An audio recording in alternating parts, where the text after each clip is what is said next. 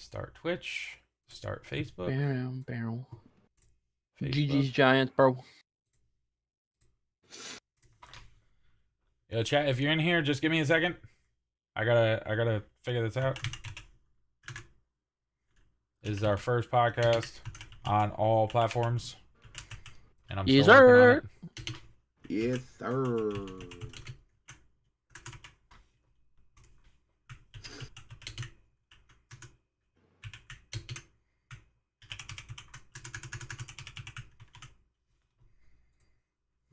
I bet. I got it.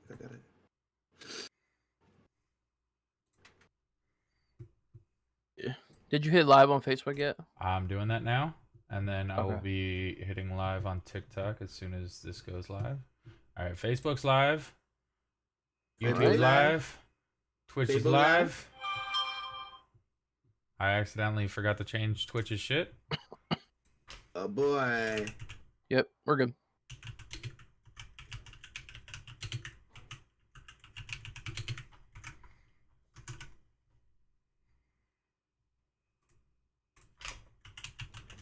I bet. Alright, I switched Twitch's stuff, Facebook, Twitch, everything's up. I think we're live on Twitch. Can someone check that for me real quick? Yeah. Yeah, I got the I saw noti. it go live. Okay. Noti gang. Alright. Going live Noti on gang, noti TikTok gang, now. gang. Go live. And we are up. My only thing about this is I don't know how to share everything to the Discord at the same time, because getting all those links is going to be a fuck story. I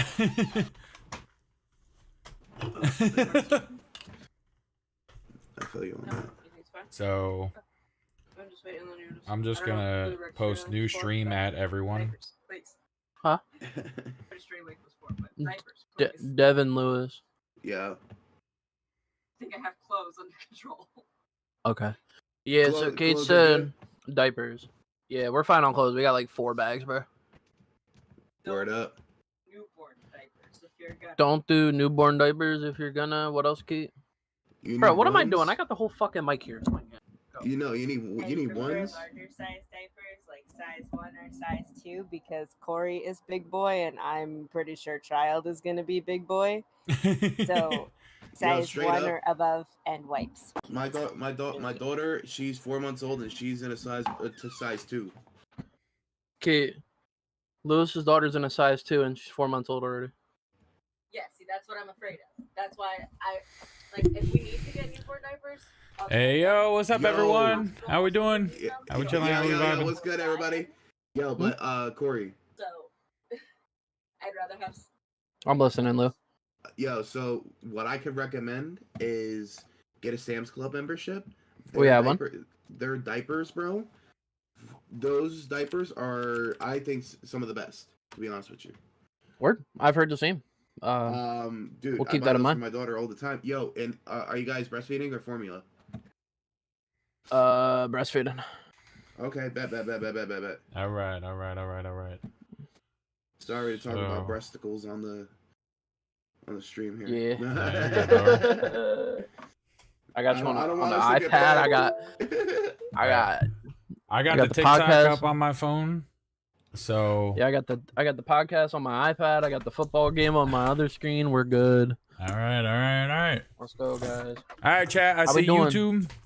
How we doing? Twitch, how we doing? Facebook, how we fucking doing? Oh shit, I forgot to yo. pop out Facebook's chat. Son of a bitch. How everybody doing? Where is the chat? There it is. Cracking open that Malibu. You heard? You heard? All right, Shit, just we're pour just that bitch up gonna on my pink cup right there. You heard? minimize the Casual fuck out of this. sipping, bruh. Nah, I'm kidding. I can't smoke inside, guys. All right. So I have all 4 chats up right now. I promise you I'm fucking watching. We will answer any questions that you guys want to ask. We are doing the podcast tonight about suicide awareness and mental health. How do we start this? What do you guys want to start with? How's Yo, how's your how's your New Year 2023 been? so far? Yeah. Exactly. How has your New Year been? Bro, you don't even want to start with me as of yesterday. Sheesh. Almost how many followers? 125. 130 at the end. God damn. Yeah. Shout out On to what? shout On out to everybody TikTok. that pulled up last night. It was an absolute Hey. movie. Yeah, bro. I was sweating bullets. Dev, stand up. What do you need me to stand up for, Evelyn? Yo, Come on, yo. Yo, you got the gray sweatpants on? Is that Nah, what's bro. going on? I got the red Johns. I got the red shorts on right now. Ah, damn, don't be putting that shit up on here. Hey, yo. Hey. Hey, Just listen, stand up, I'm please. taken, okay? Hey, look. Hey, Bobby, what's I'll up? try anything once. No, $20 is $20, man. Nah. Hey, yo. Nah, you know, TikTok save lives, baby. you know, so far for I me, be saving a lot of 2023 lives. has been good. You know, for me, 2023 is a whole lot of uncertainty, I think, especially with my son on the way. But hey, that's how you grow. That's how, you know, it's definitely a leap of faith. Obviously, I can't really control it at this point. You know, my son's coming. I'm excited. The streams have been doing good, even though I was banned on TikTok for a week, but that's okay. Yep. Whatever. No big deal. Facebook did great. YouTube, but it's all right. You know, things happen for a reason, and that's that. You know, so far everything's been going great with me. But yeah, Lou. Oh, I mean, things been alright. You know what I'm saying? Like I just been working. Oh, yo, okay. So today All right. I picked up a Cricut. What's that? Oh, that's the go ahead. I know what it is. It's, But go it's a vinyl cutter. Oh shit. And what I'm looking to do is I'm gonna start making merch. Make my merch. That Because merch. the thing you don't see is you see me, bro. I'm a big boy. You don't see merch in big boy sizes. So what I'm gonna do is I'm gonna make it custom order. Let's go. I respect it. Order.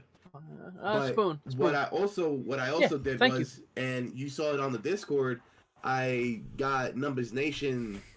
Yes, sir. The group. Shout out Yes, to sir. Numbers Nation. Shout out to Dev's And- Disciples. A shout out to my Insomniacs. Thank you.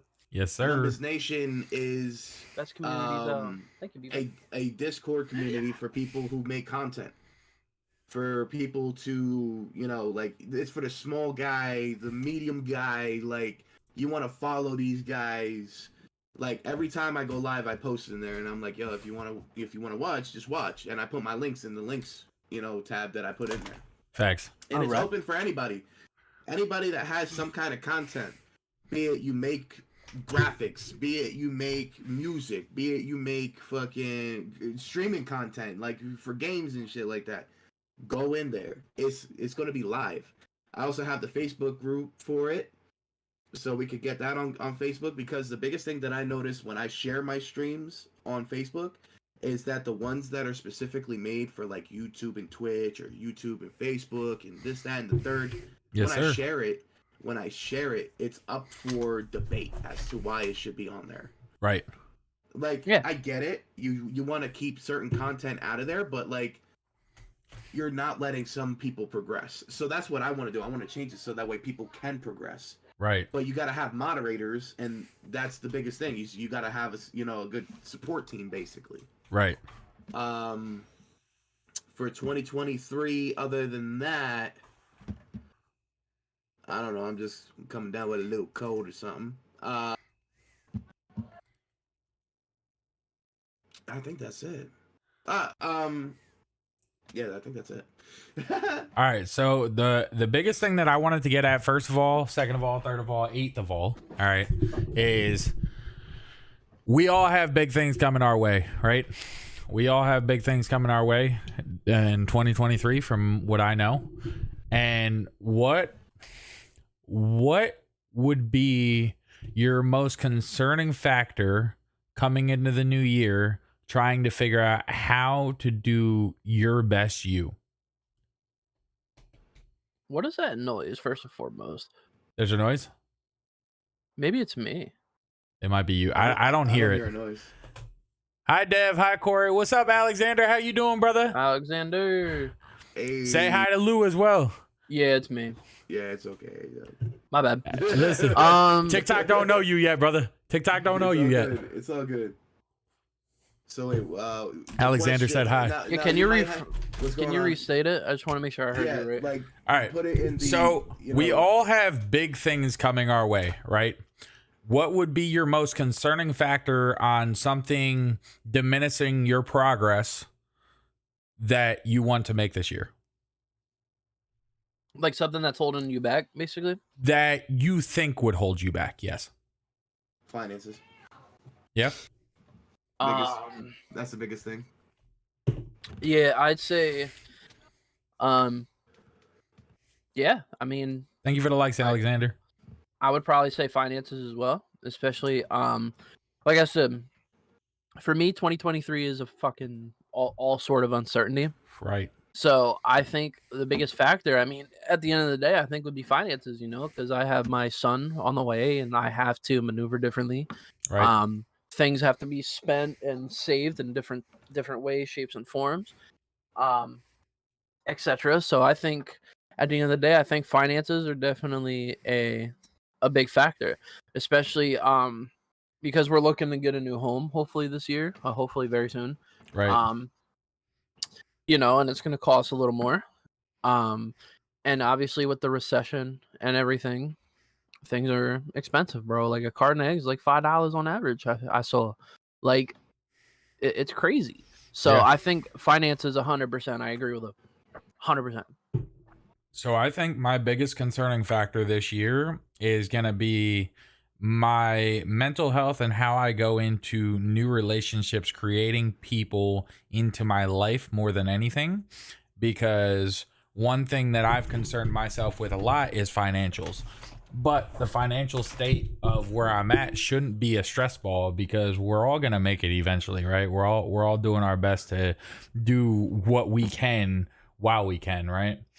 So what I've been trying to figure out is how to build relationships with more people and build relationships within myself and learn more self-love. And I think if I can't take a grip on self-love and start learning to love myself in the way that I need to be able to progress through the things that I do, whether it be work or streaming or anything like that, I think that is going to be my biggest stressor this year, is learning to love myself and be able to build healthy relationships with other people.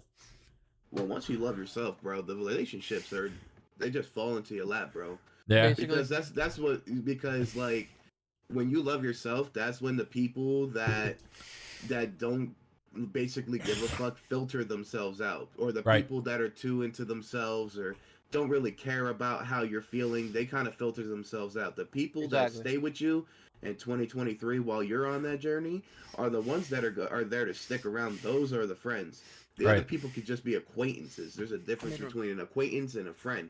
An Yeah. acquaintance is somebody they're just there, you know who they are, but they're not your friend. Your friend is somebody who grows with you on that, you know? I mean, I realized that last night. Corey was sitting there. We were at fucking almost 200 people in the live last night, and this man's just hyped me up the whole fucking time while I'm muting up. He's like, "Hey, yo, go follow my boy." All of a sudden, I see fucking 14 follows come through and shit like that.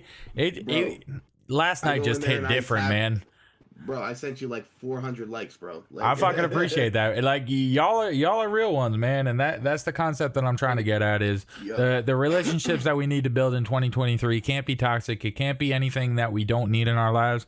And I think the thing that a lot of people need to understand is you don't need everyone in your life. You might like this person, you might enjoy their company, but you don't necessarily need their presence if they're not the right fit for your life. And I think we need to learn to let some people go in our lives and stop holding on to toxic relationships, because it's only going to bring you down in the end. Exactly. And you never know. You know, I think when it comes to friendships and relationships and connections, I think quality over quantity by a long shot. 1000%. Because if you have 3 solid motherfuckers, bro, then you know for a fact that ain't nobody gonna be switching sides. But if you have 10 plus motherfuckers, right? Facts. Half of them might have their hand out. A small percentage might, you know, try to plot to get after you and whatever you want, and the others are the solid ones. So it's Right. like, I do want to touch base on another thing with that too. So, last night TikTok, obviously I'm one of Dev's moderators. Yeah, I went crazy last night, Yep. crazy. And as Dev knows and Lou knows, and probably some people in Dev's chat on TikTok knows, I was banned on TikTok for 7 days. I'm not gonna get into full details because it's stupid.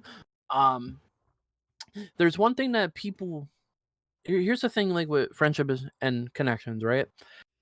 Make sure you analyze who is really solid, bro. And it's Right. always when it's at the worst times, right? So I'm saying that because while that ban affected me, you know, so it's a little bit of a setback, I still took time to go to the platform that I'm set back on to show Dev love and to hype the people up, because I'm not afraid to be number 2 in that situation. You know what I mean? Because we're all coming up. So I'm telling people, right? Celebrate who's in your circle. Don't be a hater. Right. You know what I'm saying? Even if you're set back or whether you're going through this, that, and the third, if you have to be number 2, number 3 for a little bit, so what? Y'all are coming up and eating anyway. True. So don't be afraid to take a step back a little bit and just show love. But that all goes back to who is in your circle. You just got to be smart. That's it. True. One thing to add Alexander, about I that- couldn't see the live yesterday. I was asleep. Hey, it's all good, brother. You stopped in for a little bit. It's all good. I appreciate you either way. You know what I mean? Much love all day, every day. We were live till 5 a.m. last night. That's same. Yeah. I It do was have harder. something to add to that circle thing. Is when it comes down to it, don't fear the people that talk shit to your face. Fear the people that talk shit to your back. You know what Right. I'm saying? Right. The people that talk shit to your face, sometimes they may seem like they're talking shit, but what they're trying to do is build you. Right. You know, any kind of criticism, and it's not like like you got to take criticism in a way as a way of building as well.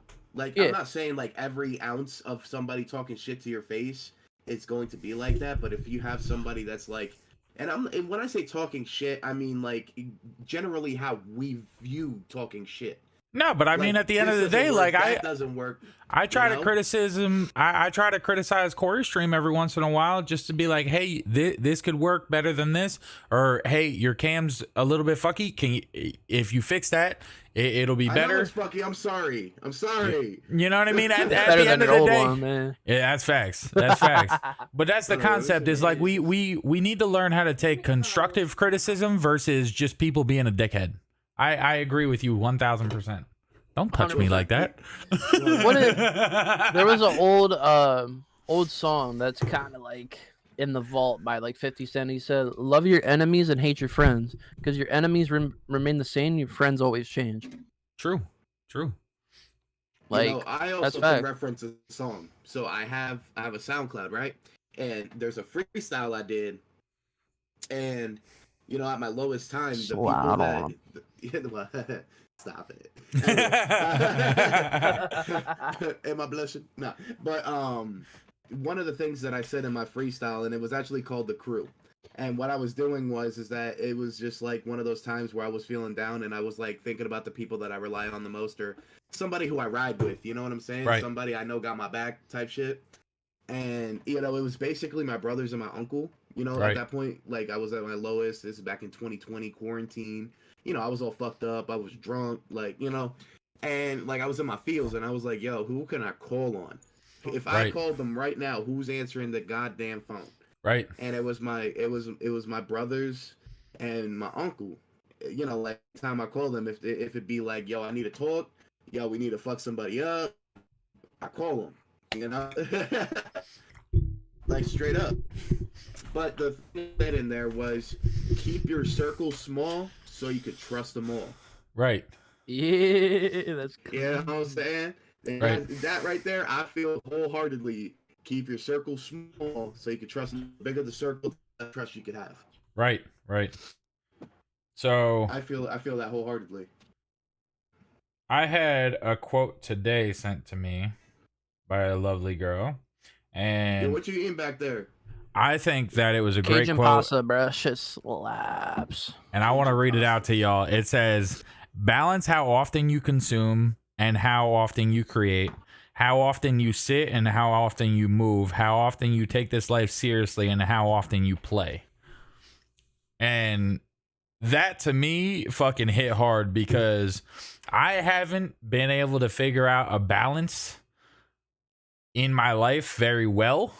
But I think having you guys around and learning from y'all and what you do and how you guys have 10 times more shit than me going on, and yet somehow my single lonely ass over here just trying to figure things out.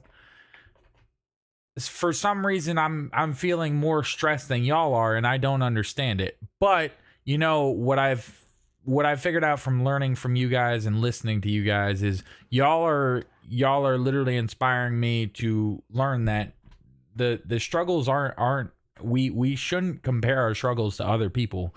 We have to. Comparison is literally failure. Failure equals success, but at the end of the day, you have to stop trying to compare your situations to others because you never know what they're going through or what they're dealing with in order to be able to become what they need to be. You know what I mean? Exactly. You know, one of the things that I realized, and it's actually like my job actually made me feel this way, is every month it's more about, you know, how you could do better than the next person. Right. You know what I'm saying? How you can sell more cars than the next person, hold more gross than the next person, you know, shit like that. I But feel when like it our comes down to society it, is very competitive in that way. when you're Yeah. always trying to be better than somebody, that's Yeah. when you lose yourself. Right. When you lose Right. yourself, when you get to the top, that's when you're the most unhappy. Yeah. It's because you lost yourself on the way to the top. You know what I'm saying? Like where I got to from where I was to where I am now, you know, there was different things I had to do. I had to be selfish. Right. I had to focus on me. You Right. know, I couldn't focus on everybody else. You know, and you know, there was a point in time where there was tension in my family, there was tension in my friendships, there was tension even in my relationship at that point. Right.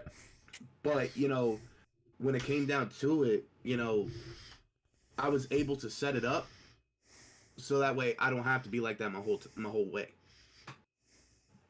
You know? Yeah. Like you got 1000%. sometimes you got to have like we were I think every single time that we do a podcast I revert to this saying, no pain, no gain, and it's true. Yeah. Because you got to experience some kind of pain to get a gain. They're growing pains. Exactly. You're going to deal with rejection. You're going to deal with heartbreak. You're going to deal with sadness. You're going to deal with all of that, regardless of what kind of lifestyle you live. So You could be- one thing that I'm sorry, I didn't mean to cut you off, but one No, thing you're good. I know you guys haven't dealt with it too much. You might have, you might not have. I know we talked about it a little bit, but one thing that I've learned from me personally is when I went through my 3 times of almost committed suicide, right? You learn to deal with things differently, right? So Yeah. the first time it happened, I learned that I wasn't the person that I needed to be, and it hurt me so much not being to where I was supposed to be in life. So then the second time happened, and I realized that there was people that needed me more than I needed myself, and that's what I started living for, is other people. And now the third time, the last time, and the last time it'll ever happen is when it comes down to it, I realized so much that you need to be able to see yourself in a different light like other people see you. So that's one thing that I learned from streaming itself, because of how many DMs I've gotten from people saying, man, if you weren't here, I don't know what the fuck I would do. Cooley, for instance, man, he messaged me about his stuff, his sobriety and everything else. And Shout out Cooley. Ian told me I've saved him a few times. Like, at the end of the day, that shit hits differently, bro. And I'm not saying streaming is the thing keeping me from doing that, but I'm trying to say, like, it allows me to see a different light, that I'm not here for me. I'm able to be here for me and you. And Good. in order for me to be here for me and you, I also need to learn how to be there in a whole concept, not just in, out. You know what I mean? I have to do it. I have to do it. I have to keep doing it. And I can't quit. There's no quitting this time. Never. No. You know what I mean? And it just opened up my perspective a lot more. And I'm not saying fucking do that to get perspective on things. Don't fucking take it that way, please. That's not what I'm trying to say. Hi, Ella. I appreciate you. Alexander, I'm seeing all your messages. I'm just, we'll respond to messages as we go. But yeah, guys, like, at the end of the day, suicide is not something to fucking take lightly. But No. for me, when it came down to it, and I tried to commit suicide 3 times, it opens up your mind to realize what's important and what you need to learn from the experience. And don't do that in order to gain experience and know what you need to do, but you need to learn to love yourself and others for what they bring into your life. As far as, and then your friends, your family, your loved ones, they also need to be able to contribute and say, hey, look, I know we haven't been the greatest, right? But there's always time to work on it, man. We always have it. We all have a finite amount of time on this world, and we never know when it's going to end, you know? Exactly. So why are we wasting time with toxic people that we don't need in our lives at the end of the day? We're keeping people around that are pieces of shit. We are. Fuck up. I didn't mean to go too deep there. I just wanted to share a perspective because I thought it made sense in the For in the sure. topic. I apologize. Sometimes it takes you getting to your lowest to find like that glimpse of what you've been searching for in a way. Your lowest point will always bring you to your highest success. Like, Is like there- we touched upon it the first podcast I was in, is that, like, you know, you're changing shit. You know what I'm saying? Yeah. We talked about it, like, you know, when you had told us that, you know, you're still searching for why me, you know? Yep. And the biggest thing is that, like, you personally, you know, can't answer that question. It just falls into your lap. Right. You know, I miss you too, Ella. What you're doing with the gift of life is, you know, like, you have 2 days that are guaranteed: the day you're born and the day you die. What happens in between? That's just that hyphen, dog. That's the biggest question mark that anybody in the world could wish that they could answer. You know, I seen something the other day that said most people will care about you when they're at your viewing. And that hit me because of where I was at in my life, right? But it's like, say it happened. Where would those people be at that I wasn't able to help? And that's rough on me because I don't ever want to have to think about that ever again, because if I'm not there for those people, who is going to be there for them? You know what I mean? I mean, if you think about it, the way that you just said it, like, people, you know, they would do the same thing at theirs, Mm-hmm. you know, and then somebody else, Yeah. would feel that same exact way, Right. you know. It's not a matter, like, even if you help one person, that's a whole ass life. Right. You know what I'm saying? Like, you know, when my mom had passed, right? You know, it was difficult. You know, of course it was difficult because, you know, that's my mom. She was my rock. Right. But, you know, there was some good that came out of it. Yeah. Some, like, even if it's just, to me, it, like, you know, nothing could ever replace my mother. True. But when I got the letter stating that she saved 2 people's lives, You know what I'm saying? It hits I different. know that it does hit different. You know, she saved 2 people's lives, and then those 2 people can appreciate the life they were given and possibly change other lives. You know. Now, with that being said, I'm assuming your mother was an organ donor, and that's how she saved Yeah. 2 people's lives. Yeah. Have you So- ever thought about meeting those people and talking to them? So the process is different. The process is like you can write. I think you have to write to like so. When it comes to like, there's a company that comes out, like the Gift of Life was the one that came out and harvested the organs and gave them to the hospital and all that. Corey being when- goaded on every fucking platform. when that happened, you know, like they said that you could possibly reach out, you know, it's not a guarantee that it'll get to them or anything like that. But what they did do was they sent letters to, like, the Gift of Life sent letters to the children, like the babies. Right. So my daughter wasn't even born yet. My niece was like 1 or 2 years old, and my nephew was like 1. Right. And they sent them letters, specific letters for them, saying your grandma changed these people's lives, things like that. And Good night, is there a way to Alexander. contact them? Is there a way to contact them? Probably.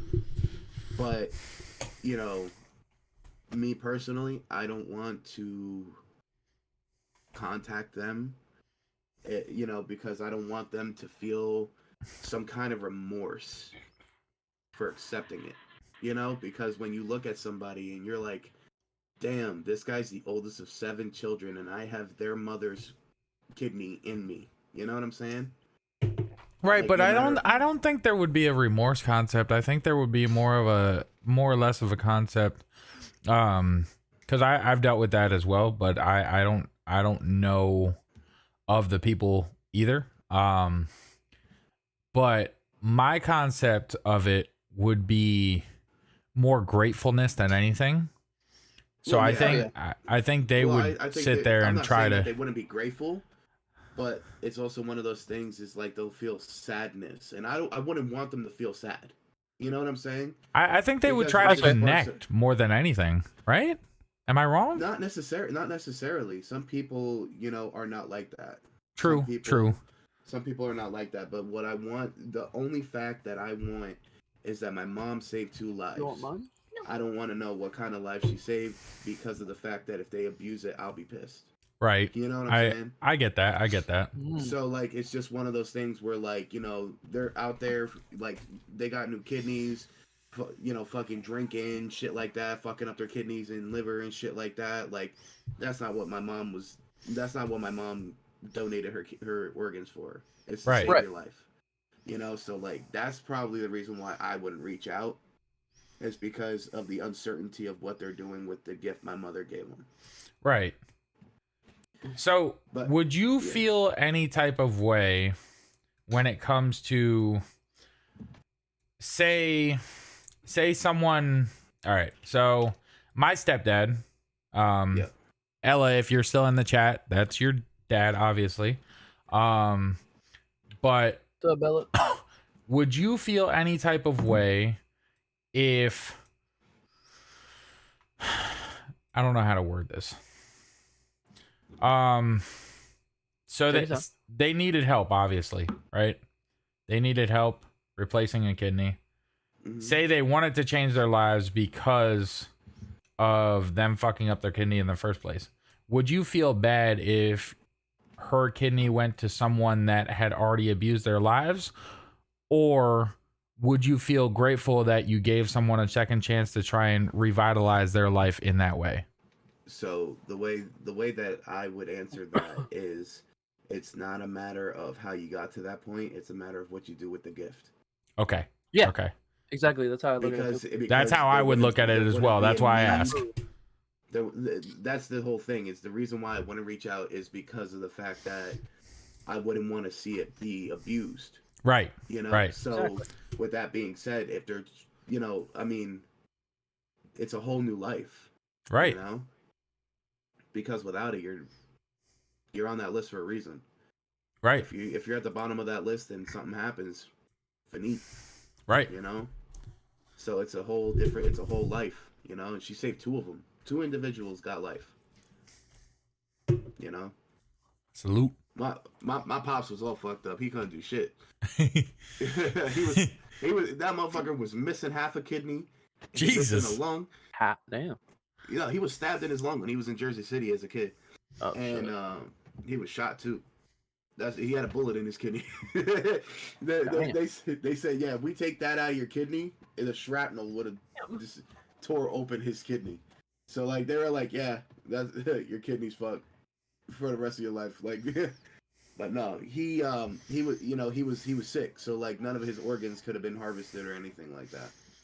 So he was sick, and that's the reason why he couldn't help out in the way. Like, I mean, you know, he was also a heavy smoker. He would drink, you know, like shit like that. So like, Right. he didn't meet the criteria. I of mean, certain I would if I things. was shot and stabbed, 100%.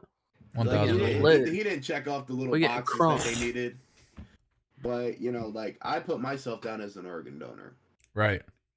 You know, I don't. Know I don't what, have like, myself I don't as an know. organ donor right now, but I've thought about changing that only because of the fact that my stepdad, he wasn't an organ donor, but he also had a heart transplant at 18. And I mean, that's why he's on my arm right now. I mean, he was my best friend at the end of the day. That man would do anything for anyone. He sees someone off the street, he's giving them the jacket if they're fucking cold. You know what I mean? And Yeah. Sure. it's a hard and that's another thing that I think we do a lot is we try to live through other people's lives that we've lost, and it's not a bad thing. I think it's a great thing. It's Well, just actually, it's different.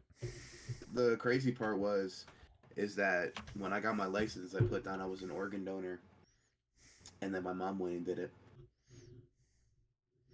Wow. That's the crazy part. Jesus. Because I told her my reasoning behind it. I said if I could save a life, my life's gone. They're not gonna harvest them out of my living body. I'm gone. What's it gonna do? Get burned up, put in the ground when I can Help save somebody with somebody's it, life, yeah. give somebody a better life, you know? I don't know what kind of condition they're gonna be in when I go, but you know what I'm saying? If there's something that's like when my mom was passing, you know, everything, her organs were starting to fail. You know what I'm saying? All of them. And you know, they said that it's the most inhumane way of keeping her alive was to like do dialysis on kidneys that weren't going to ever work again and shit like that. Right. You know, and you know, her body was just giving up. You know what I'm saying?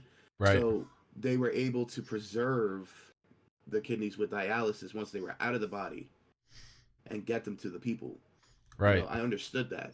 But my biggest thing with me was, you know, like me, I'm a giver, bro. You know, like I try to help out any way I possibly can. So, And straight up, like if I could save somebody even in their 40s, 50s, who knows what they could do? Yeah. You know, that's what she saved somebody in their 30s and one person in their 40s. That's amazing. amazing. And Literally. you know, it's insane what, you know, like the whole process, because me being the oldest, I had to, you know, make a decision, you know, say, hey, you know, this is, you know, sign the papers, this, that, and the third.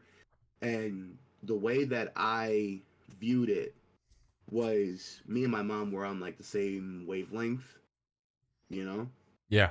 And me sitting there talking to the lady while she's presenting the paperwork and shit like that to have them, or you know, harvest once she's passed.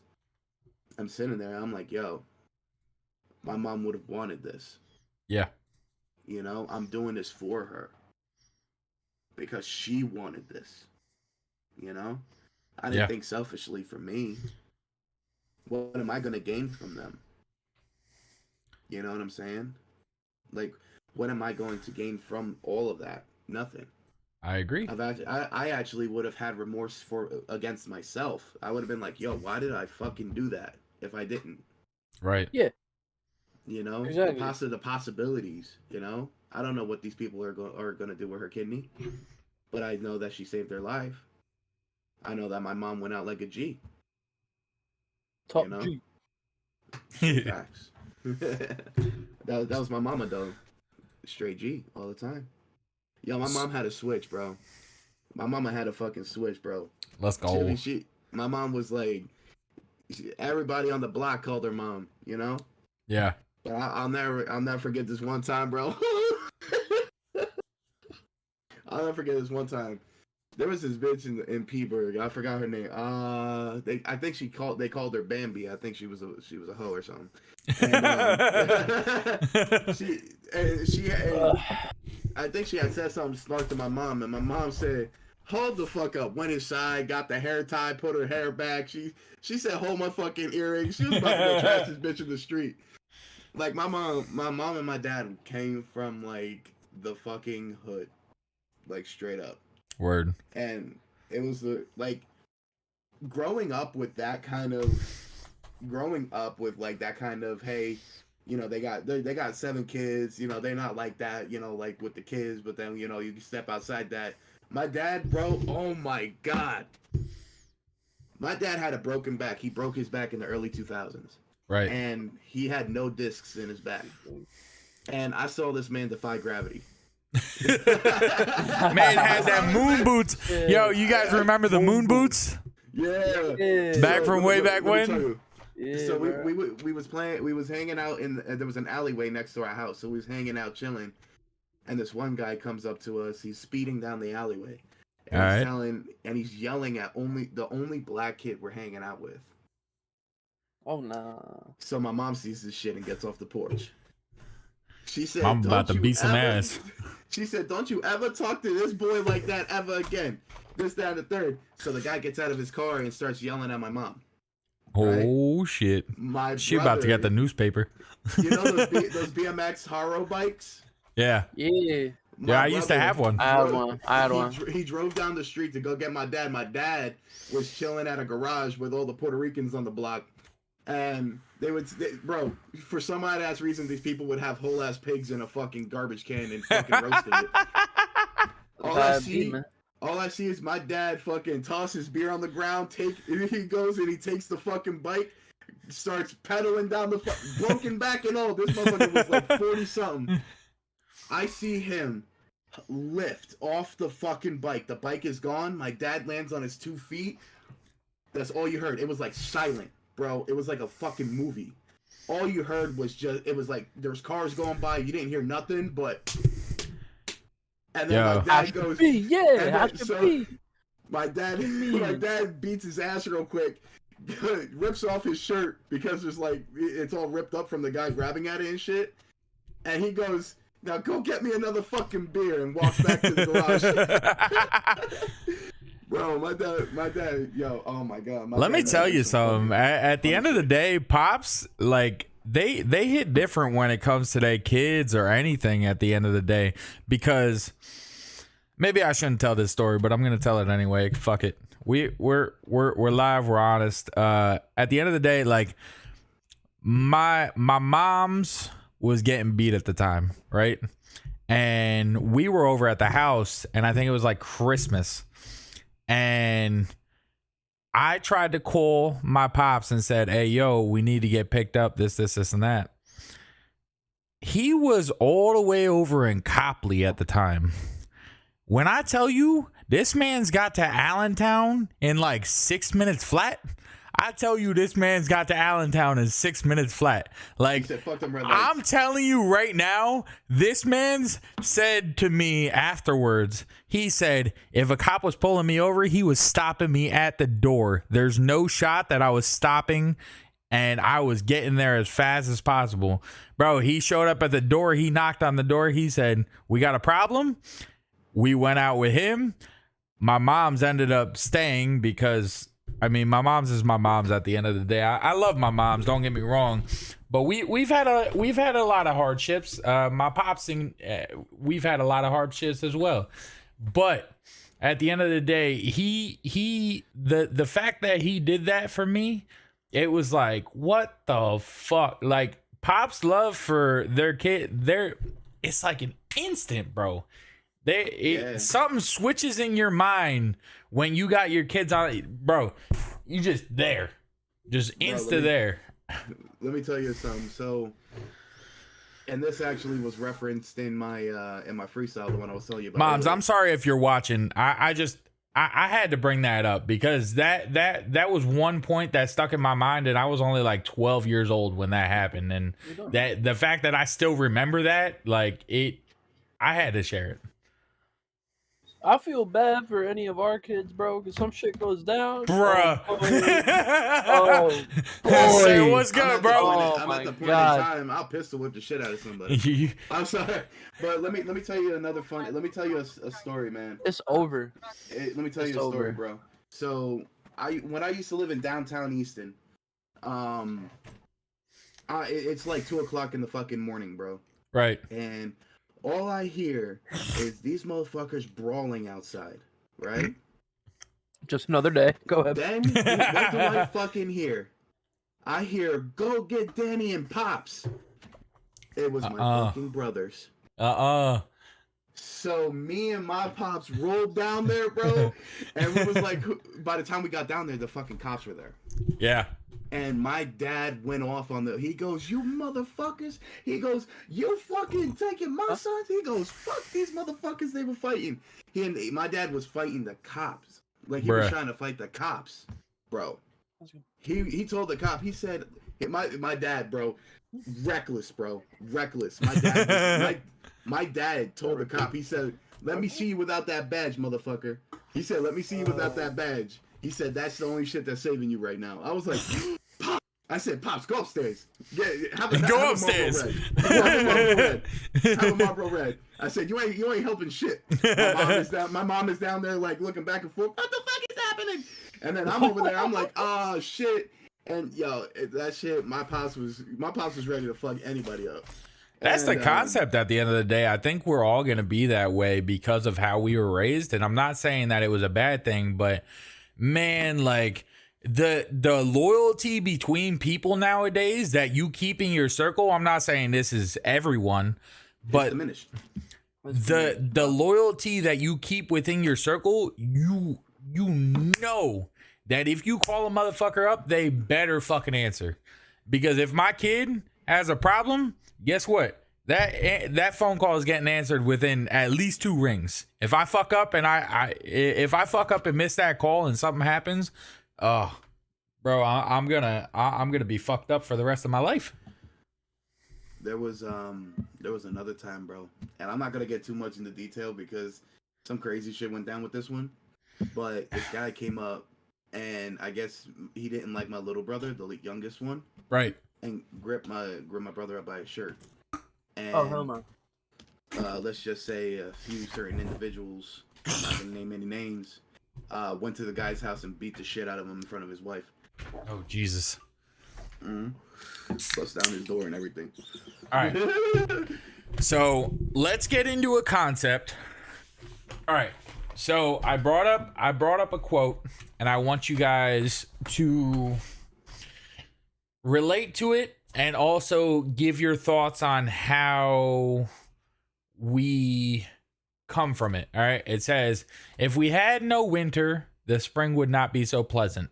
If we did not sometimes taste adversity, prosperity would not be so welcome. So what I take out of that quote is we are not meant for long time happiness, right? Happiness is supposed to come in strives, right? So you have to have sorrow a lot of the time. But I think the sorrow will indefinitely outweigh, or the happiness will indefinitely outweigh the sorrow at the end of the day because of how little we reach our potential. That's my perspective on that. What do you guys think? So, to me, you can't experience good without discomfort. Right. You know, that's what I get from it. Uncomfortability with comfortability. Yeah, because like you can't truly appreciate happiness until you experience something other. You know, you know. I hear people like, oh, when you get to a certain age, you stop growing. I don't care if you're 2 years old. I don't care if you're 90 years old. You're always growing. You're always learning as an Right. individual, and you know, no pain, no gain, right? I think what people need to do more of is, regardless of whether it's good times or bad times, there's always beauty in the bad times. Like there's always beauty in the struggle. You just have to. It's really about how you direct your Energy. mindset and your energy, right? And you know, a lot of times it's very easy to get caught up in it. You know, just like based off of instinct or just jumping the gun. It's very common. I do it. Everybody, most people that I know do it. You know, so it's like in that sense, you know, you're never gonna grow unless you go through that adversity or unless you go through that sorrow, you know, because before things, you know, go your way or, you know, get better, they have to fall apart. The way I see it is your now is not your forever. You can always change your life. Literally. Literally, you You can know what I always mean? rewrite your story, bro. Right. Like you can always restart a new chapter. You can always Like, bro, you could be a fucking not to clown on you at all, Corey, but you could always be a Chipotle worker and then become a successful streamer the next day. You know what I mean? But that's the concept at the end of the day. That's why I Is don't wanna like do that. you. Is that by Russ? Yeah. I really Yeah, I wish I love knew how to Russ. read. Why are you blue? Why are you a Smurf right now? I love Russ, bro. My light's Let me tell you fucked up. something. Let me tell you something. Russ had he had this one song.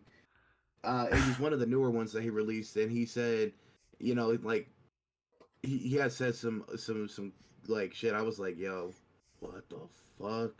Facts. Like I just sat there and I was like, facts. 3 a.m.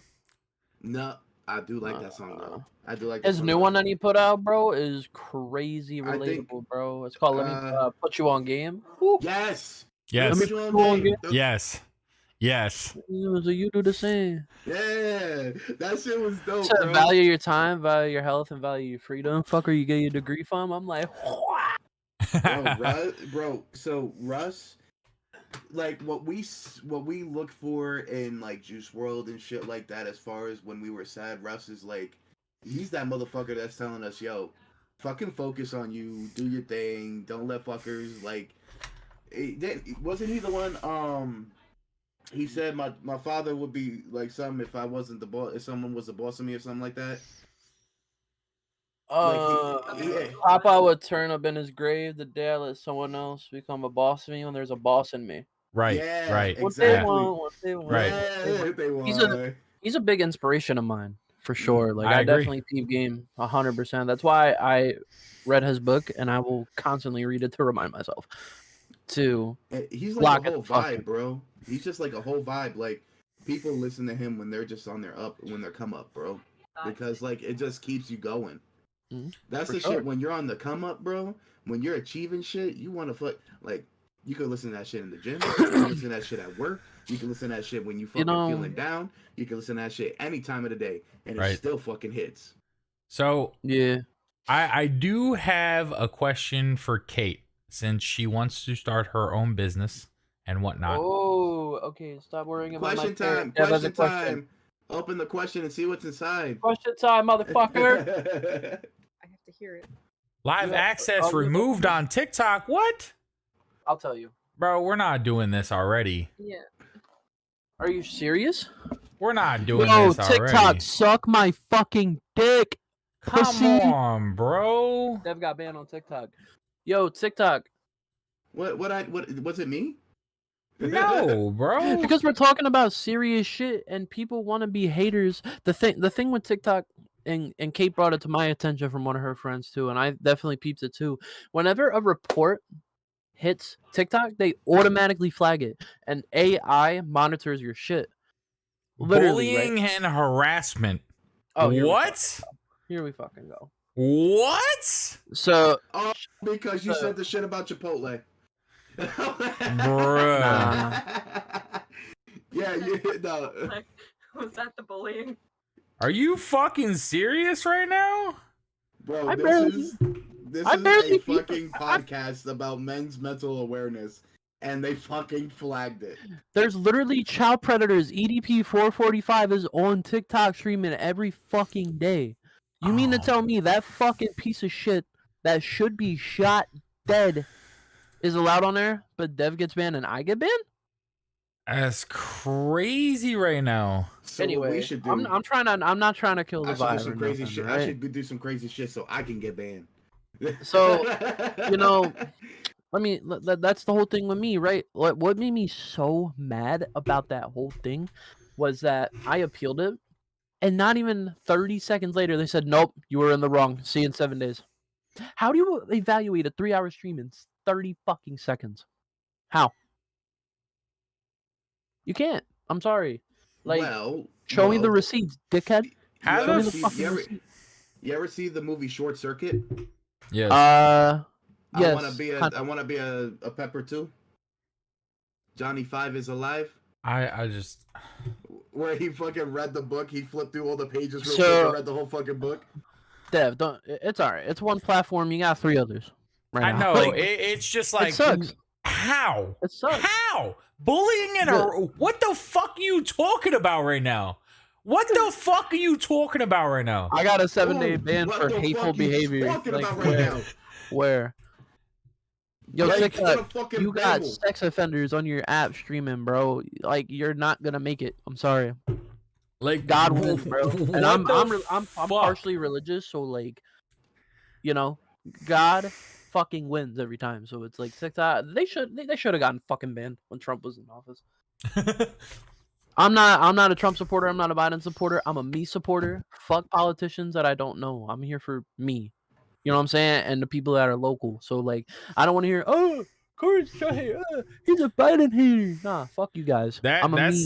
that's I'm a the me party, second bitch. time I've gotten banned on TikTok for bullying and harassment. I'm sorry, but we talking about some serious shit right now, and not once have I ever targeted anyone. So fuck you, TikTok. I'm sorry, that's You know what? bullshit. You know what? Amen, daddy. You know what, Dev? You know what, Dev? I'm targeted. I feel targeted. Alright? offended. When I'm Tiny offended. when Tiny Tim made that 20-ton bullshit, I was 20 targeted. ton. Can you do something for me? Yo, But- to everybody that's watching on all the other platforms, y'all are the goats for real. I just want to let y'all know that. And Dev, I know Actual. appreciate you to the fullest. Lou too. Y'all the goats. That's fucking ridiculous, bro. Fuck But TikTok. They should've all got right, banned. so back to what I was saying about Kate and you starting your own business. I would like to know, what is your biggest fear in going after what you want? She's a little delayed, so just bear with us. Yeah, you're good. You're good. Let me clarify that I heard that because Corey was talking. This Malibu weak. He said, "What's my biggest fear?" And Sorry. It's starting your business, correct? Yeah, okay. Well, you were talking, so I couldn't hear. Bro, I drank half a bottle of Malibu and I don't even feel Okay, buzzed. these are coming out because that's just gonna screw me up. Probably putting money and time into something that may not have like a great output. Like, I think it's a great idea because I like that, and in theory, other people might also like what I like. But what if they don't? I'm a weirdo. Maybe people don't like what I like. Right. So what if I waste my time? What if I waste effort and I could have done something better? Right. My thing to that is that there is a market for everybody. Gary Vee Because if proved you that think point. about it like this, no two things are alike. No. You go, like, say for instance, a car dealership, right? I'm dead until the 28th, by the way. They Yeah. already revoked my appeal. They denied your appeal. They denied my appeal in 10 seconds, bro. 10 seconds. And see what I'm saying? 10 Yo, seconds, TikTok, bro. real quick. Yo, TikTok, y'all should have been fucking banned with Trump in office, dickhead. So what I was saying about the market thing is that when you go to like a car dealership, right? How many different kinds of cars you see?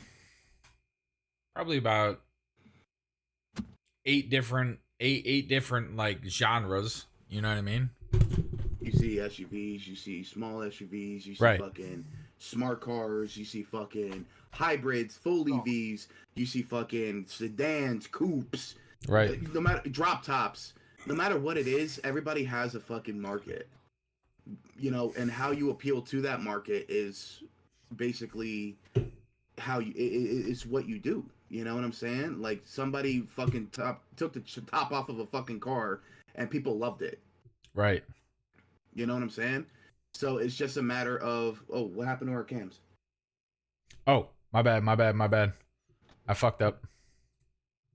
It's all God good, bro. damn it, Bobby. God damn it. Now you guys are fucking frozen. Turn off my cam. No. Yeah, we're just pretending to be. No, you're still frozen. Son of a bitch. I fucked up, chat. I fucked up. Amen. Oh man, I'm frozen in the most awkward position too. Yeah, I see.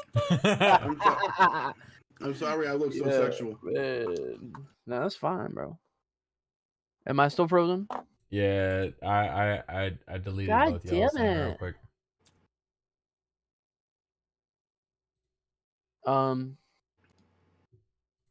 Damn, we totally got sidetracked. Like 5 different things just happened in like 3 seconds. The fucking ban, the ban appeal, the fucking question, the market situation. Just give me a and second, then our chat. thing I'll froze. fix this. So Gary V actually proved that point because somebody asked him like, "Yo, I don't believe in your thrifting theory." He said, "Watch this."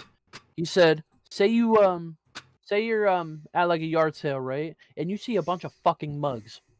He's like, "Just look up specific mugs. Look how much they are." Right? He said, "You can." Pyrex, especially. Pyrex goes for a lot depending upon when it's from. Yeah. He said salt and pepper shakers.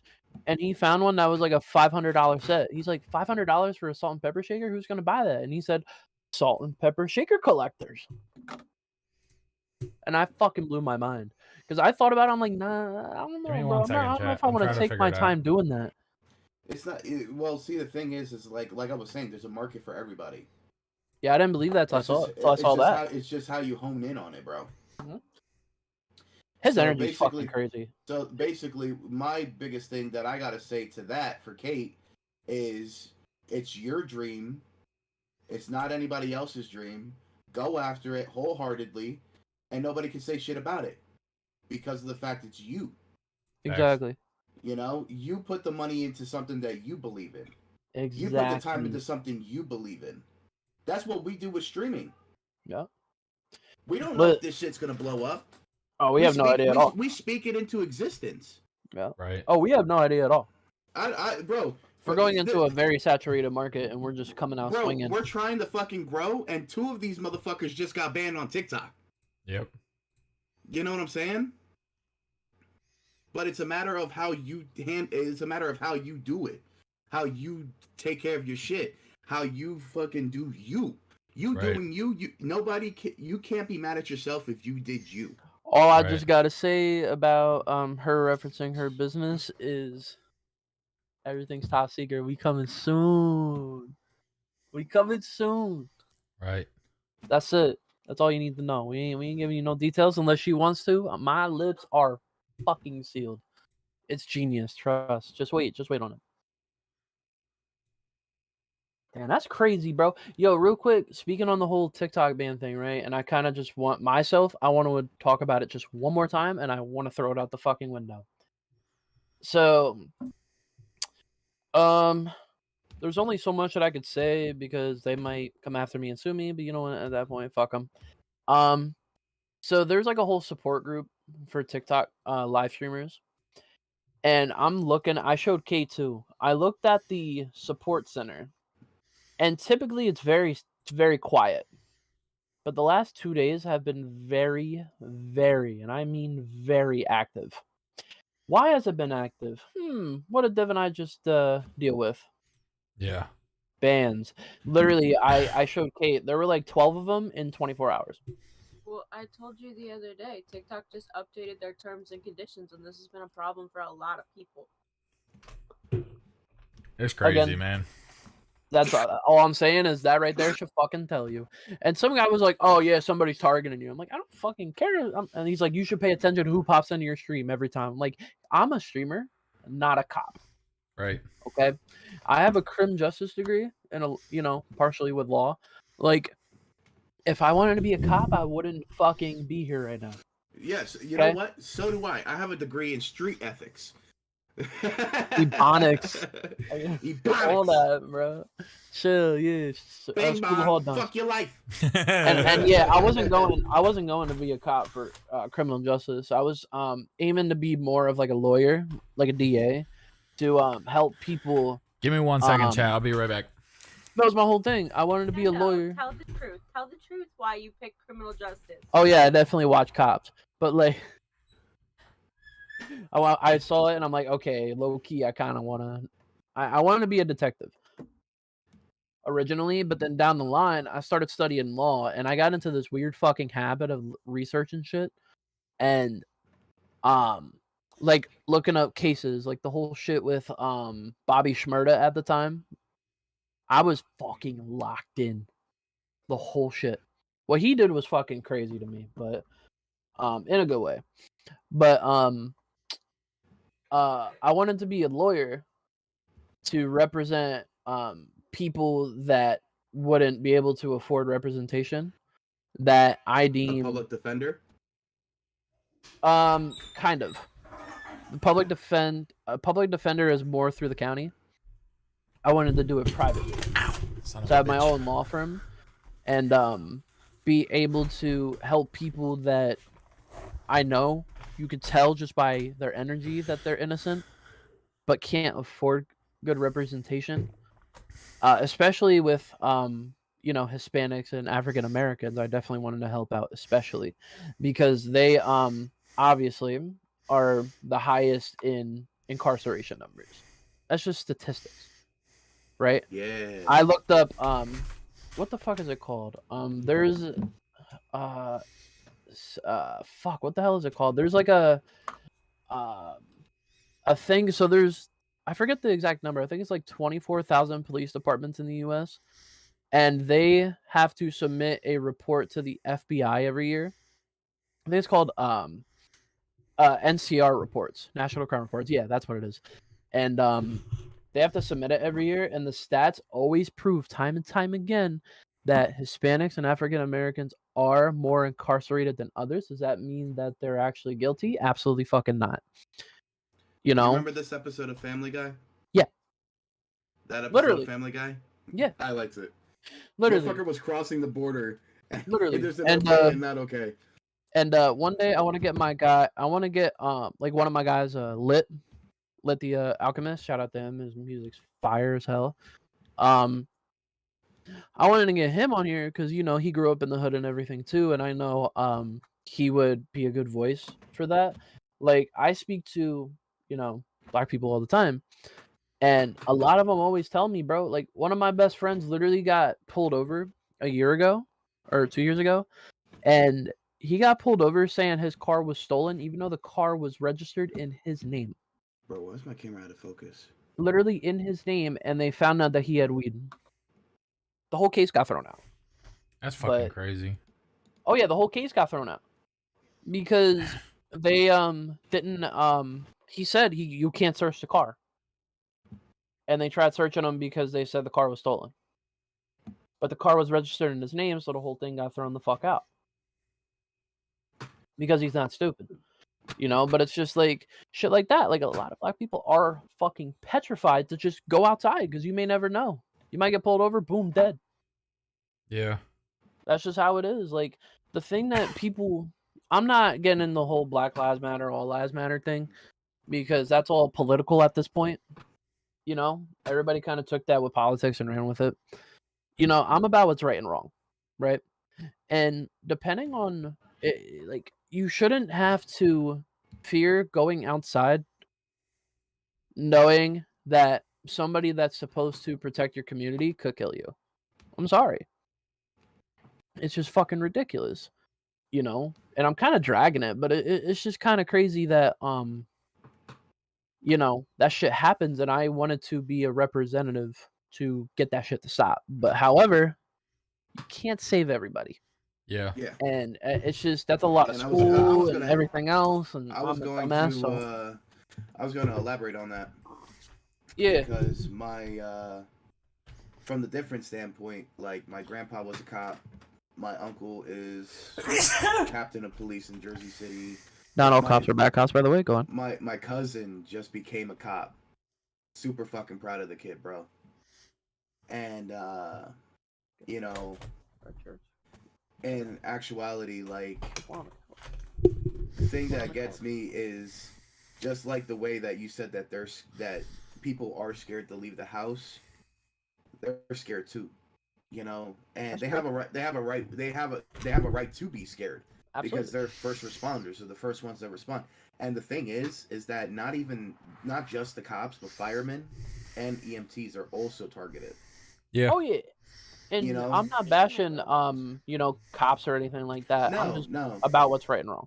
No, and I get that, and like there, you know, I've seen like, you know, from social media and shit like that, justified and unjustified shootings. Oh, yeah.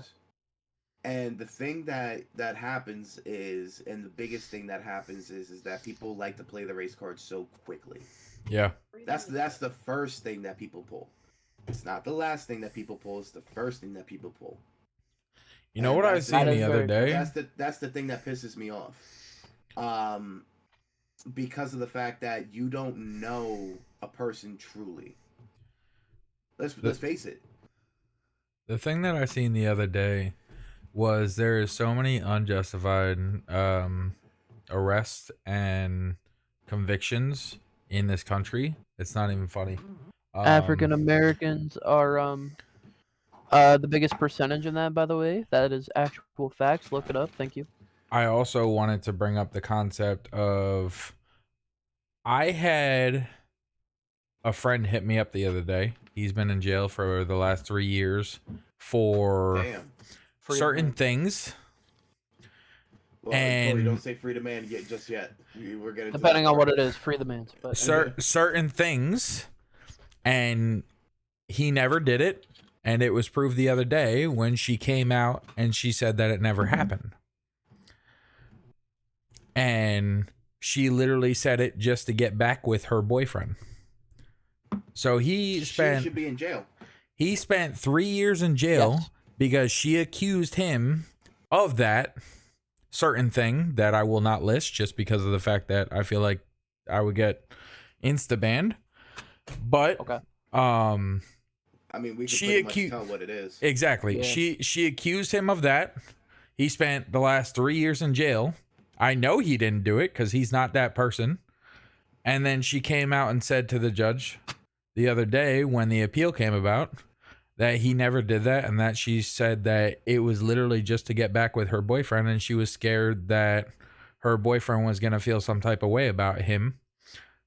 So how is that even justified?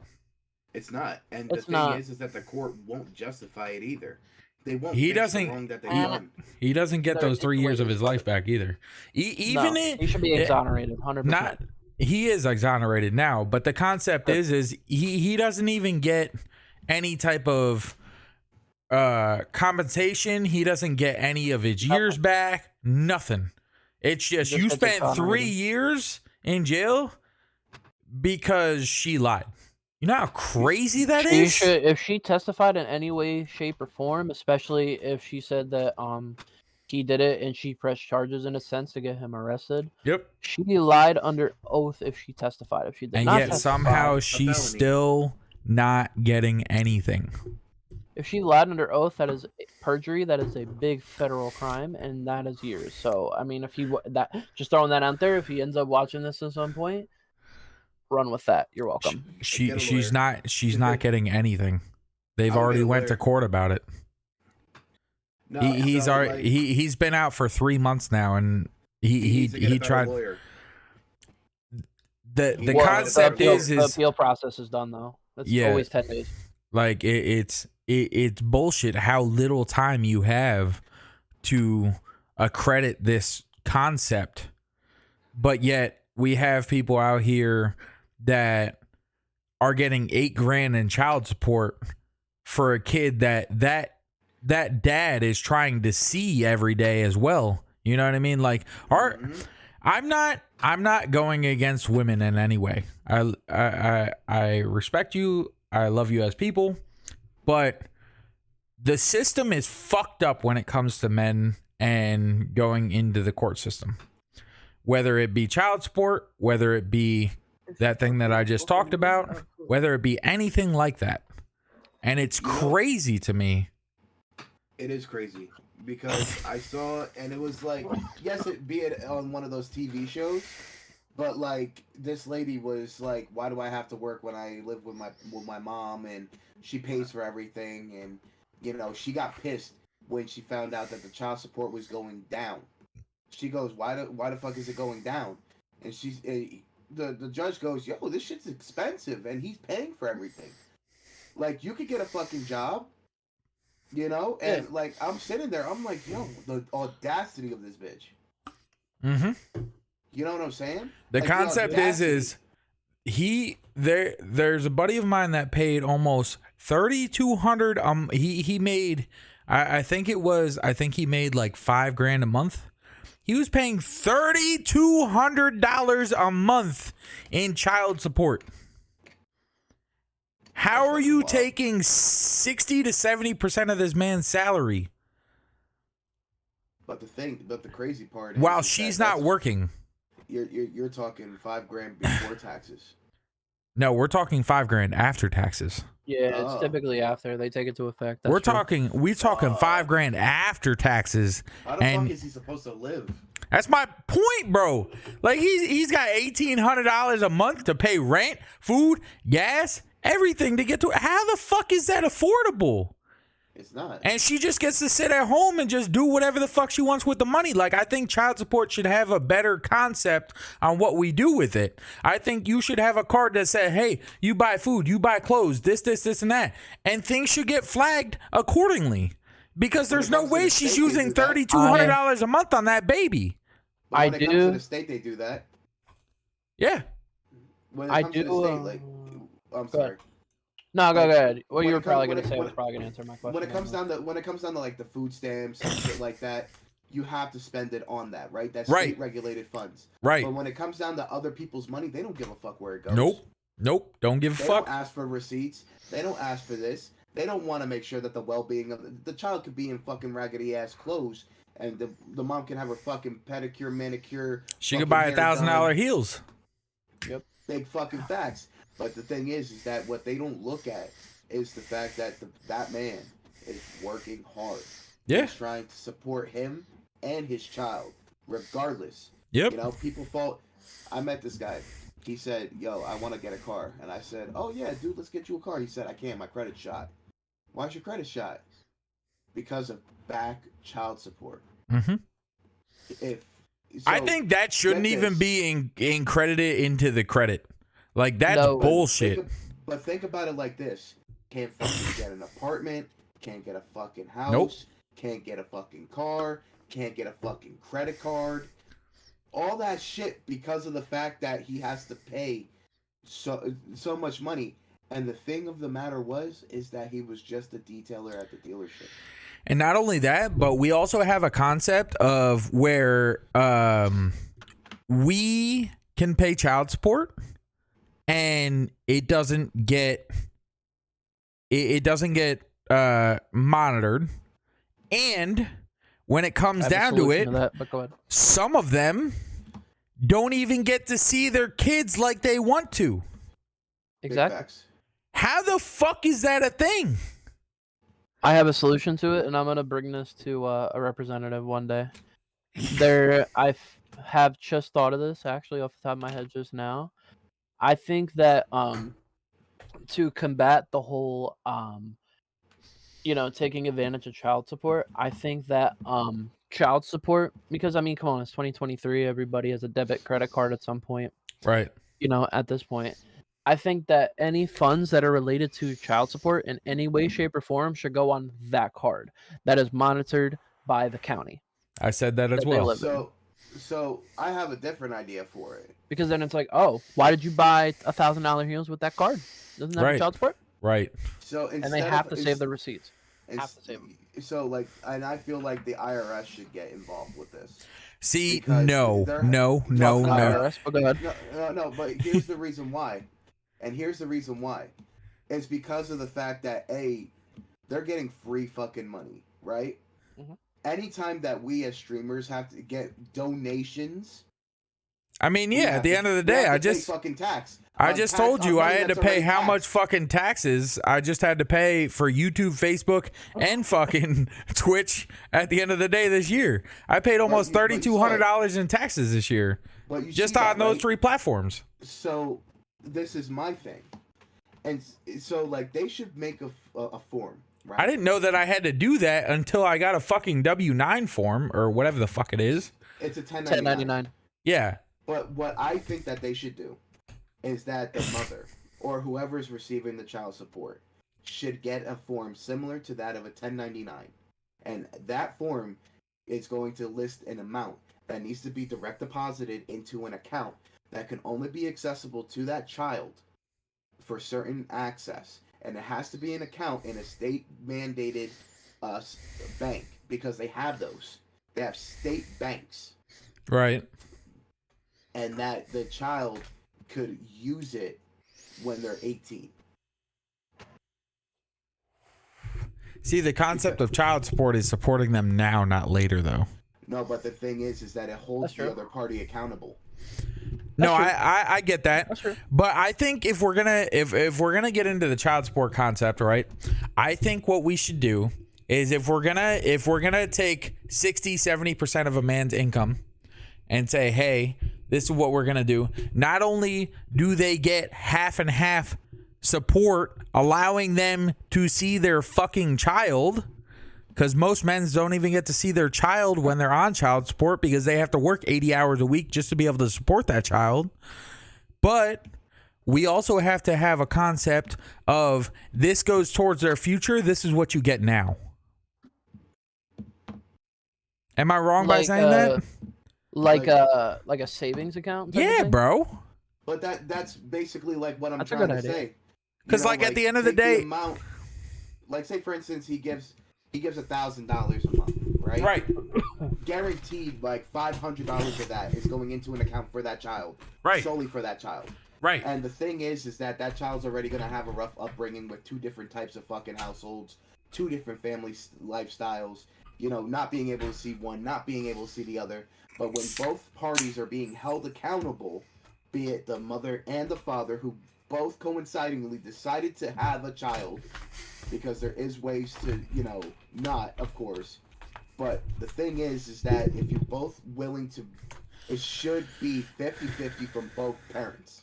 All right, but that's the concept of, all right, so that's where we come into a wee bit of a issue, right? Because if you, I think there should be a fund to where the mother has to put in this much, the dad has to put in this much, and they have to see the child the same amount of time. If the dad doesn't agree to that and doesn't see the child the same amount of time, then yes, give the mother more or give the dad more tax on saying put more money into that account if you don't want to see the child as much. I agree with that statement. Or the mother the same way. If the dad sees the child more, then the mother should have to put in more. It's just that's fucking simple. But Yeah, when it the comes thing down is- to is it, they that- should both be able to have to access that account saying, hey, I need this for diapers. I need this for that. I need this for that. And they should both be able to access that And- account. And if you don't fucking access that the correct way, guess what? You're getting fucked at the end of And- the day. And it can't be transferred out of an account. Right. I think right. that's a big thing too, because they can be like, "Oh, I took 500 out and put it in my account. Guess what? Heals." You know what I'm Right. saying? So, Right. So it can't be transferred out. It has to be with that card. No, that, no. That's not what I fucking meant, you shit dick. yeah, fuck you, Corey. No. No, but like, So, but on the flip side though, there are some Oh, never mind, deadbeat my bad. ass motherfuckers. I misunderstood. My bad. I got There it now. are some no. I got it. I got he it was now. he My was bad. doing some shit to the fucking stream, and I was like, yeah. But like, I have this friend, right?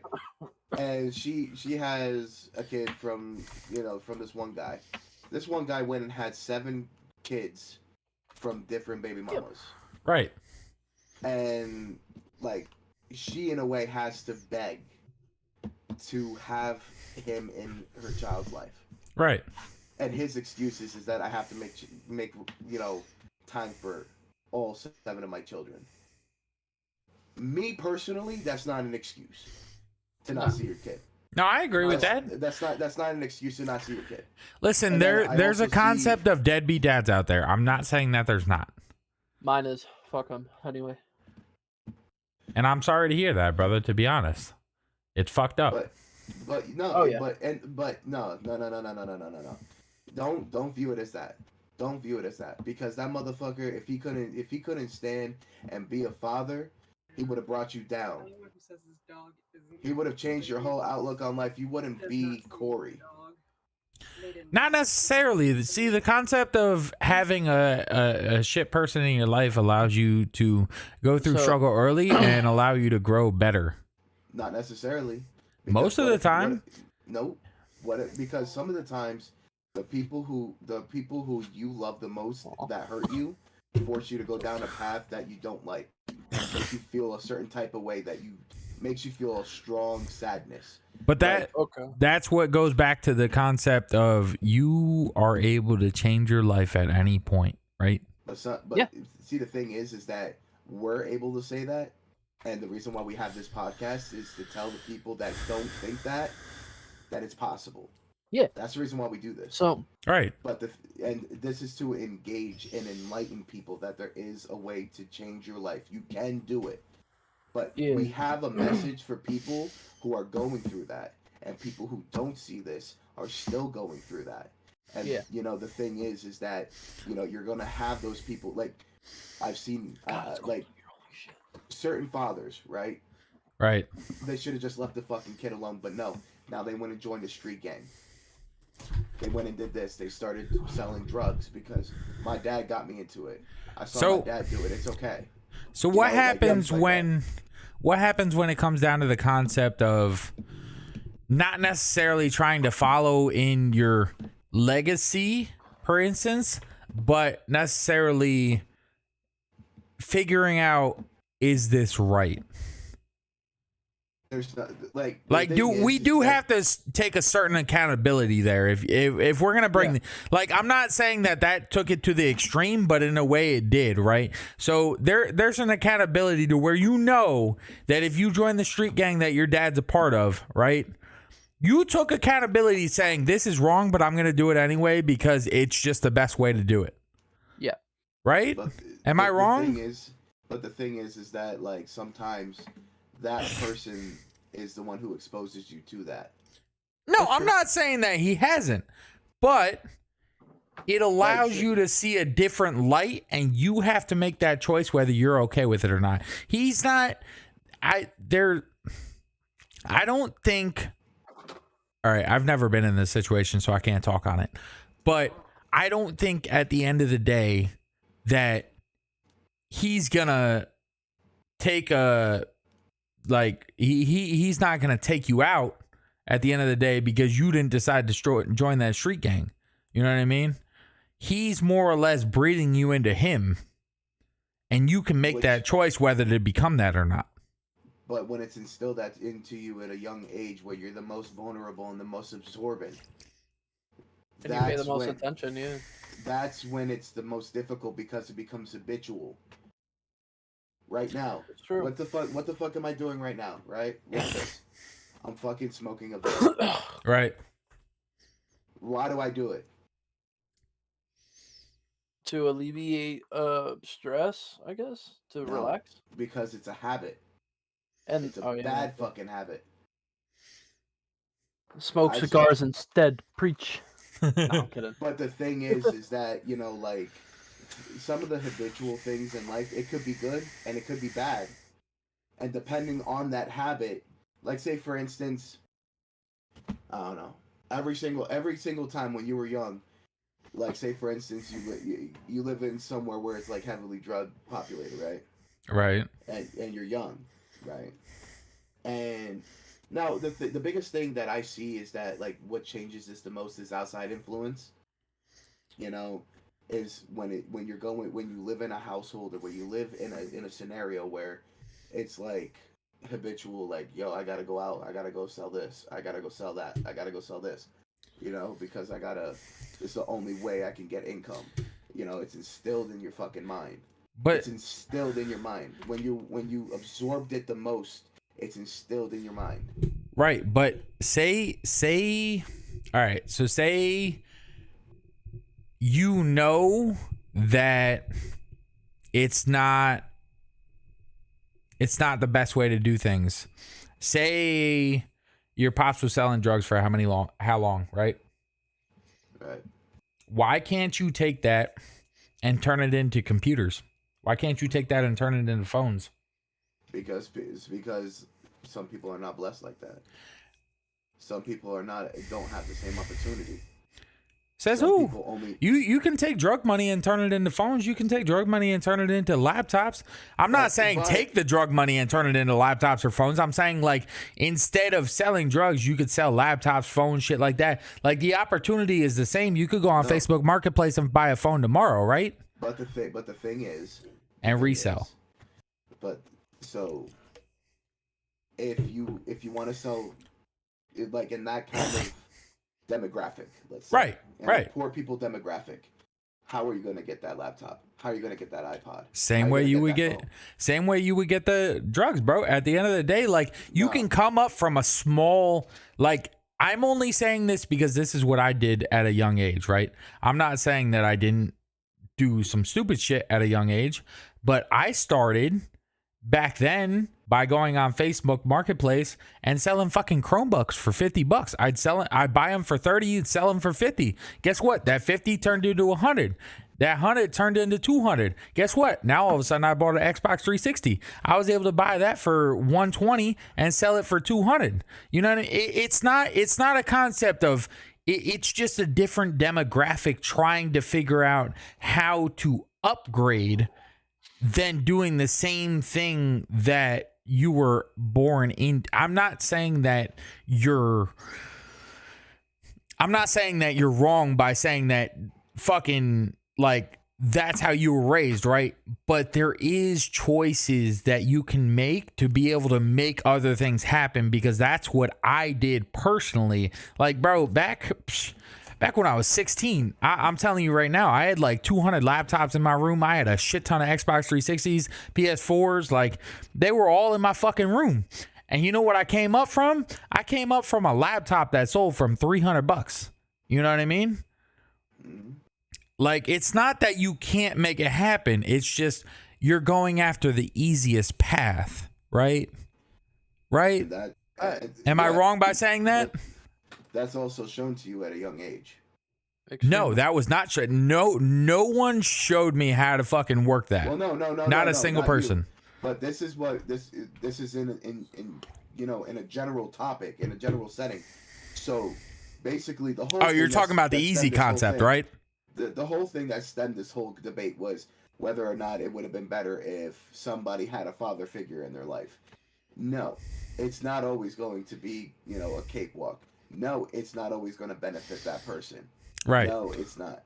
And the thing is that, you know, and like you said, you know, building, you know, you have to do something, you have to live with something in order to learn how to grow. Right.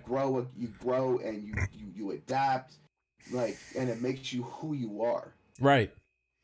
So, like, the absence of a father figure, you know, sometimes that's for the benefit of the child. So, Corey, my question to you is, because you didn't grow up with a father figure, right? Yes, correct. Well, yeah, my biological father was not around, correct. Say you tried to follow in his footsteps, where do you think you would be now? Dead. Actual? He was pushing that way, bro. I'm not. Okay. I'm not trying to snitch on him. It's just it's in his paperwork. It's facts. Like so that's what I he was mean by locked up that. most of his life. They you know, had because- like nothing good to contribute to your life. So- Only bad. Fuck no. So I my seen question him to you making that is shit in the kitchen when I was a kid, bro. And the only reason why you get into that is because you're exposed to it. Exactly. But I was my- 100% exposed to it. my point here is it's not I'm not trying to deceive your point at all, Lou, but Corey is one of those people that decided to take his own path in life and not follow in his father's footsteps, even though he wasn't necessarily in there. You know what I mean? Yeah.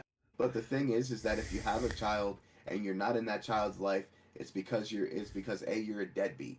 That's the biggest thing. Is because you're a Right. fucking deadbeat. I 1000% agree with that. And here's I'm here's my thing I'm with not that. disagreeing with you And that here's- at all. And here's my thing with that. You strive to be the opposite. Right. So him lacking a father figure in his life, as far as his like actual dad, it made him create this urge to be different. It created his urge. It created this urge. And you could correct me if I'm wrong. So far, But you're from not. from the sounds of it, you're on a whole different fucking path, bro. Right. And the reason being is because you did not like what he was. He didn't have any value to offer you in your life. No. A fucking parent is there to guide you, to love you, to support you. If that parent cannot do either, it seems like he wasn't able to do any three of those things. You built off of that. You worked against that. You used that as the fuel to your fire, bro. So And you Oh, yeah. use that to fucking grow and be better. Now you're gonna be a fucking father. You're gonna be a fucking present father. You're not fucking dealing drugs. You're stable, bro. Like you're So my everything question- he's not. my question to you, Lou, is because Corey got out of his situation, what is the determining factor that doesn't allow these kids to do the same? And I'm actually asking genuinely. That's what. Opportunity. Okay. Yeah. Can And we here's- speak and on here's that? the reason why. Because of the fact that the parent is supposed Okay. to create an environment where opportunity is endless. Right. Correct. And my mom did. Support, What about moms? love, support, What about- love. And here's the thing: it could work both ways, mom or dad. Right.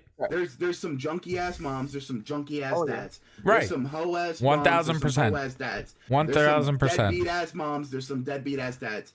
The Yeah. biggest thing is that the biggest factor is opportunity. The opportunity and that's another thing. It's like when you're in a situation like that, right? Like say for instance, you have both fucking parents in there, right? Right. And they limit themselves. Right. Therefore, they only know one way to do things, and that's to sell drugs, right? Let's say that for instance. So Sell drugs. real quick though, did you? We have all created our own opportunity out of everything, correct? Mhm. Correct. Right. So I'm not saying that people don't depend on their parents a lot to guide them, but there's a lot of parents out there that don't guide their children nowadays. What would you say to them? So, I had both of my parents in my life, right? Right. And I explained to you what my father said to me is, Right. do better than me. Yes. My parents had their vices. Right. They had their vices. They never was able to get out of certain situations financially, morally, things Right. like that. So what I did is that I used that as an opportunity to look at this situation, listen to my father, who was there, Right. and do something with it. Right. But see, when you're tied up in a situation where you don't care, like when people are in there and they don't create opportunity, it's because they don't care. Isn't that a People choice have- though? People have kids. That's a Um, choice for the parents, not for the child. Wait, you why know- We're not?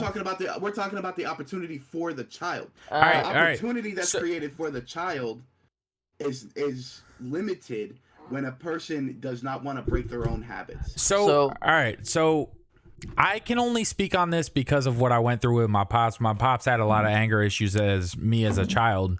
But when it comes down to it, if I became the same angry motherfucker that he became, he's not that way anymore.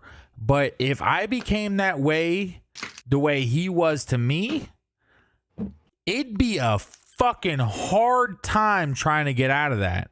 And that was a choice that I made. And I'm not saying that at 8 years old, 10 years old, that you should be realizing this shit.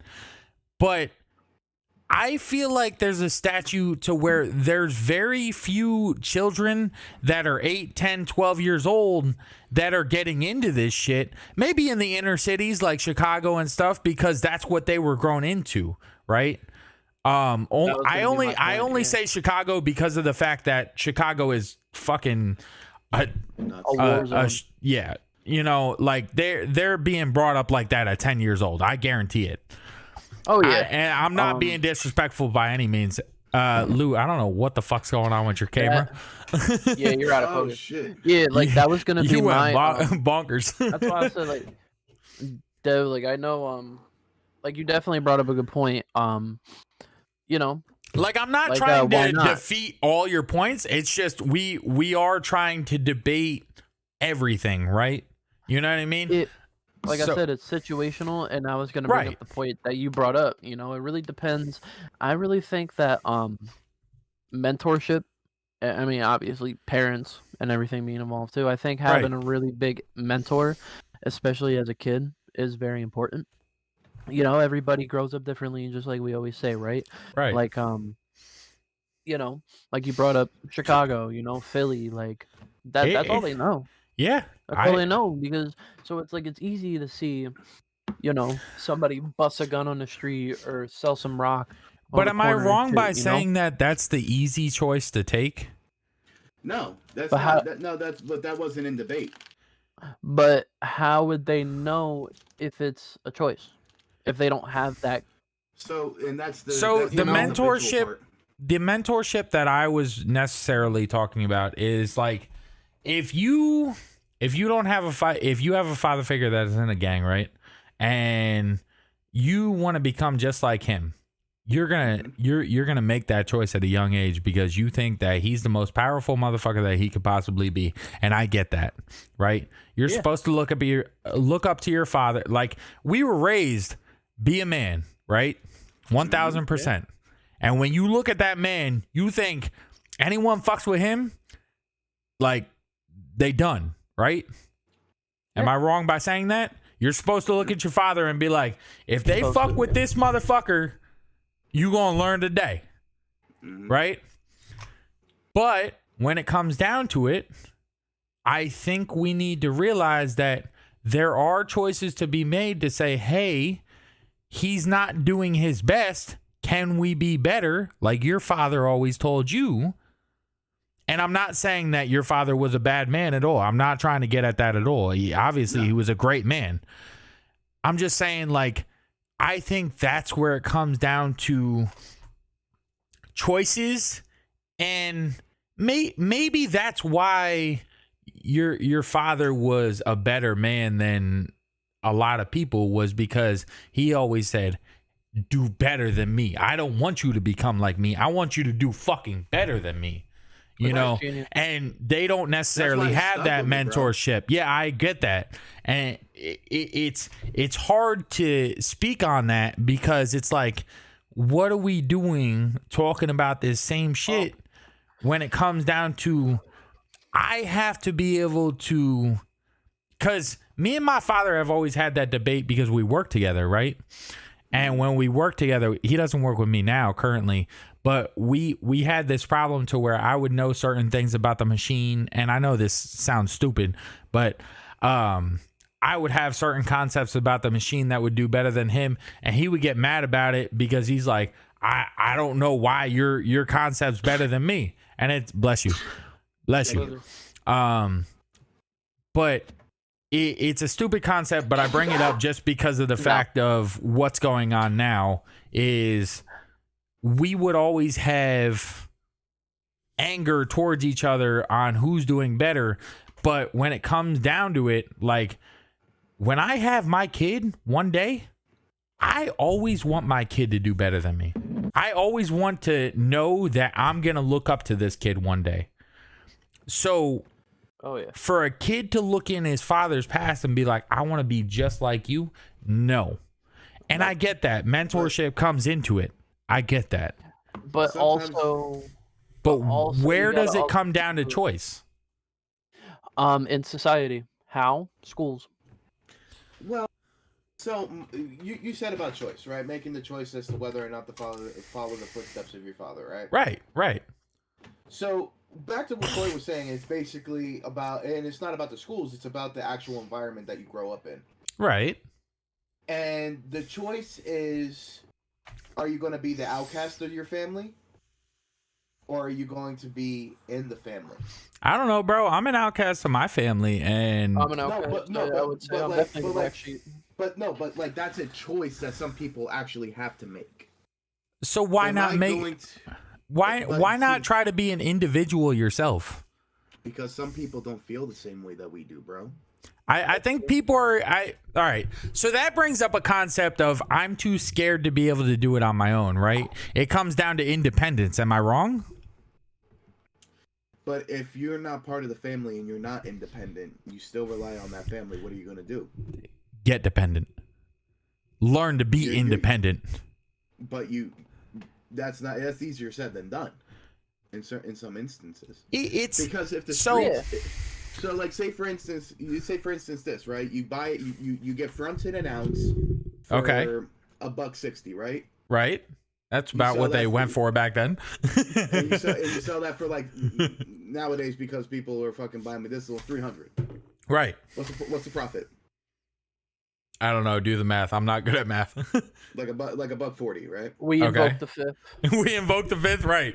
Right. But like I mean, bro, so- eighth gave me a quarter gave me a quarter eighth to smoke. I mean, it is what it is. No, but like so you buy the ounce for $1.60, you sell it for $3, whatever. Right. And you got that $1.40, right? Right. You have 7 ounces, 8 Yeah. ounces. And you flip it real quick. But How we're much money still did you just make? we're still How- taking the This easy is choice, for right? educational purposes. If This anybody, is for educational purposes, by yes. the way. I have a So- calculator in front of me, and I'll share my. yeah, screen this so is that- for educational purposes. This Yeah. we are It's not a buck- actually a doing buck this. 40 We do not buck condone 40 this. So times if y'all think we 8. condone this and you try to do something, we invoke the fifth, dickhead. But am I wrong by saying that that's not taking the easy path? Because that's I'm not saying that I did it back then. I invoked the fifth, but a quarter to smoke an ounce and then still get a quarter at the end of the day, just to be able to get another quarter to smoke an eighth and go like that. I So, mean, let me are you explain- let me not explain the taking the mindset. easy path? Let me explain and that's a choice. Right. So And let me that's what explain I'm this. getting at. So you get fronted 8 Right. 8 ounces, right? Right. At $1.40 a pop, at profit at Probably $1.40 like a pop, 120, but yeah, I got you. whatever. Educational purposes. No, say you're profiting $1.40, right? We will not answer questions without a lawyer present. No, but like say you sell 8 of those in a day, Right. and you can sell 8 of those in an hour if you have your customers lined up.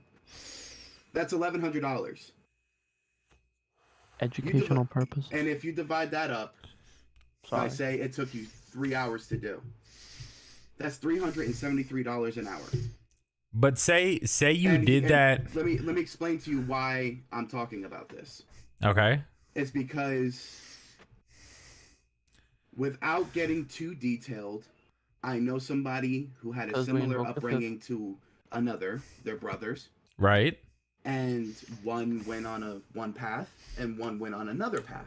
Right. One went to do things as far as, making legal money, and one went to making illegal money. We Right. invoke the fifth. But his main thing is once I'm making this amount of money at a job, then I'll go to making legal money. But Until then, I'm going to make this illegal money. My concept is if you're making the illegal money as a child, right? Because that's what we're talking about, children.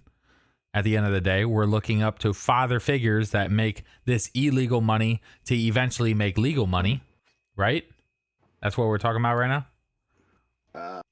In a No, I way. drank almost this whole bottle of fucking Malibu, so you need to fucking keep me on track, I guess. All right. So that's what we're talking about necessarily is we're looking up to a father figure that showed us the way to be able to make it easy. What I'm saying is I'm if just saying you I cracked this bottle at the start of the stream. I'm just saying, and it's empty. if we For educational learn purposes. if we learn to be able to create a way for us, so all right, you said 373 an hour, 377 an hour, something like that. Yeah. Why can't you create a situation to where you can do that on your own? So It's not the easy. question is, and let's just be honest. But that's where we're going back down to If the it easy were- path. if it were easy, or if it were somewhat attainable right now, I think we would all be making $373 an hour, but we're not. I don't think that I would go down a path to necessarily. I'm not saying my- that. I meant legally. No, Like, no, no. If you had a W2, But I'm saying, like I'm saying like in 373 an hour. right. But what I'm saying is like we're talking about illegal stuff, right? For educational purposes only. I'm not trying to put myself in a position. Just covering our ass, boys. I'm For not educational trying to purposes put only. myself in a position to where I could possibly give up my whole life to be able to make easy money. Am I wrong? That's still a choice to be like, hey, yo, I did this, and if I fuck up, it's my fault. Here we are, right?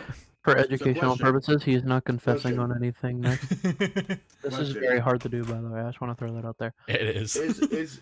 And here's my question: is addiction a disease? Yes. Oh. I say no. Okay. Speak on it. Dependent Oh, on the boy. situation. All right. So real So- quick, I'm only I'll be talking. the tiebreaker, but I'm only talking on the concept because of the fact that there are children born with drug addicted parents, right? So, and So, that's why I said there it depends on the is- situation. It's situational. I agree. But absolutely. again, you also have the concept of influences in your life.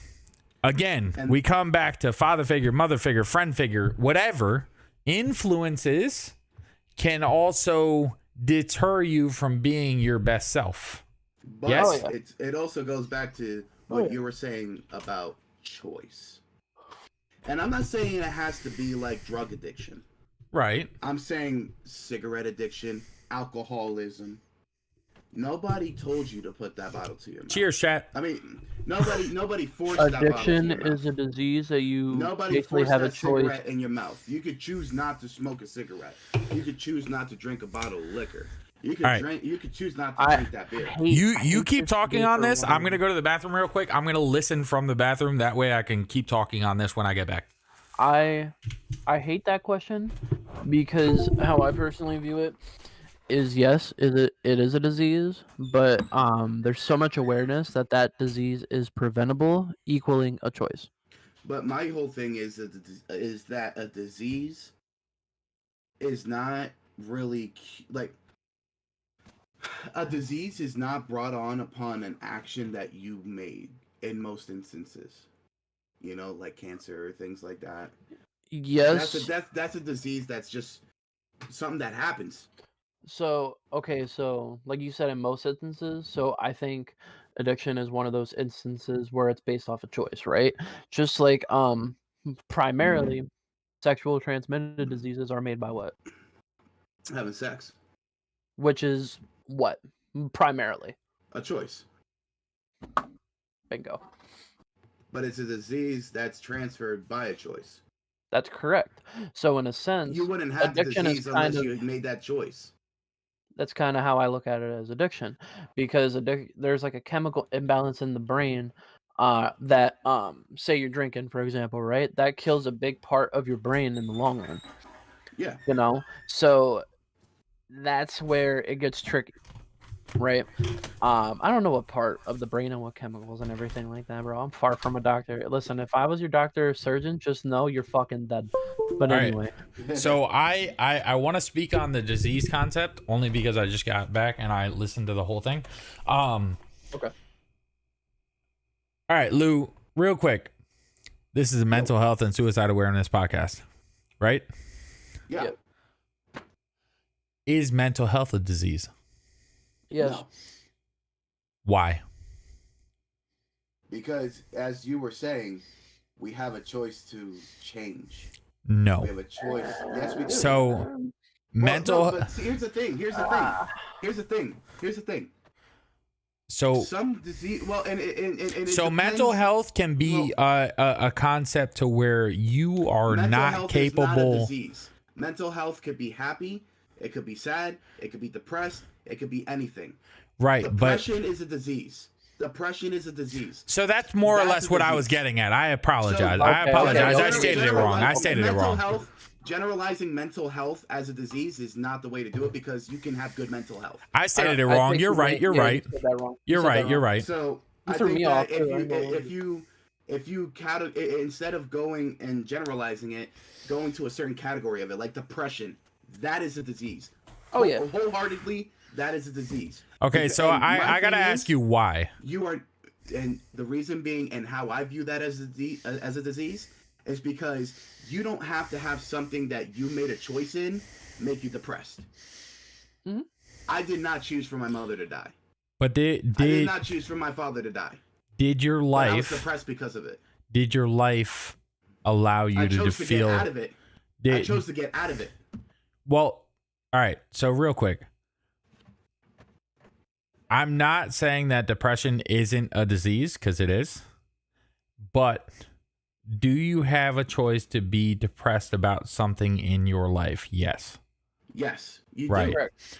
Because Yeah, there you are do, people. and that's the I thing feel I'm saying. bad for the people is that that- can't feel because I know there's a lot of people there's actually a disease that doesn't allow you to emotionally connect to things. So people Yeah. can die in your life And and you won't feel an ounce of fucking sorrow. you won't feel anything. You won't feel fucking Yeah. you know how That's why serial crazy that killers are is, a bro? But see, the thing is that you like the only thing that will allow you to be depressed without something actually happen is a choice. You're choosing to let things make you depressed. You're choosing to let that bring you down. You're choosing to let that affect you. So why is it a disease I then? believe that wholeheartedly. Because of the fact that me, in my personal opinion, in most instances, I'm saying that there's a few instances where it's not. But in most instances, if like addiction is most of the time, it's not a disease. But do you see It's not do a you disease. I do hate you getting it. Do you see because where my I'm getting at? parents- The same concept is if depression is brought onto you and addiction is brought onto you, you could try it once and give up and you could still be addicted, right? No. Right? Yes, I mean because that is well, a thing. That is a thing. that is a thing. No, That no, 100%. you is can a have thing. the urge to do it, but you are not addicted. It's not an addiction. But Like I get. No, so I don't know about that. urges get To me- into that. That's to- how addiction so- is a thing because of the urges, because of the habits. I'm Right. not. I'm more or less trying to So- relate in two concepts, and I think you understand the concept that I'm trying to get at. Is both are choices, but it's not necessarily an easy fight either way. So what I describe You know what I as mean? a disease, in my personal opinion, my personal view of Right. a disease is something that you cannot prevent. Like cancer. Cancer, exactly. How- Cancer yes, is a disease and that's a disease. I'll classify that as a disease. I will classify the But actual Smoking, dictionary. I will not.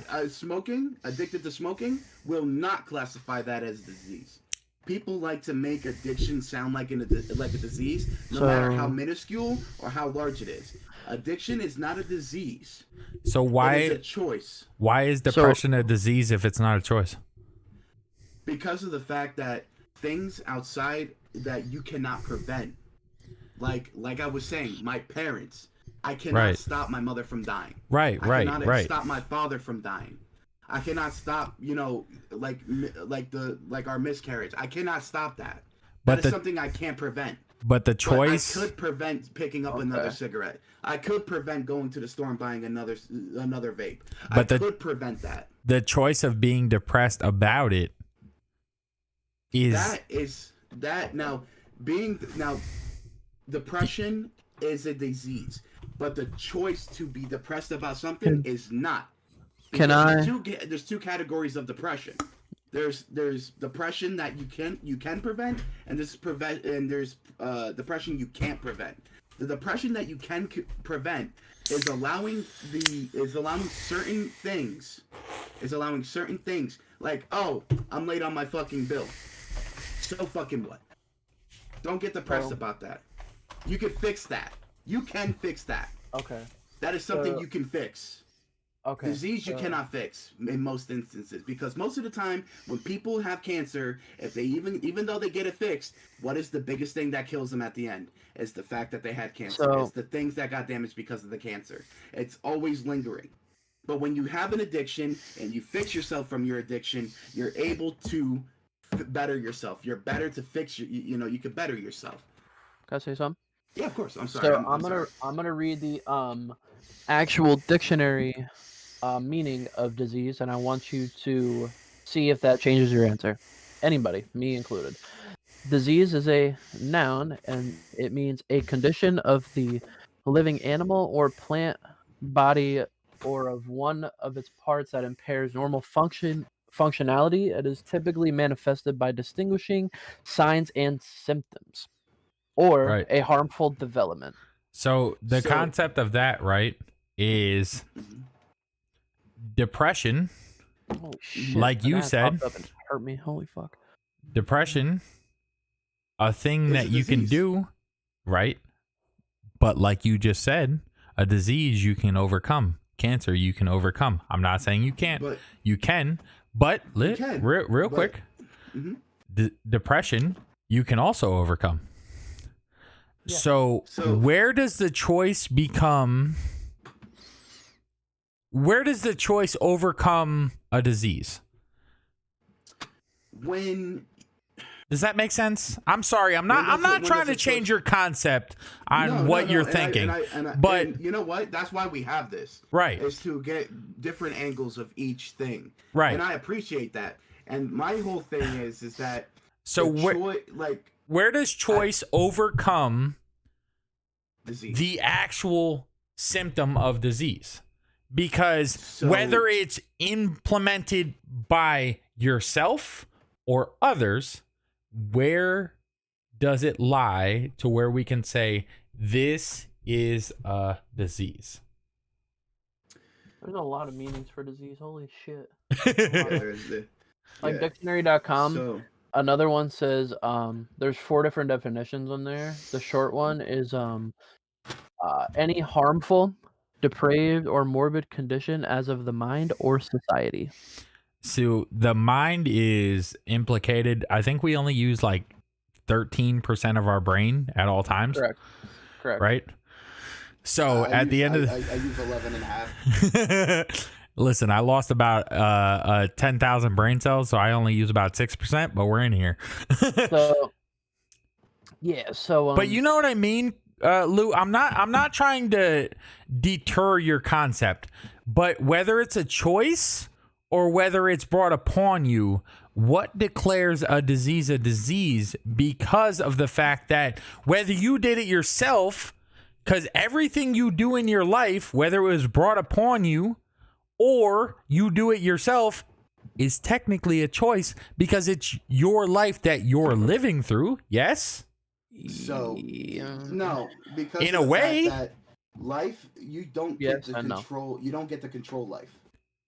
In an environment, you don't get to control it. No I mean, matter I what don't- aspect That's of a yes life. or no answer too. But So with life, you can say, "I want to live until this age," but you could die before it. You Right. could die after it. I didn't get to Correct. control that I'm still here, right?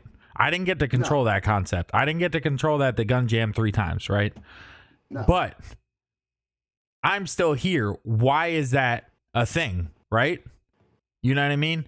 Like choice all comes down to how life throws things at you. And the way I look at it, and maybe people look at it differently, chat, you can correct me if I'm wrong, but the way I look at it is you have to evaluate disease and overcome whatever is thrown at you, whether it's a choice or not. Yes or no? Now here's my thing. My whole thing is that what rectifies as a disease. Right. I never said that diseases weren't curable. Right. You said Also, that they I were read curable. like 3 different definitions of a disease. You said that they were curable. I agree. So Yeah. when it comes down to it, like, you don't get a choice whether or not somebody goes or comes. Right. That falls into the depression disease. Yeah. No, like like if somebody comes into your life and then automatically leaves, like say a death or something. I was like that. gonna say. I mean, You you can know- definitely bring somebody into this world. That's why we're fathers. No, but like But anyway, you that's see it, these though. people. No, like say for instance, somebody who just had a child and their child gets sick and dies. Right. I have a friend who had that. Right. She brought her son into this world, and he passed away a few days later. Ah, shit. I had a friend as well. And my daughter as well. So that is what I would My nephew consider a almost was one of them, depressional. That's what I consider a depressional disease. But It's something that is bestowed upon you that you have no choice, and whether or not you want to deal with it or not, it's being bestowed upon you. But I look at it basically off of the basically like the dictionary version of it. I don't know, I'm weird. Like anything that involves a form of like severe impairment to your physical, and that includes your brain being mental, right? So we could talk about so your how mental being addiction is affected, just- whether it's choice or not, I think it still qualifies as a disease. Am I wrong? That's correct. so In my I opinion, don't think that like you sticking a needle in yourself should qualify as a disease. I don't think that you popping pills should qualify as a disease. That see, so how I look at it, that's what I'm getting at. It's like you should things that you can control, like not popping pills, not injecting yourself with shit, not smoking, not drinking. Those are things that are within your control, and you can prevent from causing depression, from causing this and that and the third. Then I wouldn't Things be that here you right now, can't- Lou. I wouldn't be What do you here mean? right now, Lou. Whether it was a So- pill or a shotgun shell, I wouldn't be here right now. You know what I mean? So It's the same Depression. concept. So what were you Like depressed about? suicide concept is the Well, same. So I'm sure he has a book for that. But...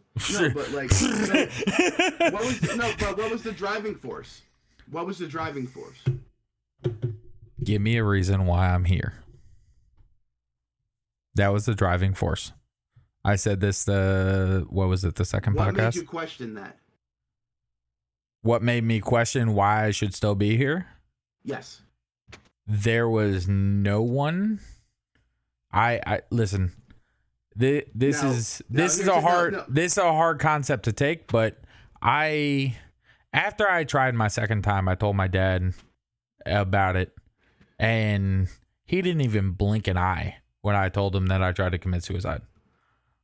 And that right there hit me differently.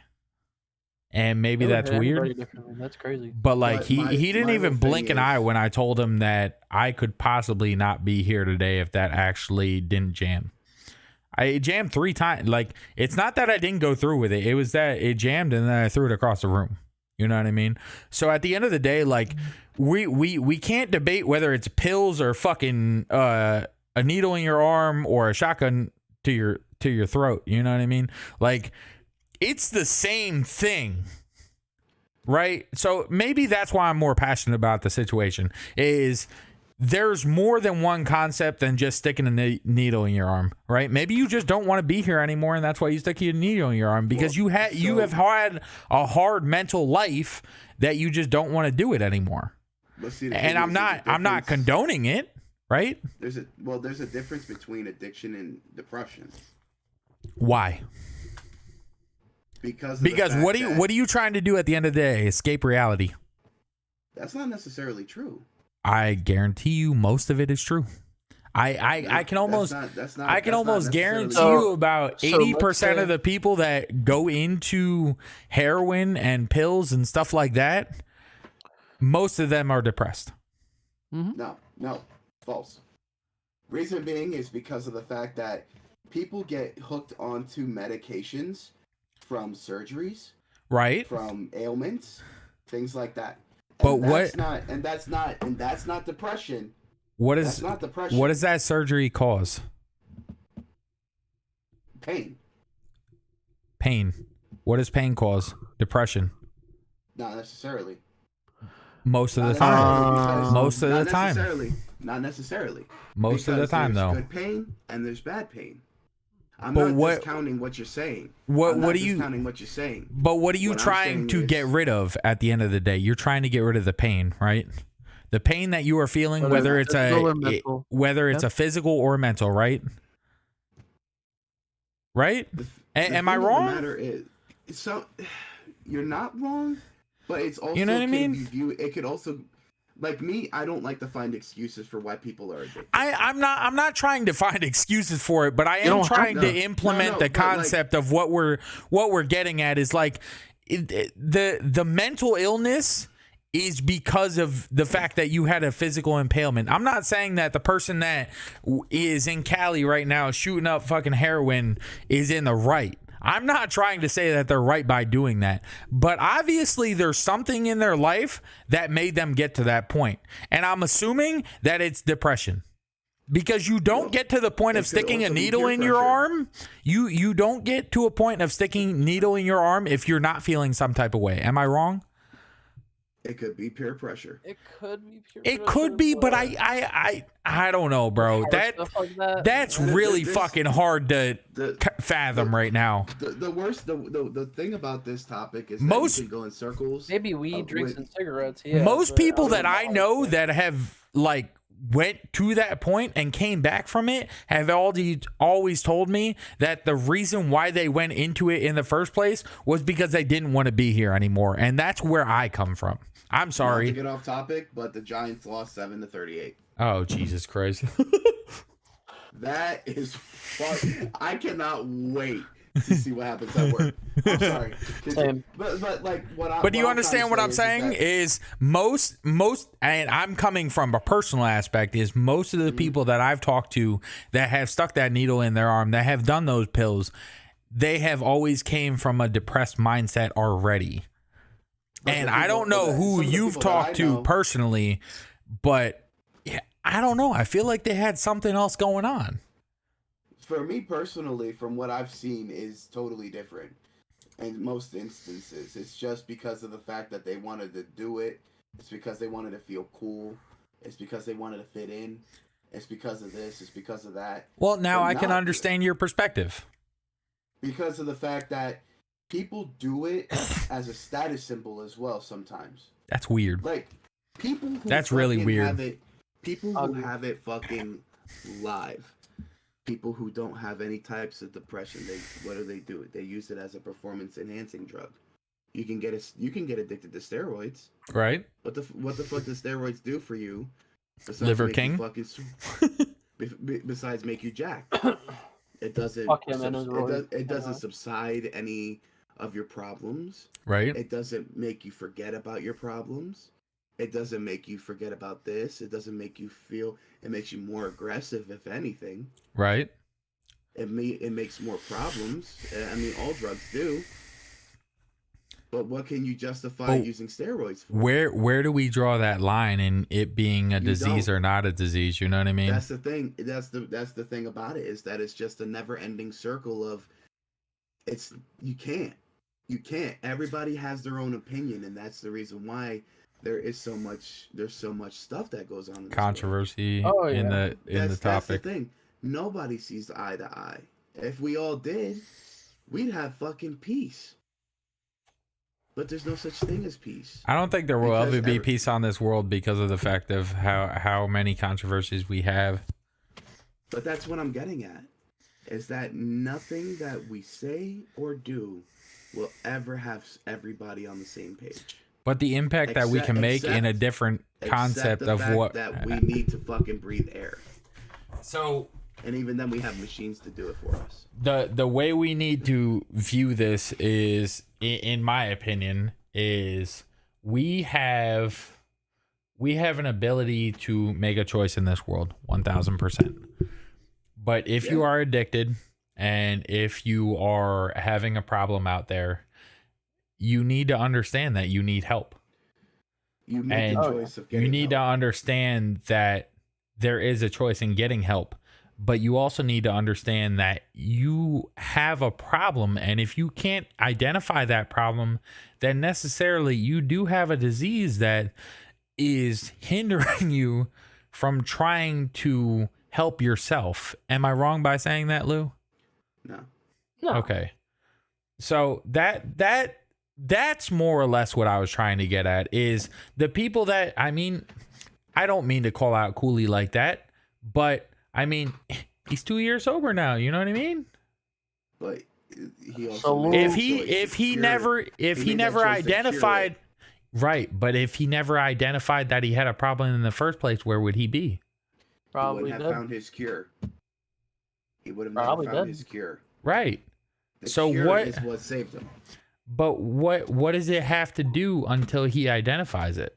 It's a disease that he has to identify himself. It's within self-perception that your disease becomes I think it's real. a habit. I think it's self-perception that allows you to see the perception that you need to make, right? In Yeah, a way, and in a way. This isn't the first time I've gotten into this debate. You know, like when I actually got into this debate a few years ago, and somebody had asked me, "What if somebody gets addicted to pain pills?" And I said, "Look, if you look on the label for those pain pills, it tells you your daily dosage, it tells you if you have a refill or not, and it tells you how many days you should take it for. Beyond that, it's your choice." I mean, I could tell you right now, my dad went through withdrawal after his hip infection because they had him on oxycodone for how long, and he never got he didn't mean to get addicted, but he did. And But here's the he thing. ended up running out because they never fucking refilled his prescription, and then he went into a fucking seizure because he didn't have it because they prescribed him too high of a dose, and then he ended up in the hospital for a week. How is Well, that here's his the thing. fault? How is that not a disease? It's not his fault, but it could have been his choice if he continued to take them. But he didn't want to take them. It's the fact that he had to take them because his doctor told him if he didn't take them, he wasn't going to be able to walk. Because he So, couldn't walk that without were the not feeling case- the pain. That's what they told him. If that were the case, he would have been prescribed it. He was prescribed it, obviously, but they forgot So the then refill. So then it was his choice to But- go and find it by other means. Right. So if he decided to go and do his hip infection, right, and he went out of the hospital, right, hmm and then he ended up taking all the pills that he needed to take as prescribed, like I know he did, because I was the one fucking helping him with that. Yeah. And then all of a sudden he runs out. It's his fault that he went into withdrawal and had a seizure and stuff like that. No. You know what I it would mean? have been- That- it would have been his fault. How if is he it his choice to continued- not take the pills after the fact? Because how much pain are you really going to be in? How are you even going to be able to function with the amount of pain that he went through during that time? I'm not The saying thing that is- pain pills are the fucking cure to everything, because I think pain pills are way over prescribed. 1,000%. 1,000%, along with fucking antidepressant meds and everything else. I think the fucking whole pharmaceutical industry needs to burn. But the concept is if he decided not to take those pain pills after his fucking surgery, where would he be at? He would be in a shit ton of pain, not even being able to make me a fucking pizza for dinner. You know what I mean? We were 11 years old. What are we supposed to do about that? You know what I mean? Exactly. Like I'm coming from a get you. perspective of a personal concept, but you I know what get I you. mean? Like, what is he supposed to do? They're not supposed to take them and then all of a sudden not have his Well, no. seizure because he So- ran out? So what the way you get addicted. Pharmaceutical industry is a No, but, fucking like, bitch, though. You also got. You're a fucking piece of shit. Really. When it comes down to addiction, what happens when you get addicted? Well, you don't necessarily have that choice, bud. I just stated that. No, but like, say for instance, he's prescribed 1 milligram. Right. And that's what he did. So he goes to the street. That 1 milligram isn't working anymore. Let me get 2. Let me get 3. Let me get 4. Right, but he didn't have that. 5. He didn't have that at all. He got addicted just off of. I'm not saying he did. He got addicted just off of taking his regular dose. You know how crazy that is? Insane. It is crazy. Because the But like you were pharmaceutical talking about industry with is a Cooley. bitch, bro. But Like, you that's were a talking thing. about with Cooley, after like, and you know what? Like you were saying before, it's situational. Right, Like I was right. saying before. Yeah, 100%. situational. It is situational. It's situational. But- and that's how we started off this whole debate. Was it's situational. But I don't But think the thing choices is- should end up with. I don't think choices should end up with the concept of you not being able to necessarily see the light at the end of the tunnel and be able to diagnose yourself and say, hey, there's something wrong here. Right. So if my dad never realized, hey, I need to get off this shit, and he told his doc that day after he had a seizure and he was in the hospital for a week, you know what I mean? Hey, I don't want to take this shit anymore because obviously I didn't have the choice of going through withdrawal. You know, what was he supposed to do? Say all of a sudden he came out the hospital and started taking Oxy because he couldn't live without it. What would happen then? I probably wouldn't have a father right now. You know what I mean? Well, Exactly. Does that make And- sense? in a way, yes. To me, if he went and got oxys from the streets, it's his choice to do that. Right. However, in that situation, he had 11-year-old boy Right. to worry about. 11 and Yeah, 12-year-old boy. He had 11 and 12-year-old boys that were relying on him Right. to be able to do this, to be able to do that. And I get that. That, like I said, is situational. But why can we not take that same concept in someone that did it to themselves and is trying to make a better life for themselves after realizing it? Why can we not take that same concept and say that it's a disease for them? Can we make an instance of that? Like, Well, again, Cooley, for because of the instance, fact- if he didn't realize I had a problem and I decided to fix it, what happens then? Cooley's not here today. You know what I mean? Does that make sense? It's not whether you do it to yourself or you get prescribed by a doctor. It's the fact that you literally did it, but you realized it was wrong in the first place, and now you're trying to fix it. It is not. the beauty in your question.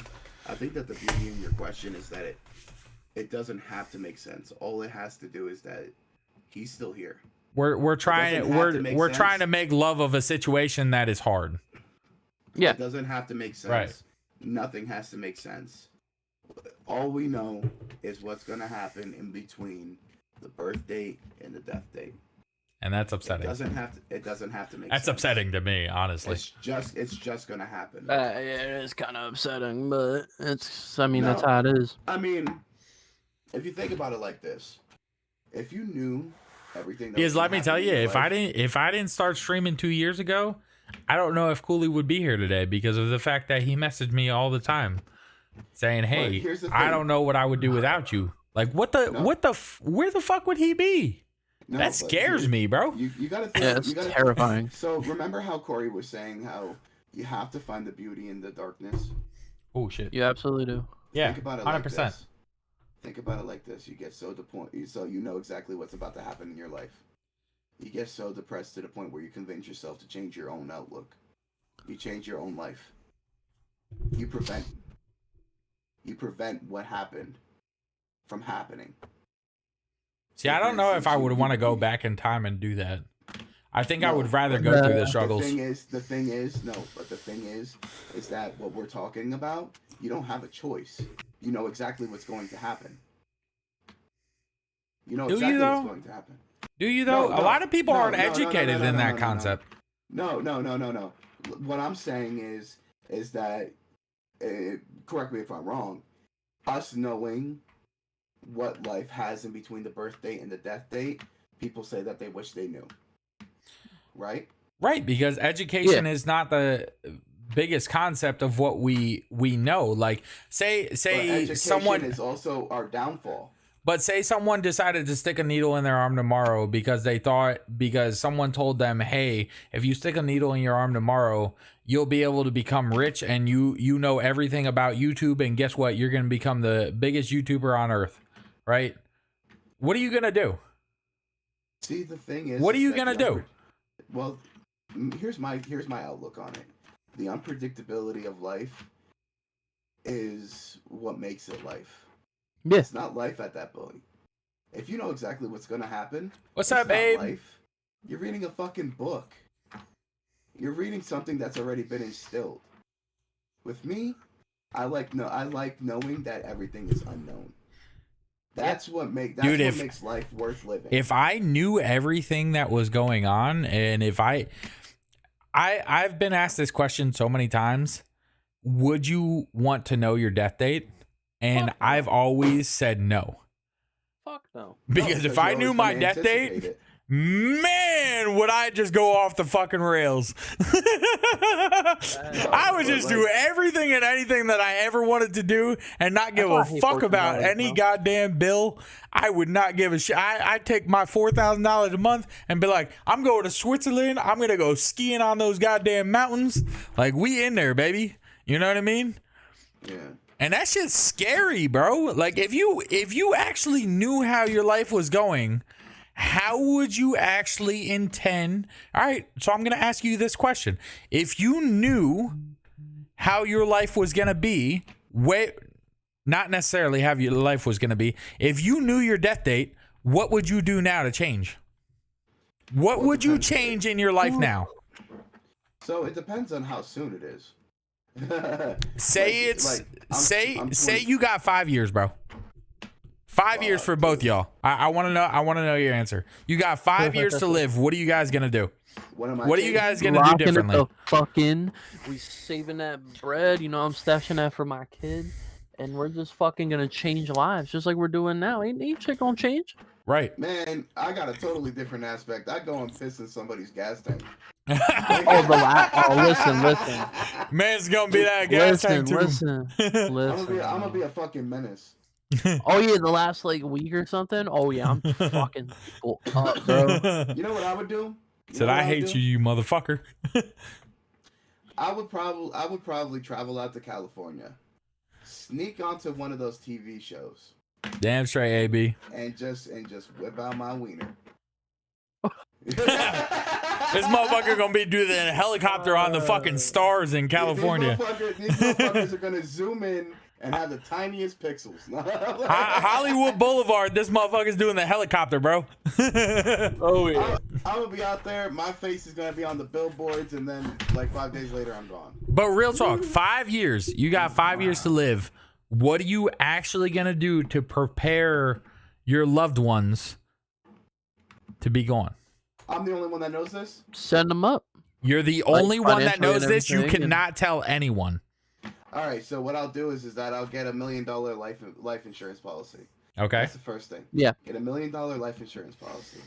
Then what I would do is that I would just to make sure everybody was set, I would consolidate my assets. I would sell my WRX. I would refinance my house so that way I still want to see that Rex, by the way. Oh yeah. Oh yeah, you saw the Santa Fe. Yeah, but, I did. I would consolidate my assets. I would sell the Rex, take the money out of that. I would refinance the house, take the money out of that, put it towards the house, so the principal balance is low, so that way the mortgage payment's low, and then so that way my girlfriend can afford it better. And then what I would do is that I would convert the house to electric heat, so that way she doesn't have to worry about oil heat. And then what I would do is Do you own your house, Lou? I have a mortgage. Yeah. Okay. I Yeah. just figured I'd ask. So then, what I would do is that I would take a portion of the money from the house and I would pay the principal down on my girlfriend's car, refinance that so that way the payment's like $200-300 a month. All right, so And Lou, then, real quick before you keep going, because all I've heard is financial concepts. What are you gonna do in the next 5 years that Well, you're not gonna be able to do in the next 30? so me personally, Not financials. My Find your daughter is personal everything concept. to me. Right. My daughter is everything to me. Right. I would quit my job and I would spend every second with my daughter. So how I are would you? spend every fucking second with my daughter. God. I know that, she's only 4 months old, right? But I would take every single fucking picture I could. I would make her AB's talking to you, by the way, Corey, on I Facebook. would fucking make her a bear with my voice recorded on it, saying that I love her, telling her how much that I love her, how much that she means to me. I would set her up, my daughter. That's my pride and joy. That is my everything. I will make sure. Amen. Me. Bro, my daughter was supposed to be 6 years old this year. Trust me, I get it. Bro, me knowing that if I only had 5 years to live, Right. me doing everything in my power to ensure that she would have the best life while I'm gone is all I would do in that So 5 years. what are you gonna do for the next 5 years, knowing that you only have her for 5 years? What are you gonna do with? Cherish every moment. Never take it for granted. But what do you? I actually want to hear a story that you would necessarily conduct, saying, "Hey, I would do this with her. I would do that with her," just to be able to experience that with her before you were gone. You know what I mean? Does that make sense? AB, aka Willie, I'll address your comments in a second. I'm not trying to interrupt. But Does that make sense? Like, it's not necessarily a concept. I understand. Obviously, you would set her up for life, right? That's the whole concept of the goal. You want to set up everyone that is in your life to love them forever, right? Yeah. While you are gone. I want to know what you would do in the time that you have to cherish your memories that you have, even though you will be gone. That's what I want to know, because I have my answer with my daughter if she was here. So it's hard to determine that in the first 5 years, because there's going to be a lot of things that I'm going to need to make sure that she knows. You won't figure it out, baby. She's not going to remember. Yep. Right. So some of the thing, like I said, I would get her the teddy bear with my voice recorded on it. That's telling her that amazing. I love her. That sounds amazing. And I will get one of those molds of me holding her hand, Yes. so she knows I'm always with her. Take every kind of picture, family portrait, whatever it may be. Yep. So she always knows that I loved her. Me setting her up for her life will know that I loved her. That I always was thinking about her.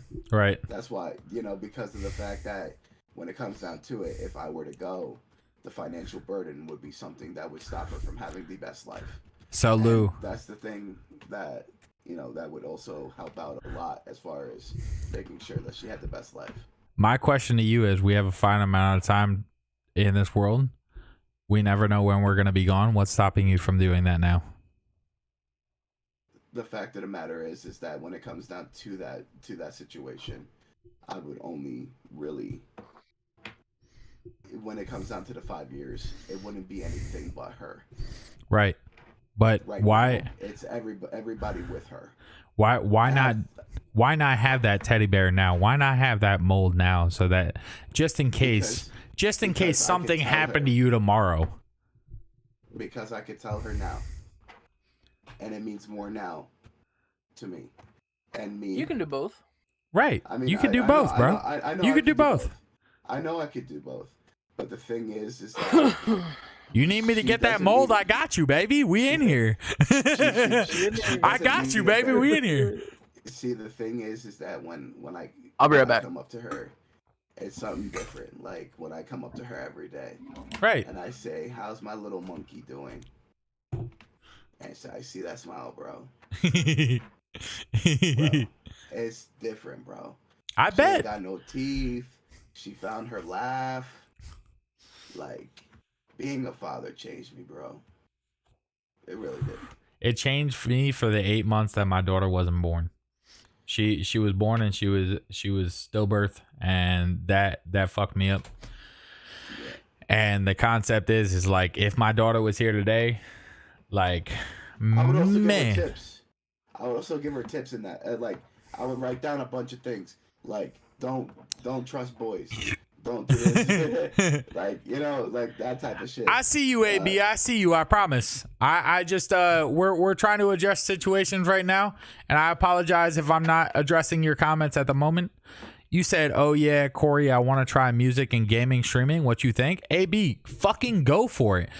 Tell them to join Numbers Nation and tell them to join United We Game and tell them to share that shit in there. AB, what I'm saying to you right now is every fucking passion that you have, brother, follow it.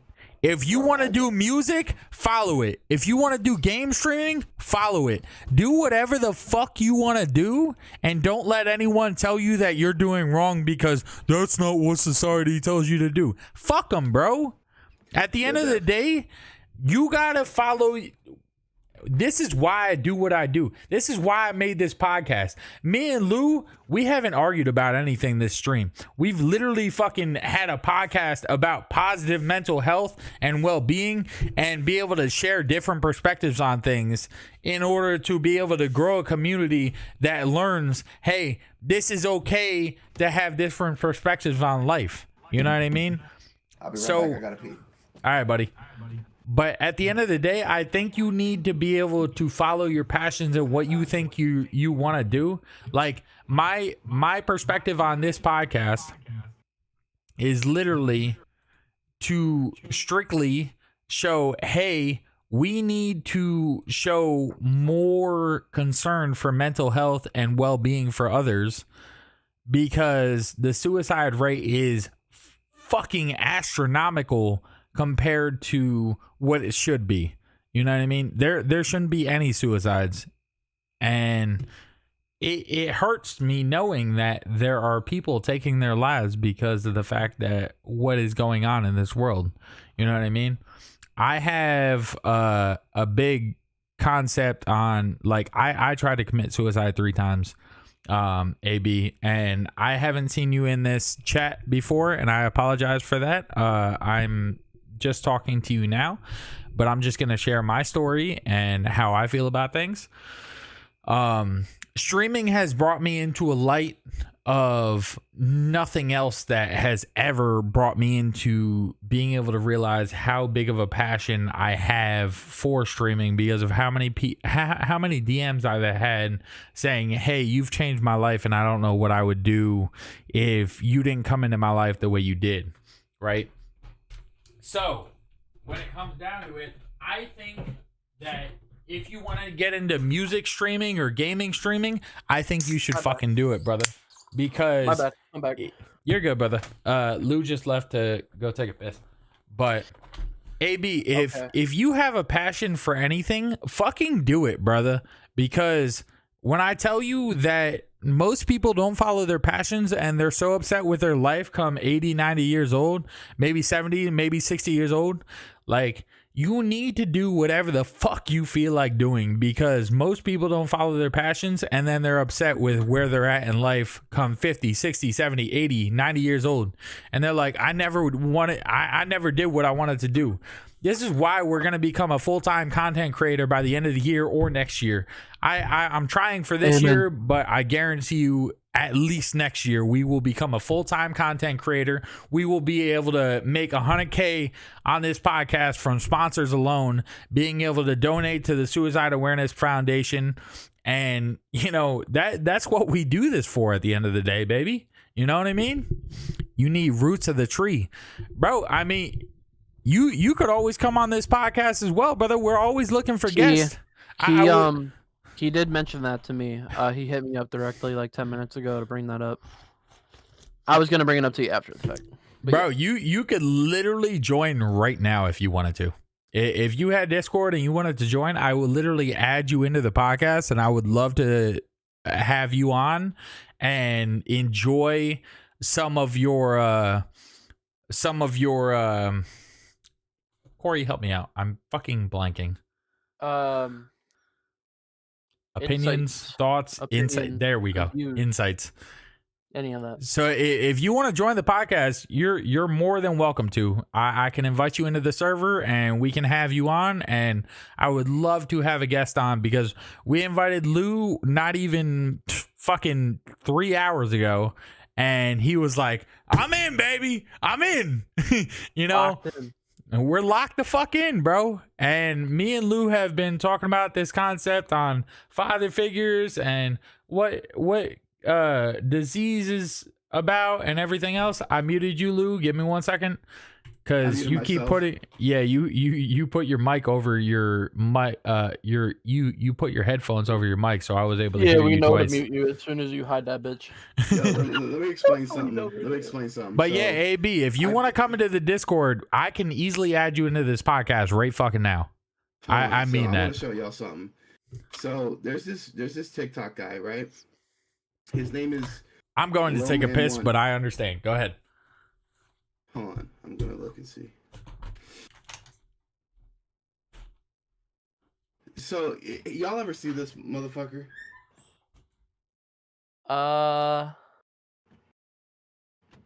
I can't really tell. Hold on. You can send me it directly and I'll tell you. Yeah. Hold on. I'm Yeah, trying to do see. that. I'm trying to see if I can find his fucking. Yo, chat watching, whether you're on Twitch, YouTube, Facebook, would have been TikTok, but fuck them. Let us know if you have any questions, any comments, Okay, and we're gonna so address you that. know the small guy who goes, Michael. Ah! Oh yeah. So I go downstairs to take a piss, right? And my brother goes, "Yo, why does this guy steal your whole fucking flow?" I said, "What you mean?" And he Word for shows me- word, bar for bar. No, this motherfucker, he has the same fucking like beard thing I got, same mustache, similar haircut, and I'm like, "Yo, what the fuck? This motherfucker even got me down to the Gap, bro." Like, what the fuck? Sue him or something. I don't know.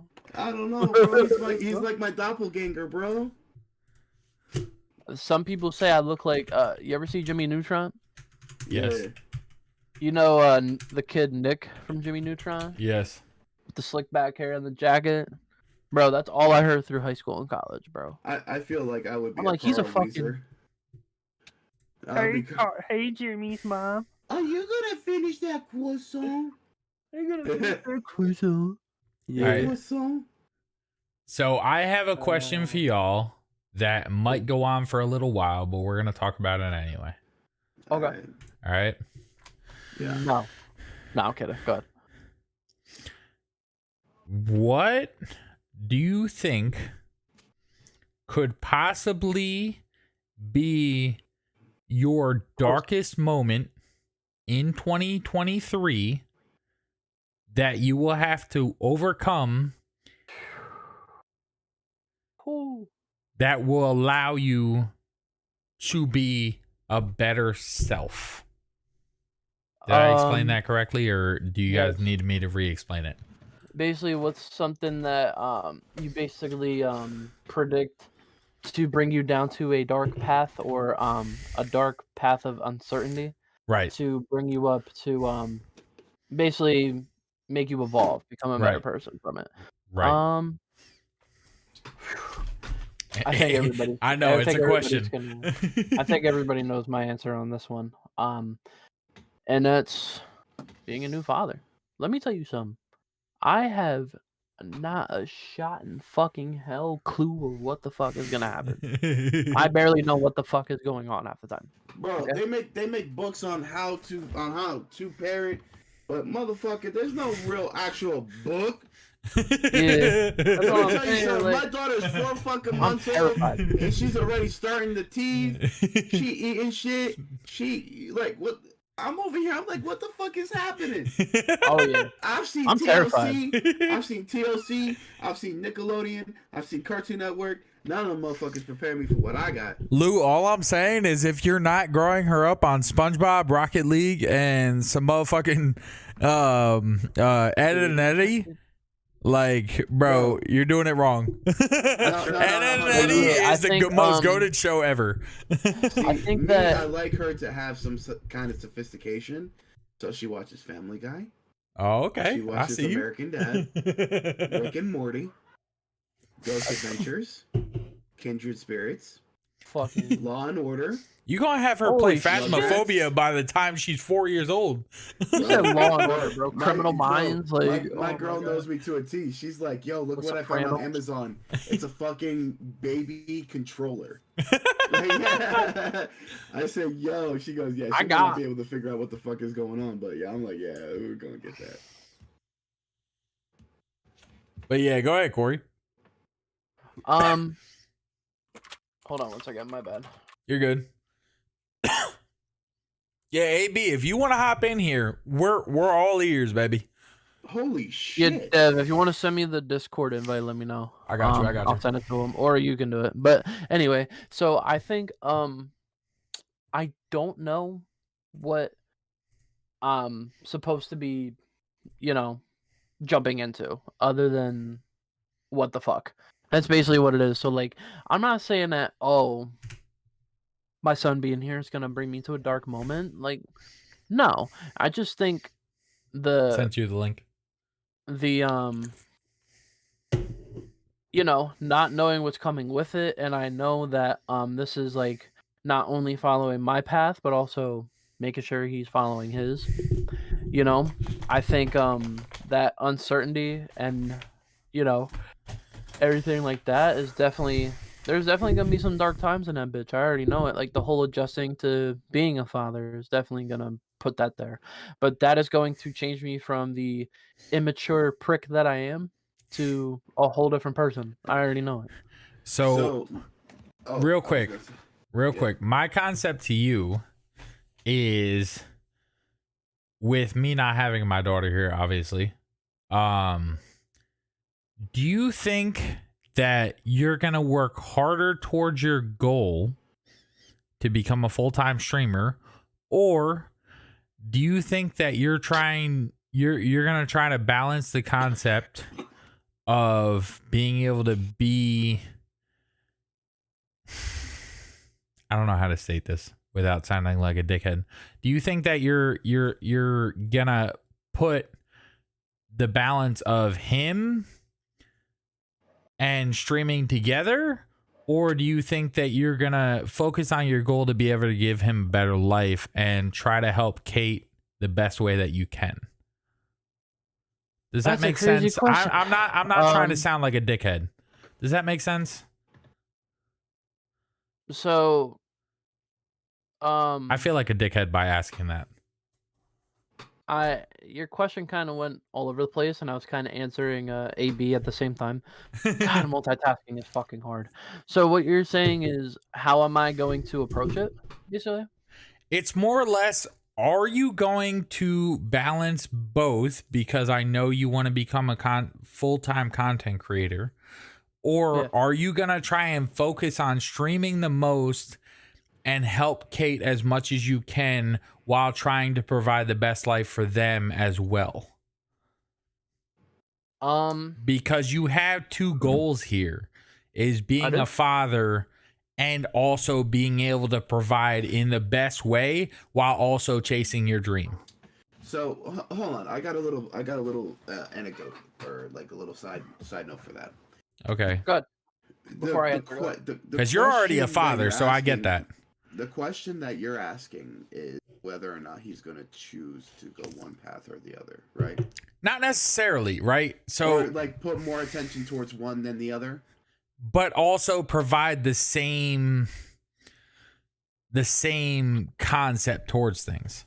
So like, you're either gonna provide half of your time to your son and half of your time to streaming, or you're gonna provide most of your time to streaming, but also try to provide for Kate and the little one as much as you possibly fucking can while trying to pursue your dream of becoming a full-time content creator. So, while working, by the way. Just by knowing Corey, I feel like his focus is going to be on his child. I agree. And and this is just by us being friends for like what, like almost 10 years. Quite some time, yeah. So I've only been here for a year. so Fair. Corey's gonna put full focus on his child, but in doing so, him doing better for himself is also doing better for his child. So therefore, everything that he does from now, or even when he first found out, is only for the betterment of that child. So your question can be answered with one answer. Is that everything that he is going to do from here on out is for the betterment of that child, and him bettering himself, him doing better for himself means that he's doing better for his child. The amount of focus that I've seen this man get in the past few months compared to what he had before is fucking insanity. That's all I'm saying. That's just me. I'm out the fuck in, bro. That's because it has I don't think it has something to do with the child. I think it has more or less something to do with him trying to be the best role model for that child. And I think that's what he wants to be. And I agree with 100%. That 1000%. 100%. He's trying to be the best him that he could be for that child. Agreed. And the thing is that because that's my man's right there. That. You don't have to sacrifice that. You don't have to sacrifice being the best you. That was so 2010. Holy shit. You know what Remember when everybody's MySpace picture, bro? Yeah. And it was all fucked up, edited and shit. Yeah. Oh, and it looked like you took it on an Android phone. Yeah. No, but like I just feel that, like with me, like I want to be a streamer. I want to hone in on it. However, hey baby, you just gotta level up. Let's go. Me being the best me is also making sure that, like, for me, and it depends on who you are as a person. Right. Me, what I've grown up with, what I was exposed to, what my father instilled in me, I also want to instill in my child. But I don't want to set a bar too low. So my concept to you guys, I want to hear from both of you. I didn't even get to answer the question. I thought you did. Answer his question, bro. Go ahead. I apologize. I apologize. I mean, nah. I definitely agreed. Go ahead. And to touch base on, I just want to say first and foremost, y'all are like, I really appreciate y'all to the fullest. I just want to let y'all know that first and foremost, because I really do think y'all hit it on the head. For sure. And I when Dev said the focus now compared to when he first met me, I mean, it's something about fucking exponential, man. The fucking light switch that went on. When she told me that she was pregnant, the first couple days I was fucked up because my nan, that's when I found out she had stage 4 cancer that same day. So like, I was all fucked up, bro. I was in a daze for like 3 days. But after that, bro, the fucking light switch that I didn't know existed just went bang. No. Wait until that fucker's born, bro. Wait until that little fucker's born, bro. Because that motherfucking switch is gonna come off the wall, up the fucking ceiling, and it's gonna come all the way out to the top. He gonna have that little one in his fucking arm while editing on the iPad. Like, I stream snipe Dev again. Let's go. Like, if you ever see some of my streams, like the fucking harness too, bro. Lou, let me tell you, sometimes I'm not in your stream, but I'm watching it afterwards because of how hectic work is sometimes. Yeah. And so I just want to as long as it gets views, I'm cool with it. I just wanted to touch base on that, a light switch definitely went on that I didn't even know I had. And the thing before that, right, was when I was like in my senior year of high school and then like freshman year of college, I was dialed the fuck in on trying to lose weight, right? I was like in the 280s, and as by my graduation day in high school, I was 185. So I was there was a whole fucking like animal ambition when it came to that shit that I missed in the last year or two.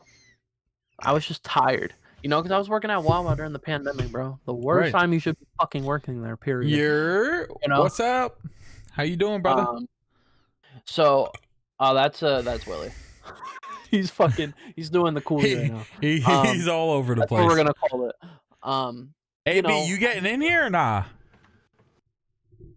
I sent him the link. Come on, brother. Hop in. So, I always question. I'm like, how the fuck? You know, because I pray all the fucking time, every day, morning, night. I always pray. Yeah, man. I bet. Ever since my car accident a few years ago, I prayed every fucking day. Oh shit, he's already in here. All right, I got you. Hey yo, if you have a cam, turn it on so that I could invite you into the actual dialogue. I'll put you in the top right. Yo, what's good, Willie? What's good, bet. bro? Hold on. Long time no see, gang. What's good, homie? Shout out to my guy. What's going on, yeah? Let me put you into the podcast real quick. Corey, you look different now. Oh yeah, I took my bun out, bro. This shit was hurting. But let me explain what happened. Like I want to explain what happened when my daughter was born. Go ahead. So we're in there, like we're in the hospital, right? AB, what should I put your name as? Just AB? It don't matter. You can put whatever. All right. Just put whatever. Nah. When we were in the hospital, you could put that one black guy. I don't care. My guy. when we were in there, my girlfriend had to get induced because my daughter was like not trying to come out, right? And my girlfriend went through 26 to 28 hours worth of labor, bro. God damn. They told us that she had to get it wasn't like an emergency C-section. It was just like a C-section because the baby breached, right? So we're sitting there and they're telling me, yo, don't look past the drapes, this, that, and the third, because they don't want me to pass out. Bro, let me tell you something. I'm sitting there behind the drapes. I'm holding her hand. She's looking at me. I'm like, how the fuck you awake? Long story short, all I hear is the first cry. And my first instinct is to fucking look up. And what do I fucking do? There you go, AB. You're a part of the podcast now. I look past the fucking drape. And let me tell you something, bro. Nothing, absolutely nothing fucking fazed me, bro. I remember it like it was fucking yesterday, AB's a father too, by the way. Oh yeah. Oh shit! Everyone's a father but me. What the fuck, bro? Conveniently, as I look over the fucking drape, there goes her fucking uterus plopped on her fucking chest. Wait, hold on. Like, hey, I fucked up. AB's a part of two different screens right now. Hold on. Oh yeah, yeah. He's Corey. I'm out. So he's doubling up. Was good. I'm out. Is that his stun double? Yep. Exactly. Oh yeah, ain't he sexy? So, how you doing, baby girl? Yeah, where's my cam now? Hold on, I'm working on it. I'm working on it. I didn't realize it was gonna fuck up everything. It's not your fault. It's okay, AB. It's my fault. I heard her first cry, bro, I sat there. I stood the fuck up, bro. Look That's past right. that drape, fucking fallopian tubes, fucking uterus, everything out. I fucking walked past that shit, and I'm like, yo, where's my daughter? Straight up, where's my child? I saw her. They were fucking still suctioning the shit out.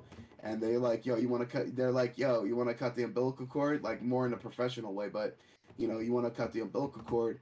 I said, fuck yeah, I do. I said, fuck yeah, I do. Fuck yeah. That's what I'm talking about, baby. So they said, all right, do you know how to do this? I said, psh, I've been waiting for this for the past 9 fucking months. I saw a Bruce Lee movie one. Oh, by the way, the trick with it. All right, everyone's right again. It's not gonna snip on the first try, so you gotta cut at it. So it's like more of like a no. So you gotta like chop at it a few times, right? But I cut her umbilical cord, bro. I sat there. I said, please, I just want to hold my child. I just held that baby, bro. fucking carrying her around the whole operating room. While my girl's all fucking, she's all cut up and shit. I'm bringing her bringing her to see her mom. Said, hey, yo, and you shit got like ice. that. You got ice fucking chips over there. Fuck yeah. Bro, I was, dude. it Why is that the was biggest thing so- in the operating room? I don't understand that. Well, because they can't eat anything. Actual? Ice chips, they can't eat anything. If they're induced or if they're in labor, they cannot eat. They can't eat Oh. shit. I didn't know that. Yeah, so Damn. if they're, I she apologize, was- that's she my went- fault. She went without eating for like 48 hours. No shit. Holy fuck. Yeah, so she didn't eat until like 2 I'd days be- later. I'd be a So- skinny motherfucker. You know what's funny, bro? So But remember how I told you we had basically evict her? Yeah. Our daughter. So like it was the night before. It was like the day that they told us that the induction was. We're sitting out in the parking lot half hour before we're supposed to be there, and we're eating Chick-fil-A in the fucking parking lot because she said I want Chick-fil-A before I go in there. I said. "I bet." So we get Chick-fil-A and we're sitting there and I'm like, okay, I bet you that the baby is 8. You know what? Speaking of this, she hasn't paid me. Because we put a bet down as to how the baby would, like the weight of the baby, and I said 8'6". I said 8'6", 8 pounds 6 ounces. How fucking big was she? 8 pounds 6 ounces, bro. Hey yo! Yeah. need that by You- Monday. I'm The sorry, funny but thing do you is- know what I came out as? I came out as 10'9", bro. Bro, I was 9 five. something. I was like preemie. I was 5. like 2 pounds 2 ounces or something like Bro, that. I am the fattest fuck in here, bro. Well, no, hey. Nah, Lou, listen. Tim the Tap Man takes the cake, baby. And Tim the Tap Man takes the cake on that one. No, bro. I think my little brother was like 10 or some shit like My that. 20 ton. God. Can you Obese do baby. something for me? My little brother was 11 pounds, bro. Broke my Actual? mom- Finished my mom's fucking pelvis right off. Fucking Jesus that shit. Christ. Yeah, bro. Like straight up. Like we all were bigger babies. Like all of us were above like 8 pounds. God. Yeah, my brother My was mom had 10'3" all and I 7 was of us 10'9". natural birth. My mom had all 7 of us natural birth. I told her, I looked at my dad, I'm like, how? How? How? Them Johns were packing. Well, boy. apparently, since I was so small, I was my mom's hardest child. There was nothing for her to suction onto, so. But let me tell you something. Right now, right now is the most important time, because when you speak to the baby in the womb and shit like that, they know you. Like when she came out of the womb, bro, Right. she was crying. I go and I see her and I start talking to her, bro. She stopped crying. Straight up. And I talk a stopped lot. He fucking knows who the crying. fuck I am. All my I was- son wanted to do was bro. hold my finger. I Once was- I let him go, he started crying. Bro, like it was so fucking weird, bro. I'm sitting there, I'm talking to her, she's fucking cool, calm, collected.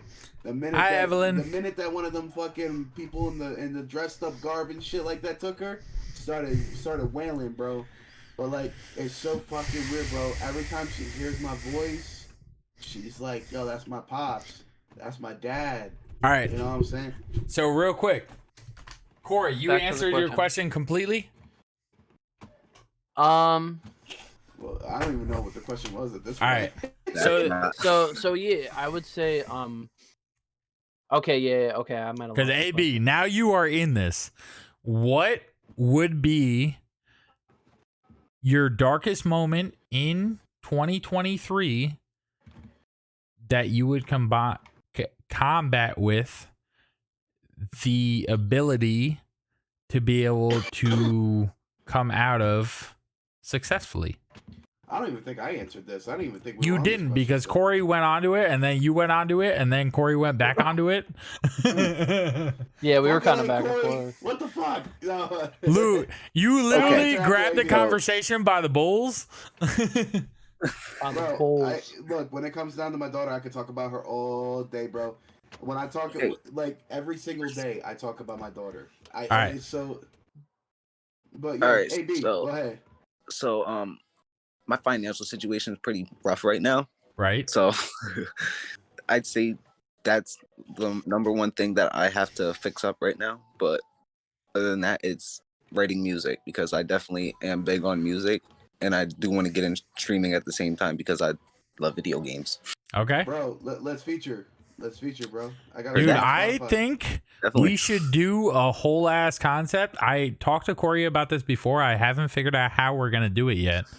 But I think we should have a concept to where all four of us grab cams from Discord and we just have one posted in each corner and we all have our only view in a video game, but we all have the comms in camera. And I think it would be a different concept on streaming. Because I don't think anyone else does that. Yeah, Right. like a Wait. multi-stream. Wait. So you mean like let's say So what I'm playing, doing, let's say Val, and y'all are doing the comms? no, what Like go I'm left, doing, go right? what I'm doing with Discord on the podcast right now, right? Yeah. He wants each of us You to would be in a you corner would and then have your our gameplay in the center, Mhm. right? AB up in the top right, Lou up in the top left, me bottom left, you bottom right. But What if I they wanted to be only bottom see middle? my gameplay, but they're able to visualize the comms because of how we're talking in Discord. So I couldn't even grab my camera from OBS. I would have to grab my camera from fucking Discord. That way, no matter what, the stream comms isn't delayed. Does that make sense? So basically, it's like all of us playing the same game in a way, but each like it's showing all of us, but each individual has their own gameplay going. Right. So like say for But we instance, all we're in a have the Discord same call comms right now. going on. It's like all of us playing the same game, but we're in a Discord call, but it's visual. Yes. I think that would be fucking dope. I think that'd be lit. Because I don't see Like, I any other definitely think streamer chat would doing go that crazy right that now. night we do that. Right? Am I wrong, bro? Like Yo, that AB, that what shit kind would of be music? lit. Yo, AB, what kind of music you make, bro? I need Um, hooks. I want to do rap, but I definitely can sing a lot. So I'd say more like I need hooks, bro. Let me hear more some like country. R&B type Let me hear some country, baby. country. Better lock them doors and turn the lights down low. No. Put We some can go music slow. on it We so can go I'm a fast. pack your dip. slow. I'm a pack your bitch. I'm a pack in the Dodge Baby, Ram we in the ain't got no No, place Corey, to no, go. Corey knows. We worked at Chipotle together. He knows. He heard me sing before. Well, Yeah, this you go is there, how I baby. would do a country thing. I'll be like, yo, this is my tractor. Don't let it be a factor. Oh, All right, here's my so tractor. I want to be a Man, faggot. I am brown. Don't label me a cracker. Lou, go ahead and answer that question that we have asked both of them already. What So, is my your biggest- darkest moment that you think is going to come to you in 2023 that you are going to be able to overcome, but you're not sure how yet? So, What do you think your darkest moment in 2023 is going to be? And how are you going to overcome it? to be honest with you, the way that everything is going as far as like the economy and society and shit like that, finances. And here's the reason why. It's because my Finances is the answer to everything, huh? Well, no, well, see, the thing is, Money is is the that- root of all evil, bro. well, It no, is. let's- It really Here's is. the thing. Here's the thing. When it comes down to it, like the way that my job is based, like when the feds, like the feds, as far as the federal government, Right. raise the rates and shit like that, business slow down, and they're expecting it to slow down even more because. Lou, of talk lack to of me. I cars. can't see your nose. Because of lack of cars. Sorry, because of lack of cars and because of the fucking high ass interest rates and shit like that. So people are scared to spend their money. Yes. So in my industry, it's gonna. I feel like it's gonna hit hard. Yeah. Now there's also talks about Carvana going under as far as the business. So Yeah. with that, they're gonna be selling cars for pennies on the dollar, therefore saturating the used car market. Right. So I'm expecting to hit a financial situation. But I wouldn't consider that the darkest. That is a dark aspect of it. For me personally, the darkest is going to probably be the 1-year anniversaries of both of my parents passing. I got you. because Oh, mine would be too. you know, like my dad passed like around this time last year, so I got that coming up. I'm sorry about that, Lou. And thank you, bro. And you know, my dad passed at the end of this month last year, and my mom passed in April. My mom was in the car accident the day after Easter last year, and you know, there's still there's closure, but there's not at the same time. Yeah. And it just comes back and haunts me, just wishing I did more, wishing I could do more, wishing I changed things. And that's going to eat at me for the next couple of years to come. But I think that's going to be the biggest thing, is because of the fact that I lost my rocks. And I when can lost see you on that, Lou, because mhm.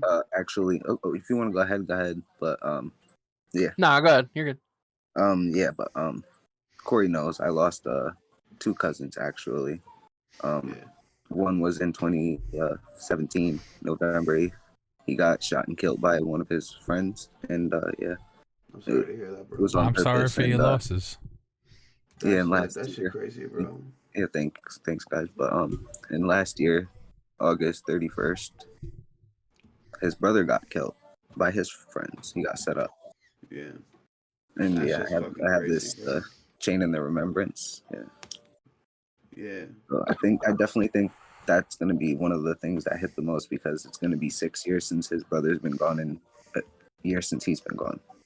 Yeah. And I was there for like your friend too at Yeah. that time, you know, and you know, the one thing, and I'm sure you know, AB can relate for sure, is like you know, I think obviously death in all forms, shapes, and doesn't matter what it is Mhm. obviously very sad, right?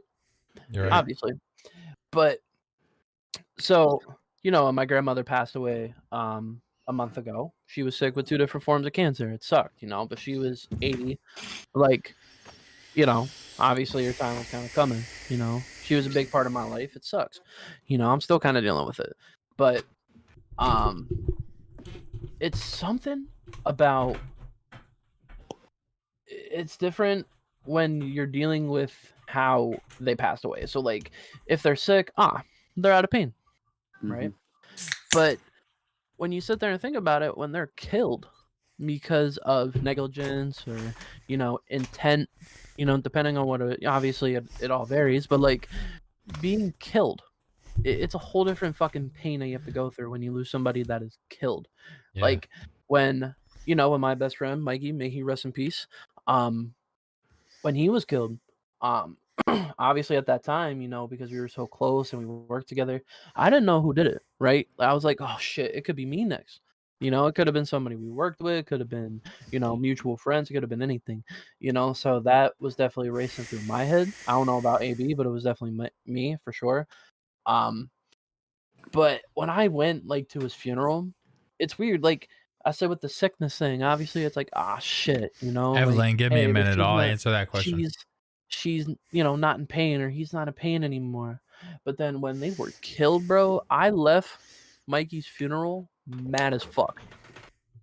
It's weird, you know. So it's a whole different form of grieving, you know, Well- especially if they're out on the loose though. Yeah, on that note, Corey, definitely know how that feeling is, because specifically the people that killed my cousin last year in August, they were circling his viewing, and they were also circling his funeral, talking about they were going to shoot it up. So I definitely know that I feeling. didn't know that. Holy fuck. So, Yeah. That I didn't know. Holy shit. So that's the concept that we all deal with. We all deal That's with why I loss don't go to and- Allentown anymore. So Yeah, we I don't all blame deal you. with loss, and it's upsetting anytime that it happens. I wish my daughter could be here. I wish my stepdad could be here. I wish your mom and dad could be here, Lou. I wish your cousins could be here, AB. You know, I wish your grandmother could be here, Corey. F's in chat for anyone that we have lost at the end of the day. I appreciate y'all coming out. Evelyn's question is fucking amazing, by the way. She Sorry to said, cut you off. why do you talk about depression? So the concept of why I talk about depression the most is because it doesn't get talked about enough. Depression is a big thing for me because of the fact that I tried to commit suicide 3 times. 3 times, and it's not that I tried, it's that I did and that it failed. I put a pistol to my head the first time and the gun jammed. I put a shotgun to my head 2 other times, and once again it jammed. So therefore, the fact that I'm even here in the first place, I have no idea why.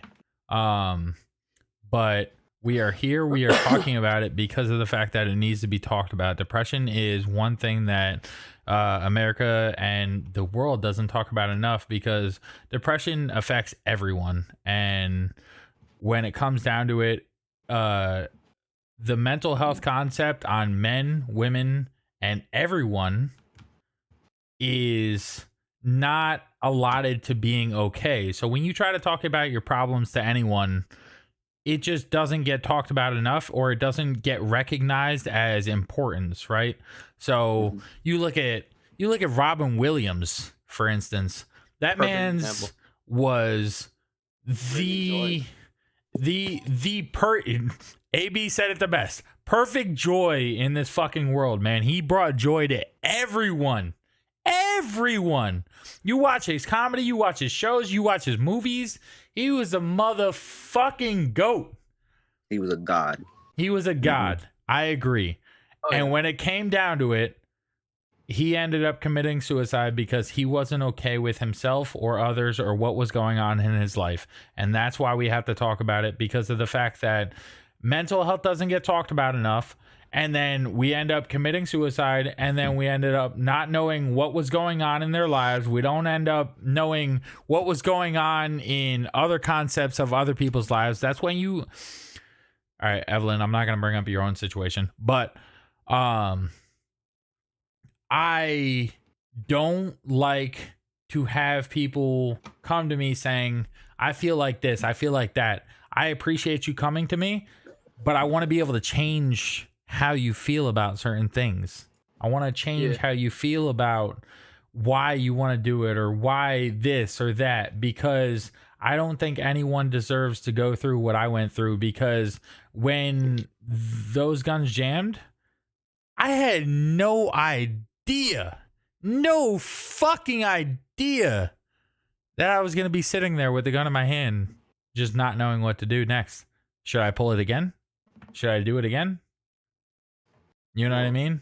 There's And that's- also something to add that's to the- this. That's the I do have a concept great that question too as well, but Lou that's first. that's the concept at the end of the day is if I decided to pull that trigger 9 more times, would I still be here?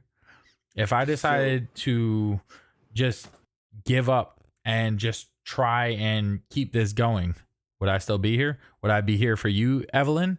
I just met you a couple months ago. Would I be here for Mags? Would I be here for Cooley? Would I be here for Corey? Would I be here for Lou? Would I be here for AB? No. You know what I mean? So that's the concept at the end of the day that we need to recognize is we're not just here for ourselves. We're here for other people, because at the end of the day, what this podcast is about is being able to make a difference in this world. That's why we've donated over $1,200 for the Suicide and Mental Health Foundation, because of the fact that it needs to be talked about. It's something that needs to be talked about because no one's willing to talk about it. Plenty of people have fucking platforms out there, and I don't have the biggest fucking platform, but let me tell you, I'm not going to stop talking about it. Whether TikTok bans me or not, I'm not going to stop talking about it. You know what I mean? We're You're not doing going to it, my stop boy. talking That's all- about that's it all that matters. because it needs to be talked about. People have fucking fatal constances that there is issues in their life or in their world that they feel like they shouldn't be here anymore. I don't feel like I should be here anymore. Guess what? I'm still fucking here. I'm still fucking here. I'm still doing it for all y'all, right? Because I realized that self-love and also love for others that support me deserve me. You know what I mean? And deservance of yourself is one of the concepts that people don't understand nowadays. Is self-love is one of the biggest concepts to be able to keep you here nowadays. Am I wrong, guys? No, You're not. not at all. But Self-love another is a thing big concept. another thing is that one of the things you got. I am sorry, Evelyn. I am sorry for your loss. I am truly sorry for your loss. One of the things that you also got to take a look at is that nobody's safe from it. Look at Agreed. us, four different people, 4 different backgrounds. Right? All of us have experienced it, one way, shape, form, or another. You know, I was actually just looking up and I saw this right here. That's my mom. That's my mom's funeral card. That's the remembrance thing. You know, my rock. It's now on a piece of paper. This is to shine light on things that aren't lit. You know, people don't like to talk about it. AB, you're And muted, by the way. Yeah, I know. My son was crying. I just figured I'd let you know. people don't like to talk about it. No. And that's what this is here for. This is for you to talk about it, because when you're in that state, when you're depressed, you feel like you are alone. But in that moment, if there is even a glimpse of light that can bring you out of that darkness and show you a whole different path, it could be like we're from totally different backgrounds, you know? Like, we're not the same people. Nope. We're not the same people. We're not in the same financial situation. We're not in the same family situation. We're not in the same categories as everybody else. I mean, imagine I didn't come across Corey a year ago when I was just fucking scrolling through Facebook. You know what I mean? Just I scrolling through remember when you Facebook. used to do that too. Imagine. But the thing is that no matter walk through of life that you've had, you could encounter it. You Nope. can have everything lined up for you to work perfectly. Right. And it could still fall. Correct. Yeah. And that's what this is, to acknowledge that Right. it's okay to not be okay. Yep. You But have it's to not- become It's not uncomfortable. okay to let it devour you. You have to be comfortable with being uncomfortable, because eventually it will eat you alive. You cannot Sure. let it devour you. Right. So You know. I personally did kind of have a question, but I kind of feel like we all answered it just now. But I do have another one, right? So with this podcast, right? Obviously, in some way, shape, or form, we're on here, and obviously outside of here, we want to try to help others, right? Right. Yep. But what was, like, if you can remember it, because I remember mine. What was, like, the first instant or, like, first moment where, like, you realized that you wanted to help as many people as possible? I'll let that makes AB sense. start. If you don't mind. That was when my first cousin got killed, because he did want to help his whole family out, but he died trying. All right. So I might as well pick up where he left off, because my other cousin, he picked up where he left off, but he got killed. So I might as well do that, because there are other brothers in jail. Damn. I respect that, Fucking brother. I Christ, respect that to the honestly. fullest. So, I don't know who wants to go next. I definitely do have an answer though. Lou, you go ahead. I want to say it was at a young age. I Mine wanna too. say probably about like 12 or 13 years old. And seeing the people I love most in the most vulnerable state, wanting to help them, but I couldn't, because of the fact of my age, because of my lack of being able to do so, created a driving force for me to want to help out in many aspects where I could. And, you know, like, when it comes down to it, like, past the age of 18, where I graduated high school, you know, right out the gate, at 17 years old, first thing I did was help my parents with the bills. Right. You know what I'm saying? Help them with the bills. Then, you I know, did my the same thing. Then my grandfather passed and left my mom some type of inheritance. Not a whole lot, but some type of inheritance. And she was able to start trying to get on her own. Right. And, you know, me just constantly talking into her ear, trying to help her as far as doing this, doing that, doing it the smart way. But my way isn't always the best way, you Right. know? And learning from the mistakes. And, you know, all in all, when my parents, they lost their house and we were all living in a 1-bedroom apartment together, like, it changed who I was. Yes, there was pressing times. But when my parents needed me the most, I was there. Right. And, you know, when everything happened with them, they were still living in my apartment. And to know that I was able to help them as much as I could, really, it really helped me with the whole aspect of what happened to them. You know, they weren't homeless. They had a place to go, be it on a couch, be it on something. They had a place to go. Right. I always made sure that everything was taken care of. You know, that's just me though, you know? And I'm still doing that I'm the oldest, like I said, I'm the oldest of 7, and I still do that for them to this day. That's I facts. take care of my 14 and 15-year-old siblings. I take care, you know, my sister, you know, she needed my help and I helped her. She has an apartment that's in my name. You know, when she can't pay the rent on time, I take care of it for her. You know, my brother, he's going through a rough patch. But I told him, look, mi casa, tu casa, you know? Yep. Like, me being able, like, I'm a family man. Like, my girl, when she, you know, she told me that she needed to take extra time off of work to make sure she was good. I said, do it. I'll figure it out, you know? And don't forget, Lou, we are right here.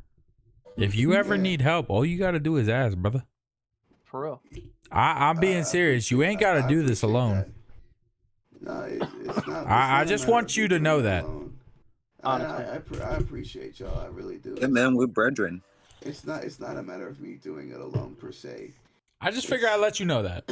Because sometimes people want to recognize that they do a lot, but they don't realize that you have a surrounding force around you that is willing to help at any point in time with anything that you need. I do appreciate that, and it's because that's me. Like, I think that helps out. I think that helps out a lot too, because knowing that you got people that got your back, and that alone helps us so much, because when you feel like when you're not able to do certain things, you get down on yourself, but then you have those people that have your back, that reassure you, and it doesn't get easier, it gets harder. But the thing is that like when I do it, when I take care of these kids, when I pay a bill for them, when I buy food for them, when I do anything for them, I think of my parents, because I'm like, they were robbed of our parents. My parents were the most beautiful people in the world. Right. And in my eyes, they were the most beautiful people in the world. I will cherish them forever, and I will always make sure that what they left behind is taken care of. And me being the oldest of 7 made me the matriarch, patriarch, whatever. So I didn't have just one set of eyes. I had 6 sets of eyes looking up at me for guidance, looking up at me, and trailing back to what my father had told me, is always do better than me. No matter if they're an adult, no matter if they're a child, I will always instill that in my siblings, is to do better than me, because that is the message that made me who I am. How do you think you handled that situation? Do you think you handled it appropriately? Appropriate words. Can someone say that word for me? Appropriately. Thank you. Which situation? Becoming the patriarch? Allowing yourself to be able to take on the responsibility that was not necessarily yours, but allowing yourself to understand that you needed to do something that you weren't necessarily put out to do. So How did that make you feel, and how do you think you handled that situation? how did it make me feel? Because chat, I don't think you understand like the amount of love that this man has put out just for his siblings alone. Like, I don't think a lot of people would be able to do on their own. So no, I it's fucking crazy. praise you for that, brother. Honestly. You know what's crazy is when I tell people my story, they're like, "How do you fucking smile?" I said, Cause you the and goat. you know what's crazy is that I tell them is that I don't let what happened bring me down. I do it for them Right. because of the fact that they're not here. Right. Because of the fact that they cannot do what they used to do. They cannot guide. They cannot instill. They cannot enforce. They cannot teach. I am my mom and my dad's, like, I'm their spirit. Lou, let me tell you, I don't think you understand how much I respect you for that. Right. Honestly. Like, The 26 concept years old is taking care of a 14 to 15-year-old kid. I never thought I'd do that. even if I could, like, say my mom passed tomorrow, I don't know if I'd be able to do it. I would take in my sister as the ability to be able to do such as much as I could. But the fact that you did it and were able to do it and you still do it to this day, like, man, I fucking praise you to the fullest. And I just want you to know I do that, too. like, I don't think you I appreciate realize you. how crazy of a concept that is in society nowadays, to be able to do what you did and successfully do it and still do it to this day without giving up. I think you need to realize that you are the GOAT at the end of the day. Somebody needs to And get you, this man a Medal of Honor. right. Like, when it comes down to it, you know, like, there's been trying periods, and, you know, when I think about it, man, Like, honestly, brother. when I was a kid, I was in foster care because of, like I said, my parents had vices, and Right. you know, that everything brought that back to me. And the biggest question when everything happened with my mom was in a car accident, and she was taken to an ICU in Bethlehem, and they didn't get her checked in until 2 o'clock in the morning. I stood Bastards. outside. I stood outside of the ICU hallway for 3.5 hours. Stood there. And I was That just like, actual same incident happened to me and my stepdad, but I'll let you go on. Go ahead. and I sat there and I was just like, yo, I don't know what to do. And I sat, and one of the things that really helped me was my mom was laying there on life support, and I just talked to her. I was alone, and I told her, I said, Mom, I don't know what to do. Like, I got these kids. I got to take care of them. You know, like, I don't know what to do. I'm scared. And, you know, like, it was just like something snapped. Like, she was just there holding my shoulder while I was holding her hand. And I sat there and I was like, yo, I got to man up. I got to do this for them. I got to do this for Pops. My Pops had passed 3 months earlier. And when everything happened, I was there holding my mom's hand throughout the whole thing. I sat there, like, I went into the fucking hospital. My dad had COVID, so they wouldn't let me in. And Yeah.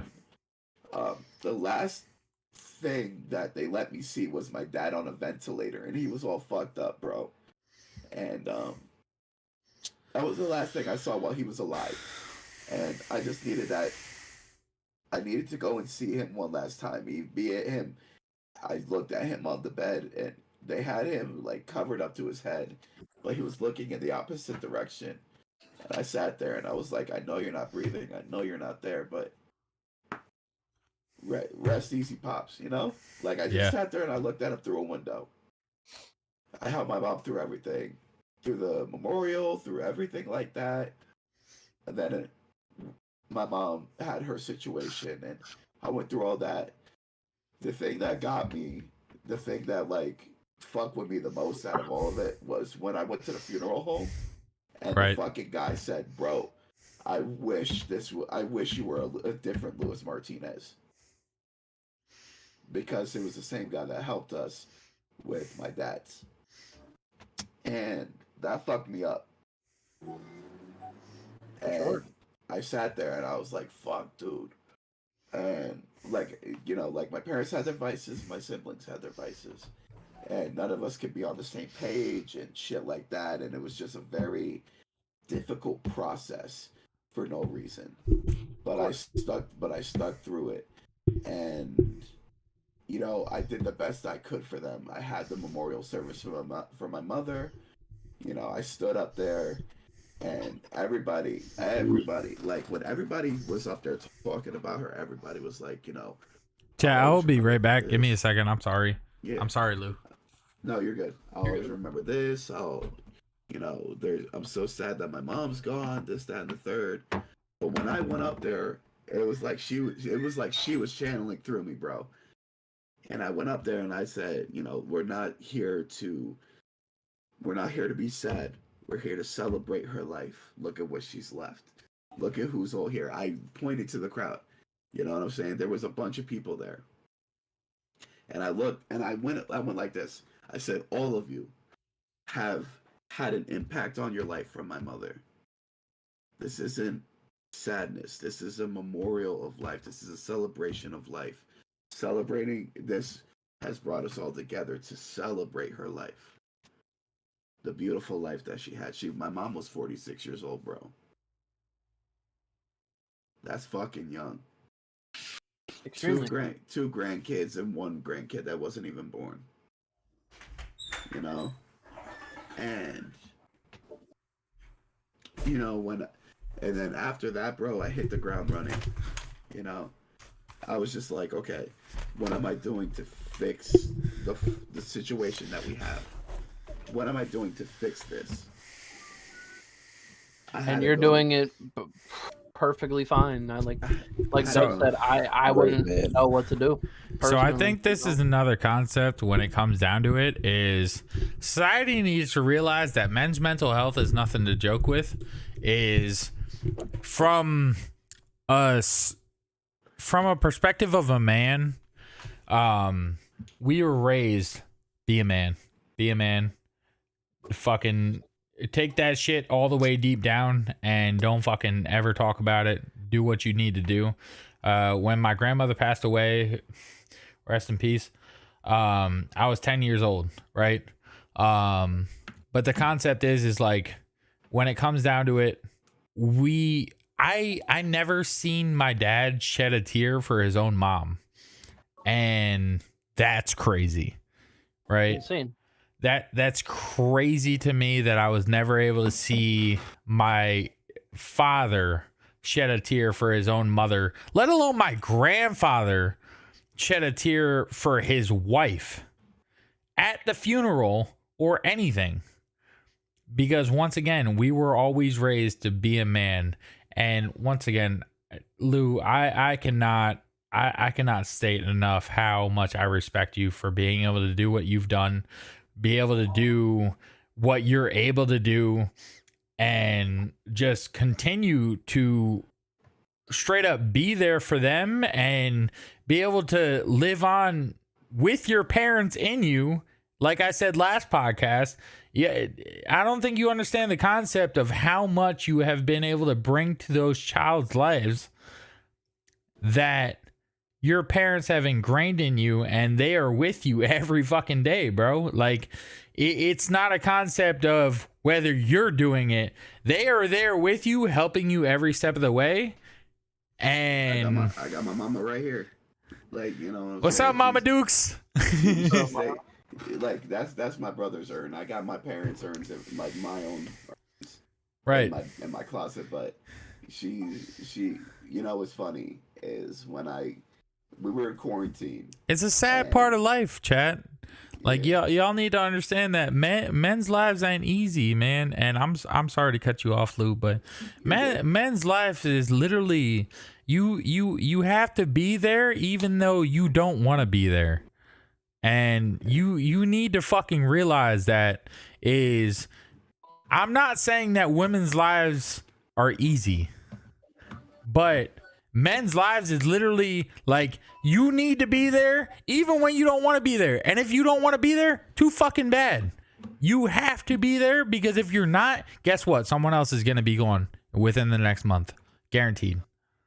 And you know how crazy of a concept that is? You know how crazy of a concept that is to men, that if you're not there, someone else will be gone. Yeah. That's insanity, bro. You It's know, terrifying too. the best thing that my mom and my dad ever instilled in me was. So I appreciate you, Lou, honestly. Yeah, Right. I appreciate you guys, but you know, like when I never in my life did I ever think I would ever make a rap song, right? So I was sad. Slide on. I was Slide on. in quarantine, and my first song I ever made was called Mistakes, and it was about all the things that. And Corey, you know who this is about. I made mistakes. Yes, Evelyn. and It wasn't Evelyn, but No. no. I was just But- responding to the but- YouTube comment. But Corey knows exactly who I'm talking about. Yeah. But you know, it was mistakes that I made. You know, it was like it was a 3-year run. You know, madly, I was head over heels. But the thing is that, you know, I made a second song, and it's called What I Learned, and that's actually on Spotify. And you know, the whole song was basically about how I didn't change for the situation. I didn't do this for the situation. And my mom, she's like, I like your song, but that's not my son. And I said, what do you mean by that? She said, you know that that's not you. She said, you'll find out the right words to put in there, and you'll make it great. So then I revisited the song, and it took a matter of me changing.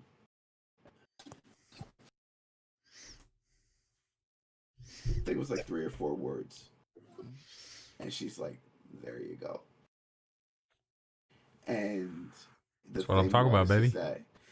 And I'll play, since it's on SoundCloud. I'll play it for you. Because, and That's a bop, dog. don't mind the quality, because this is one of my first tracks. I recorded it on my phone. Wait, hold on. Send it to me and then I'll play it. All right, There man. you go. It's on SoundCloud. Do you have SoundCloud?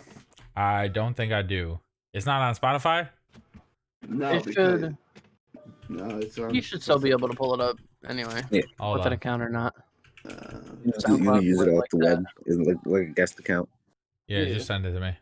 I'm sending it to you right Pull now. up everything on SoundCloud like that.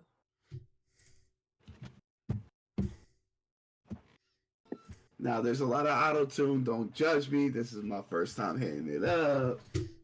You know, like, this I is didn't my get it first yet. time being like, Shit, You send it I to me mean, on Facebook? yeah. All right. 1 second. A lot of people say I sing good, but I might need some too. So I don't blame you, bro. Alright. Nah, like, Even the when- best ones use it, bro. It's alright. Bro, it's a matter of finding Right. out what works for you. Like, you Thanks. you should hear some of the shit that I fucking said, that I fucking rapped, that I tried singing, and it wasn't, you know, sometimes it wasn't the vibe, you know? Yeah. Devin Lee need knows it.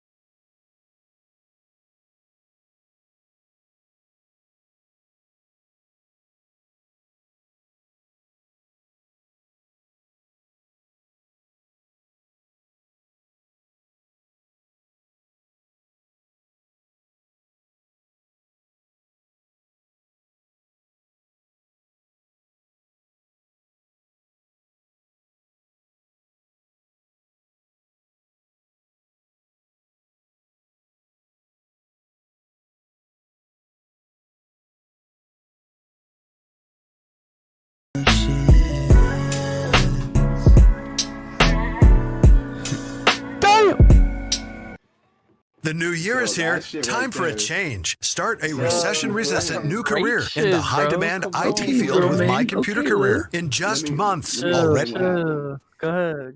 That shit So- I like was it. I like crazy, it. bro. What happened with I'm that using the was chat for that, bro. I heard that a long time ago, bro. that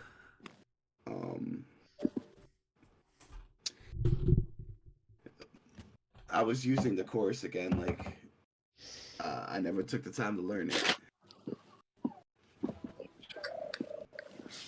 So And my concept on that song that you just wrote, right, yeah, is she was allowing you to be able to fix your chorus, to be able to say you are allowed to be able to make mistakes but also fix them at the same time. Am I wrong?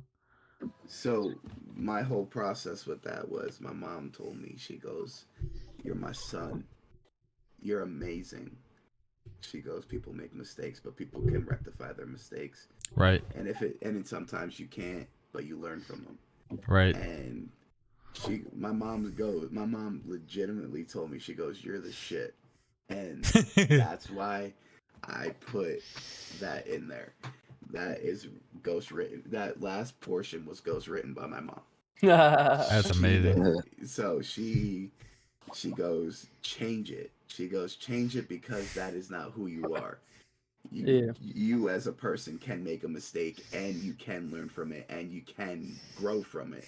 And that's basically what that whole thing was. You heard it in the beginning of the song. It's about me not willing to change, me not willing to do this, me not willing to do that, all the way up until the end is like, I never took the time to look at myself and realize that I'm the shit.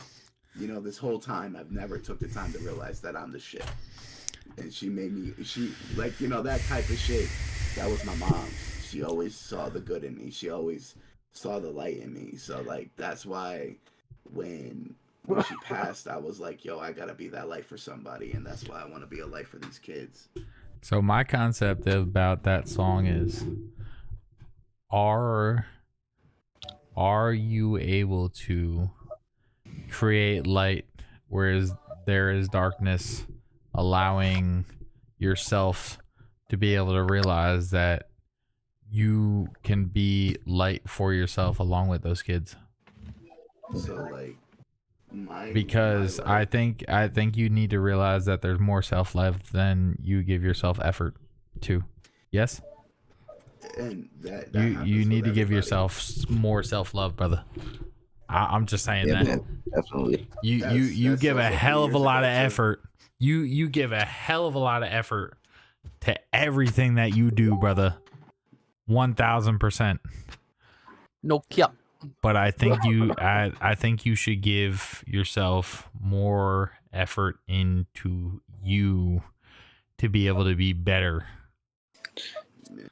All I'm gonna say is this: man's be going harder than Goku training. Like Boruto. You know what's funny is that I do have a Dragon Ball Z freestyle, but but I did send you another song. The one that I sent you, Dev, is Alright. actually the one I was referencing earlier. It's the crew freestyle, and that's the one that has about keeping your circle small so you could trust them all. That one there, people, it's a pure freestyle, like off the top of my head, recorded, one take, everything right there. I was sitting in my, like I said, I was sitting in my bathroom, and I looked out to the street, and you know, it was the same street that everything happened on, and you know, I was just sitting there, and I was like, yo, my brother's called on me, but when I call, who am I calling? And I was like, fuck, I'm calling my brothers. Mm. You know, and no matter how fucked up everything can get, I know I could always trust them to come when I call. Let me play that it's- freestyle real quick for you, chat. All I'm gonna say is Okay. this: you got the leaves on the tree, and you got the roots. All you gotta Facts. do is get rid of those leaves and find you some roots, because Yeah. those roots are bound to stay. We right here, baby. Yeah, We like are I the roots. said, What are you talking about? Yeah, man. it's a one take. It's a pure freestyle. Which So one don't is it? judge. It's the crew. I'm playing it right now. Crew, that's a bop, bro. That one has. Dame la ciencia.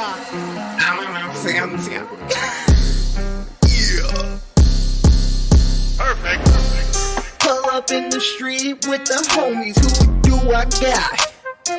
My brothers and my uncle, that's who I got. The ones who I rock when I go out. Yeah. They always got my back. No doubt when I fucking throw the first punch. It's an all out bout, bitch.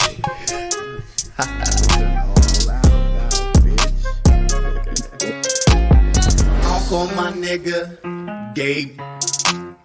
That nigga will run a whole block just to get his fucking piece made. Bah. Hit that motherfucker in the face. Bah. Let me get EJ on the beat too. That scrawny nigga is a flying. Bro, to be honest, I I actually had a saw friend this named nigga EJ. take out 3 cops. Then they put him in the detox. Yeah. This nigga lights out.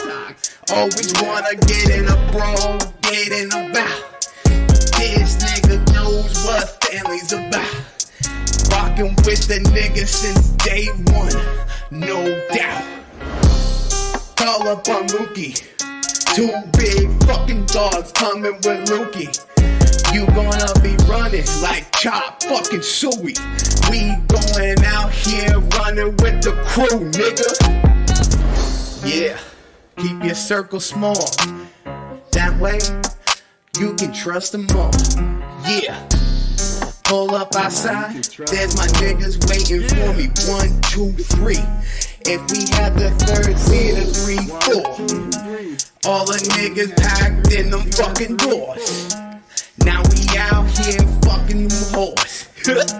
Nah, I'm just joking, they got baby mamas and shit. That's a joke. Yeah, we out here doing our thing. Swerving between the 2 lanes on the free bridge. No grip on that shit. Yeah, the free bridge.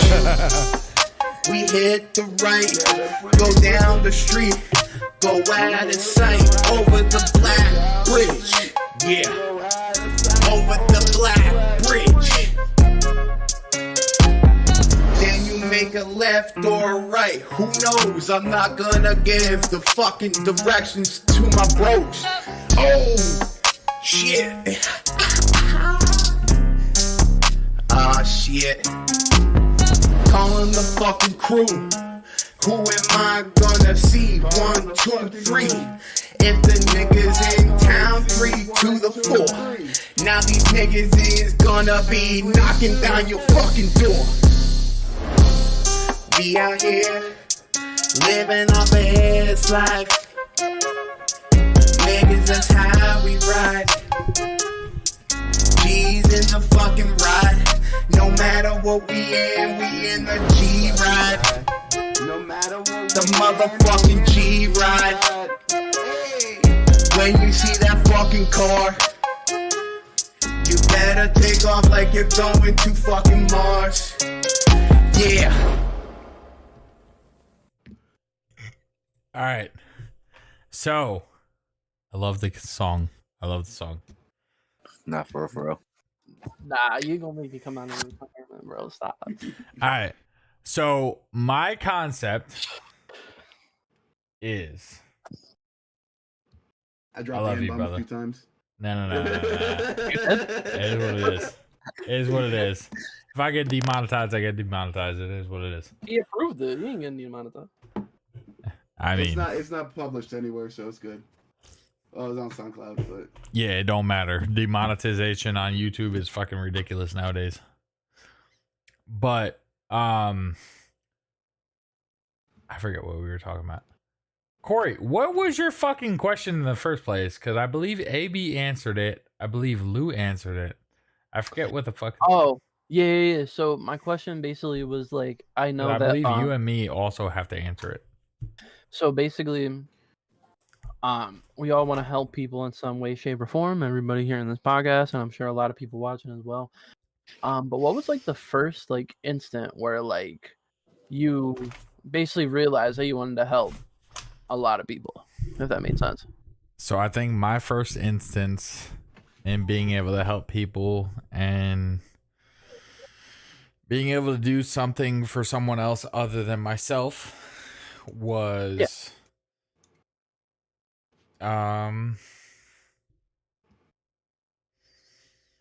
probably this podcast, to be honest, is being able to help people that can't help themselves, and being able to learn from the concept that not everyone is as strong as you think they are, and being able to learn that everyone has their own faults and their own mistakes that they can also make within this world, and that we are all equal in the same way, that we all go through some shit that it may not be crazy to you, but it could be crazy to somebody else.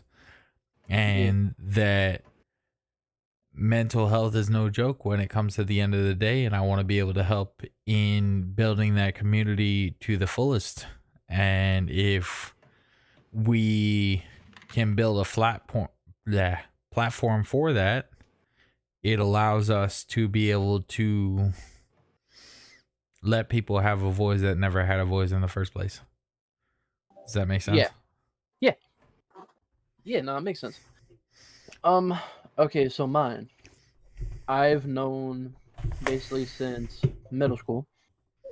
Even before that, with my deadbeat father not in the picture, I basically just wanted to break the cycle of my father's side, because he really put a toll on not only my life and my older brother's life, and my mom's and my whole family.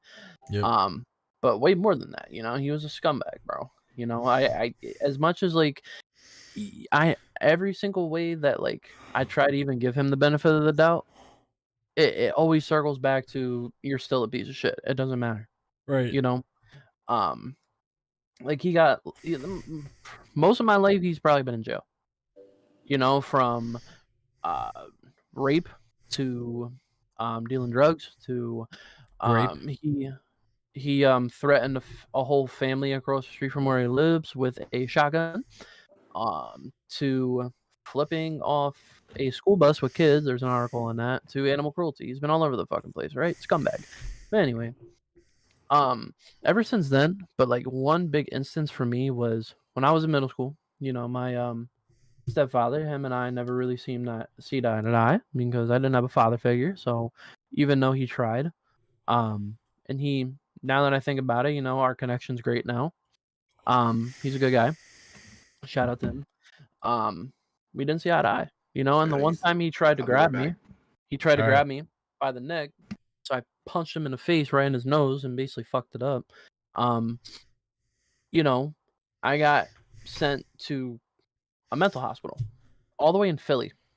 Yeah. Right. I was the only white kid there, first and foremost. It was not easy. I shouldn't have been there. Whatever. But seeing, obviously I was with all guys. Because it was kind of like jail. Like going to a mental hospital is kind of like jail. You don't try to make it seem that way, but it is. You stand in a single file line. If you're well behaved, you do this. If you're not, you don't do that, right? But I would see kids try everything in their power, right? Because again, mind you, this is Philly, right? This is like North Philly, like the trap, bro. And there were so many times that I've seen people just try to off themselves right in the hospital, right? Freaking out, the whole nine. It's a nightmare. Right. But there was this one kid, man. I might have talked about it on the podcast, maybe the first episode, maybe the second. But this one kid, he was super young. I was probably like 12 or 13. He must have been at least 8 or 9. And this kid tried taking shoestrings that he found and tried to tie it, right? And I told him, because they were like, oh, yeah, trying to tackle him and shit. I said, no. So I took it into my hands. I said, yo, man, like, listen, bro, you don't want to do this. you know what's gonna happen. I'm like, you're worth more than that, bro. You gonna get out of here and you gonna be chilling, bro. You know, Right. like, come on. I'm like, put it down, bro. You know it ain't worth it. You know these motherfuckers gonna tackle you. I've seen it time and time again this whole fucking time. Just put it down, man. You're worth it, bro. You gonna get through it. And seeing, so the outcome with him is actually I still kind of keep in touch with him. He's a very busy man because he's a fucking lawyer, bro. A very successful lawyer, and he was in Philadelphia, now he's in Baltimore. Very That's awesome. successful. He's a great kid, great guy.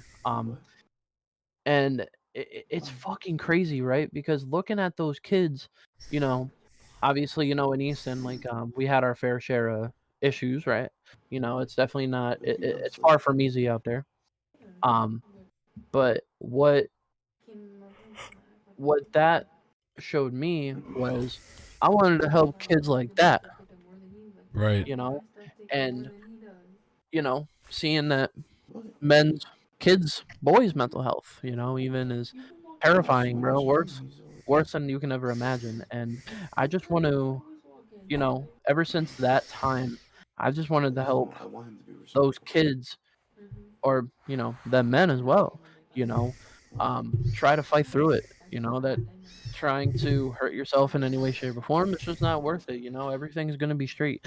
So I've always wanted to help everybody, every way, shape, or form. You know, I was on the streets, homeless a couple times, and seeing that humbles you, and dealing with it humbles you. So like, I wanted to, you know, make a positive impact.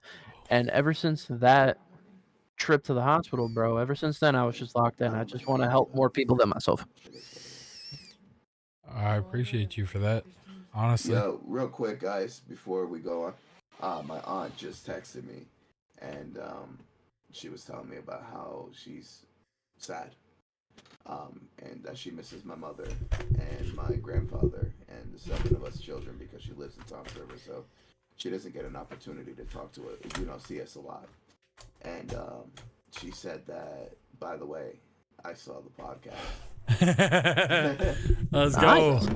Shout out Diti. You know. Shout out Didi. Yeah. So I just wanted, to say my aunt saw the podcast, and you know, she agrees with, you know, what we're doing, and you know, I appreciate it. you know, she also had some things that coincided with what you guys were saying. She said, I know you're going through a lot. I admire your strength and tenacity. You have gone beyond and above your duty. You know, so, you know, she sees it, you know, and, Yeah. you know, I appreciate it. She's like, when everything was going on, remember how I said, like, you know, I was in the system and shit like that. She was, you know, she was there to help out the most, and I appreciate the fuck out of them for that so much. Her and my uncle Ed, they were like, they were godsends. Like, without them, I don't know what would have happened. But you know, shout out to them, because they really helped in a very, they were like a light in a dark time. Yeah. So I just wanted to put that out there. I'm sorry to interrupt everything, but You're fine. She just, Oh, thank you. She just texted me, and she's like, you know, I saw the podcast, and you know, I felt like you know, she deserved a shout out for that. So Absolutely. I appreciate you. yeah. All right. So I have a concept that I want everyone's opinion on. And it's another quote. And it says, "You are not bad feelings you get in your head. You are not the storm that you walk through. You are the person experiencing the storm. The storm may not knock you off your feet, but you will stand once again. Either the weather will change, or you will change the shelter that you live on." What is your concept on being able to live through the storm, and also being able to figure out what is your ability to necessarily be able to come through what you've done already, right? So the question is what are you doing now to differ your experiences that you don't necessarily want to live through? I know that sounds weird. So, like the way that actually came through to me was it actually made me think about Castaway with Tom Hanks, and how he started off one way, went shipwreck, plane crash, shipwreck, but at the end he was still he stayed true to himself, and he delivered that message or that package, Right. and then he found Exactly. he found it, and then he found his way in a way. Because afterwards, of course, his wife remarried and shit like that. And then, at the end of the movie, you see him deliver the pack. He goes after the person who's the package is for. And, it's not a matter of how severe the storm is. It's a matter of how you brace for it. Yeah. Because how you brace it is how you basically handle it, and then how you handle it is what happens with it's kind of like a hurricane, you know what I'm saying? Like, you can put up the sandbags to try to stop it, but it's still gonna come. Right. So it's a matter of how you deal with it at that current point in time that really helps you overcome it. Right. Like with me, right? So I'm going through life, boom, both of my parents gone. That's my storm. What do I do to overcome it? Be the light that they were. Yeah. Yeah. So that's how I overcame that storm. Each storm is different. Some are category 1, some are category 5. Yeah. But it's just a matter of how you sometimes they're instant, sometimes they're long term. Right. So, it's just a matter of how you clean up the mess afterwards as well. That's very true. For people watching it, nobody commenting, it's okay, Evelyn. That's how that works. It's called lurkers. Yeah, lurkers.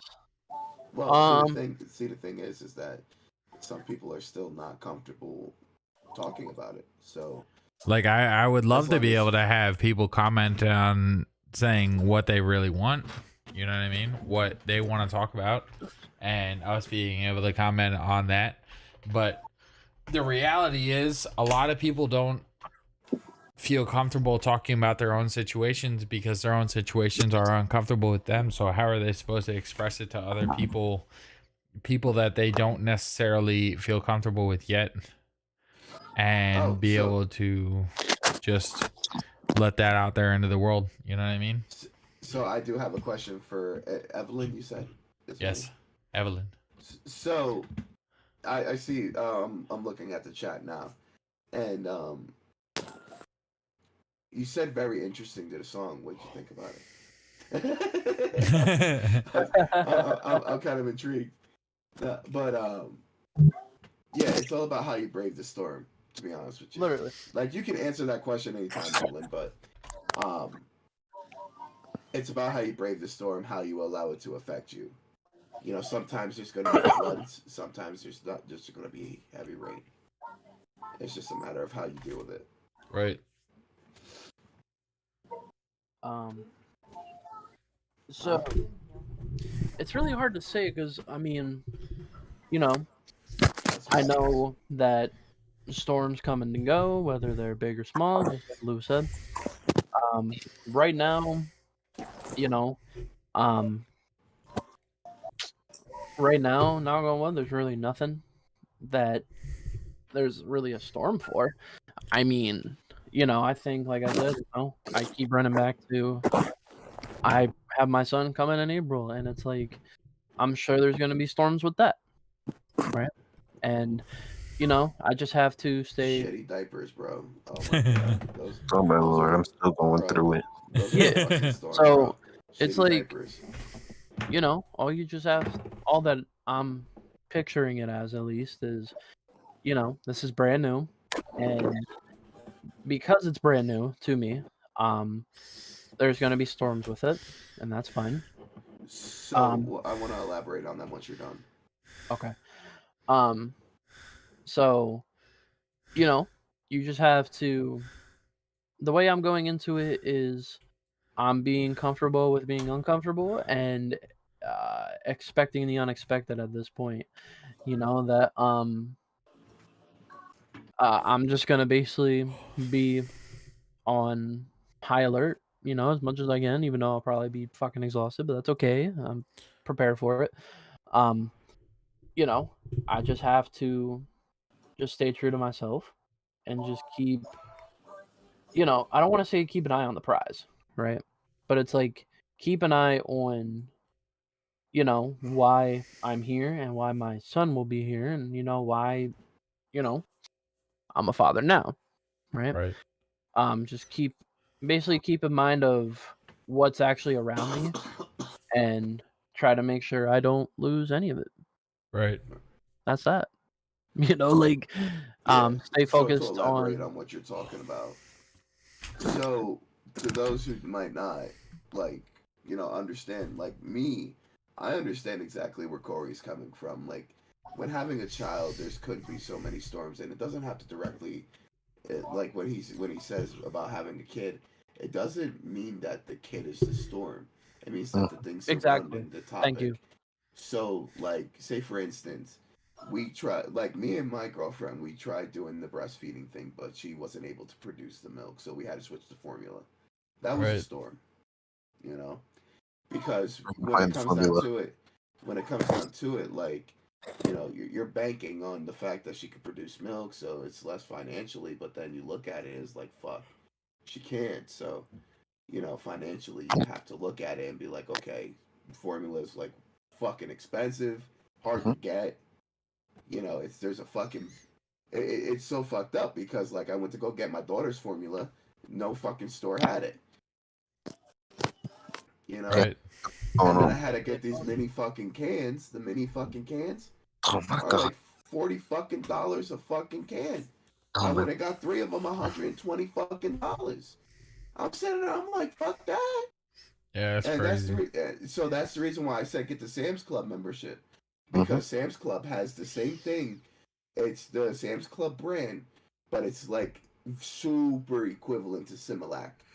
And my daughter took to it instantly. Was great with it, is great with it, and it's $25 for a big container of it. That's Shout out Sam's crazy. Club and Costco for real, Yeah. bro. They the goats. That's So, amazing. like, Now I'm intrigued, my boy. You just put me on. So no, for real. Like, if you have a Sam's Club membership right now, like, think about it like this: 4 little cans of Similac are $40 per. I got 2 big ones that'll last to probably, I don't know, a month and a half to 2 months for $50. Ooh. And I still have 2 of those other little mini cans, plus I had the 2 big ones. And the thing is that, after 4 months, if they're able to hold their head up, they're actually able to eat baby food. Yeah. So it's only for 3 months that you have to go through that grind like that, because when she eats, she doesn't drink as much formula. Huh, my son already tries to eat table food. Like not to go on a whole spiel. I'll be but, right back, chat. Like, yeah, like me as a father to a 4-month-old, she oh my god, I'm so proud of her. She's like starting to like try to crawl and shit like that. Is so fucking dope. Oh But man. that was one of the storms that we had to brace. Talking about the storms, that was one of the storms we had to brace as far as, okay, the well dried up. What are we gonna do to replenish it? So that's basically what we did. And Corey, what I would do now is stock up on that shit. Yeah, bro. Similac Pro Sensitive, or the Pro Sensitive shit, because if by chance that were to happen, because it's not a guarantee that it'll always be producing. You want to have that backup plan. So I would have at least 3 containers on deck, Mhm. and that's what I can recommend. And the Pro Sensitive is for, especially going from breastfeeding to formula. The Pro Sensitive helps with that transition, and it helps keep it going. Now, with breastfeeding, you don't have to worry about like constipation. With formula, you do. Yeah. So with formula, you have the constipation. So if for some reason your son's fucking screaming, it's because his fucking asshole's being teared up by a fucking turd, bro. Straight Yeah, no, yeah. dude, I'm being straight up with you. My daughter started screaming one day. Her fucking face is bright red. We go to open up her diaper. There's a fucking crown. I'm like, oh god, we didn't know what to fucking do. So Nah, I'm 'cause sitting when there and breastfeeding I'm gets that pushing one turned out, her fucking legs up to like try to fucking like try to push this bit like a fucking tube of toothpaste, just try to push it out. I'm like, what the fuck is happening? But like, and it's funny because I don't really get to talk about this with many people, yeah. because all the people that I know are like, I like 10-year-olds, 14-year-olds, shit like that. So it's like, like I don't get to talk to anybody that's like that's going to be going through it or going through it with me at the same time, So Right. like, if I could give any kind of like advice about that shit, I would have at least 3 cans of formula always on deck. And the thing Nah. is that it's powdered. So it's powdered, it's sealed, so it has a shelf life. But just in case if that happens, because like I said, my daughter's 4 months old. This happened from when she was born till now. You don't know what's going to happen. So, Right. kind of trying to predict the unpredictability of it. And the thing is that if the breastfeeding thing is working and she's like fucking able to put gallons out, perfect. Then you could sell the fucking formula because people are going to be looking for it. Mm-hmm. So I would get that shit now while it's readily available, so that way when it does happen, I mean, when you go to the doctor and to the hospital to get delivery, they give you some shit to go home with, but after that it's all on you. So you want to make sure you're prepared for every aspect of it. And you gotta hit me up before you go in for the fucking for the fucking hospital. I got some tips. I got some big ass tips for your go back. Oh yeah, definitely, man. Me too, man. Oh Thank you. yeah, man. Bro, straight up, because like my girl packed 2 fucking bags, everything. I think I went in the bags like 3 times, and we stayed there for like a total of like 3 days, and it was just like once per day to pull out and put away pajamas. Like, it wasn't crazy. One thing is that if she's past her due date, and she has to get induced, I would bring something to do, because like I said, my girl was in labor for 28 hours, and there was nothing I could do, and it's not like anything was proceeding. They would come in, she's in labor, they would come in, check her, you're not ready yet, and leave, like that type shit. So you're sitting there for hours on end doing nothing. And it's not That's like where you the can't pay Switch attention. comes involved. Dude, I had my fucking iPad. I connected my Xbox controller to my iPad, and then I streamed my iPad to my Xbox, and I was able to play my Xbox games on my iPad at the hospital. So I'm sitting there playing fucking Dragon Ball Z Kakarot. I'm sitting there playing fucking that One Piece game. I'm sitting there playing all the Red Dead Redemption. I was playing that shit on my fucking iPad, bro. You're lucky. I didn't have none of that.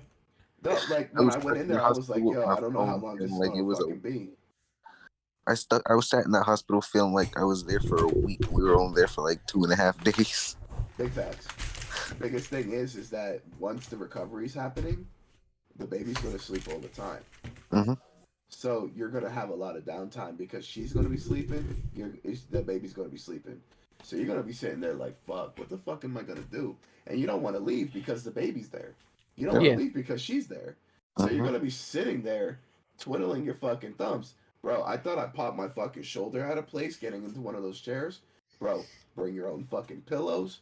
and bring a blanket for yourself. I'm telling you, bring your own fucking pillows. Yep. And Yep. bring but you know, make sure you separate your pillows because like the pillow after she was done with it, I threw it away. And then Oh yeah, they're all leaky for a while. yeah, bro. When they broke her water, bro, she's sitting there getting an epidural and it's fucking trickling on my foot. I'm like, oh, you know? I'm Nah, sitting there, my I'm fucking over foot, the- my fucking Stop foot that got some with this fucking word. baby goo on it. I'm like, ah, but bro, it was like when you go in for the delivery, it's fucking the best experience ever. And don't be scared because it's me. To me personally, it wasn't that bad. Yeah, all I'm gonna Like, say is I was watching my son come out, and I was like, "Huh, that's interesting." Yeah, I Well, really. I saw the C-section part of it, bro. Oh yeah, you saw a different part. I didn't see that. Yeah, so like no, I mean like you know you I mean natural birth. I mean I you know health class helped out with that, but the C-section shit, bro. we go in. We're scheduled for the induction. We're going in to get checked in and shit like that. And the lady goes, "Okay, I need you to be careful because I don't want to have a medical emergency on the floor." And I said, "Oh my god, that's insensitive. She's right fucking here. Like, how you gonna say that to her? She's pregnant." And she goes, "Oh no, that's about you." I'm like, "Me?" She goes, majority of the fucking emergencies on the baby floor are from the fathers passing out. I sat there. I said, "Yo, the St. Luke's have like rent a helmet or something like that. Like, can I rent a helmet?" Yeah. She goes, "No, we don't got that program." I said, "That's $1 million idea, though." Rent a helmet. Go in fully prepared. But nah, like My time to shine, boys. but like I said, like I was in there for the C-section part, and it wasn't that bad, bro. Everything kind of fucking tunes out. Like I was there, I was watching everything, I saw everything, bro. What I saw, it looked like a fucking horror movie. But my main goal was my daughter. You know, like everything around you kind of fades out. Yeah, you just And black you everything focus else on- out, and you want your kid. Yeah. Like, bro, I walked. Like, bro, I was this close from her and her placenta, bro. I was like, that's nasty, and kept going. I'm sitting there busting jokes. The nurses are laughing. The fucking surgeons laughing. And I'm like, oh my god, bro, it's gonna be my fucking luck. They leave a fucking rag or something in her, like because they're laughing. I'm like, nah, bro, stop laughing. I'm like, I can't be in these types of situations. I gotta do something. But yeah, dude, the recovery time, bro. Oh, and then what they're gonna do is they're gonna send if she does have to have a C-section, they're gonna send her home with the recommendation of taking Tylenol and Motrin, bro. Be fucking prepared, bro. The next 7 fucking days of that, 7 to 10 days of that, you're gonna want to. I wouldn't want to say you're gonna want to like. It's very difficult. I want to say, you will be mainly the one taking care of everything. Because the C-section, it's very difficult. My girlfriend had an issue with the recovery time, but you know, all in all, she's a fucking trooper. Fucking love her. Thank She's you a for all the fucking- tips. She's a I fucking need all the trooper. tips I can get, dog. Bro, let me tell you, bro. Don't. And the thing is that people are gonna have, oh, yo, you should do this. Oh, you should do that. Oh, you should do this. Oh, you should do that. When it comes to raising your kid, raise your kid the way you want.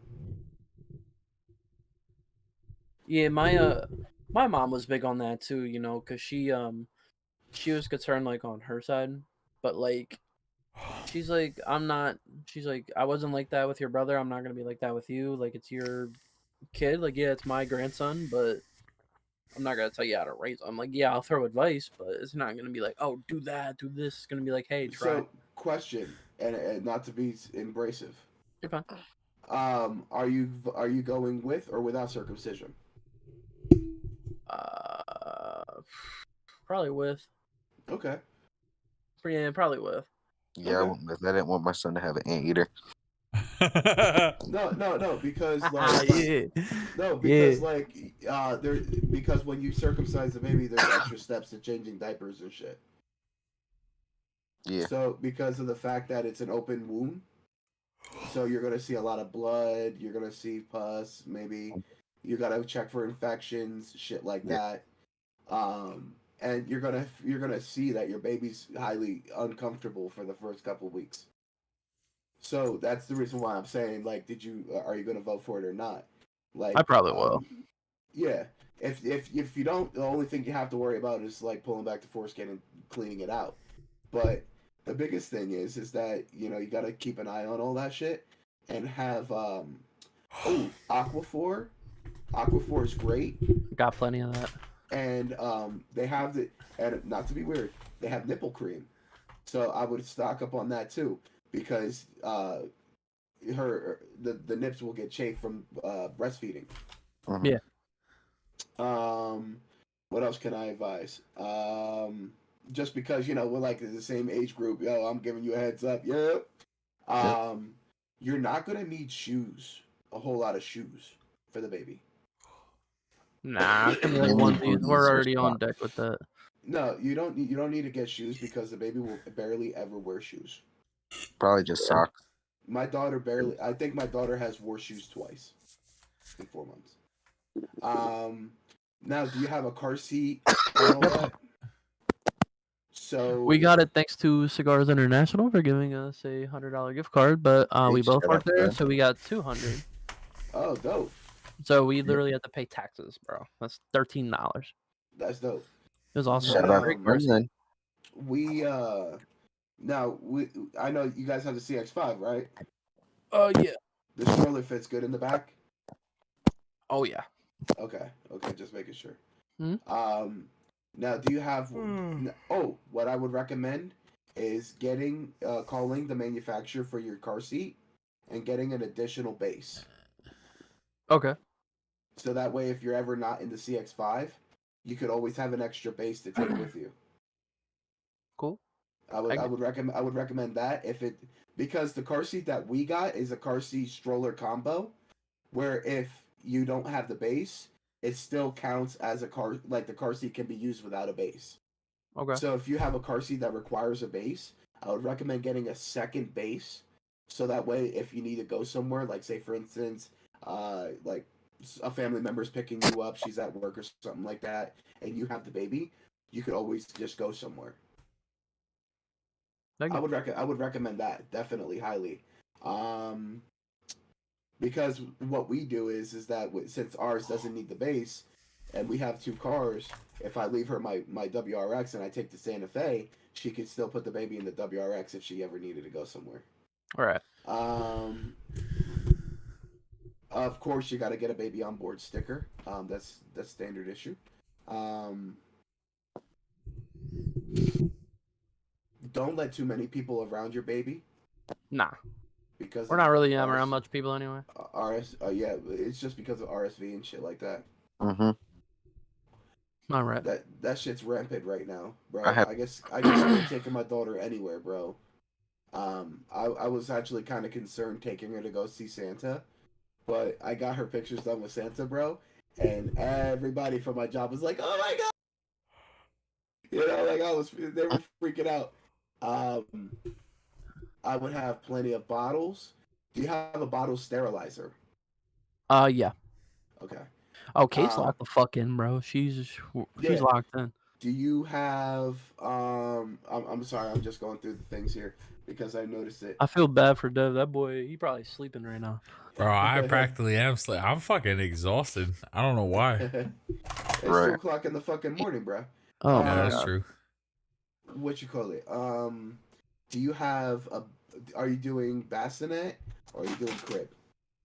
Bassinet. Bassinet?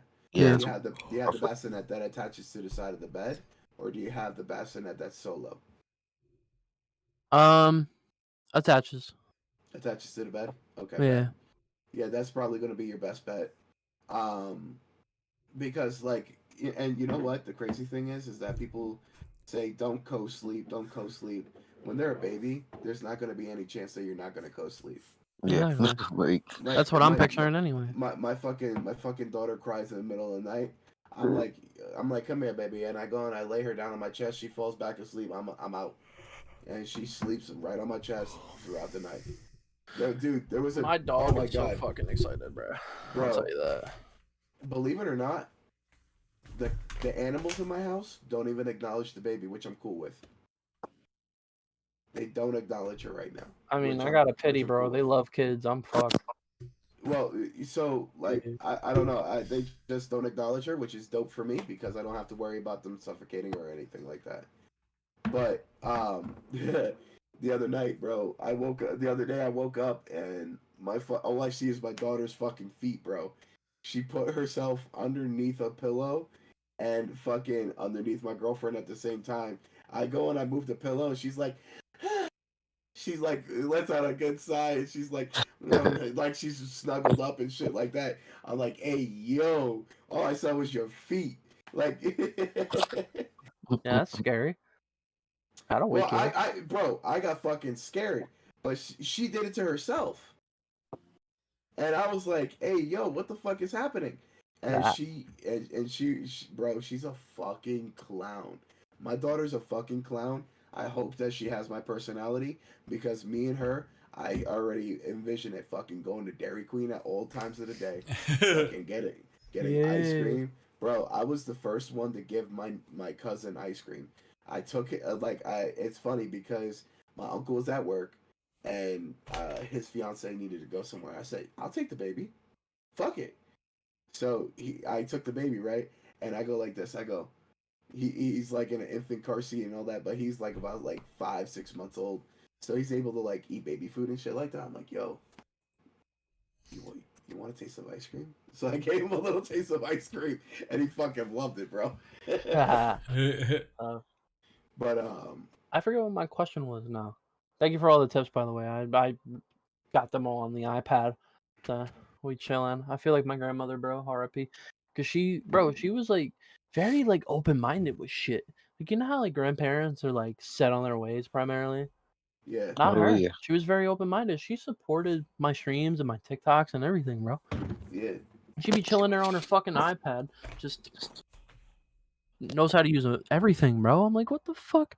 I got cool ass grandparents. My pap has a MacBook, a fucking workstation PC, a fucking Bro, how the fuck does iPhone. he use his MacBook? Dude, I don't even know how to use mine. Like He knows it. Well, because my uncle, he was big on owning a bunch of stocks with Apple. So like he's heavily invested in Apple. So like he would get a bunch of people in my family, myself included, just Apple products because he worked he's big in corporate for Wells Fargo. So like I think it was like cybersecurity.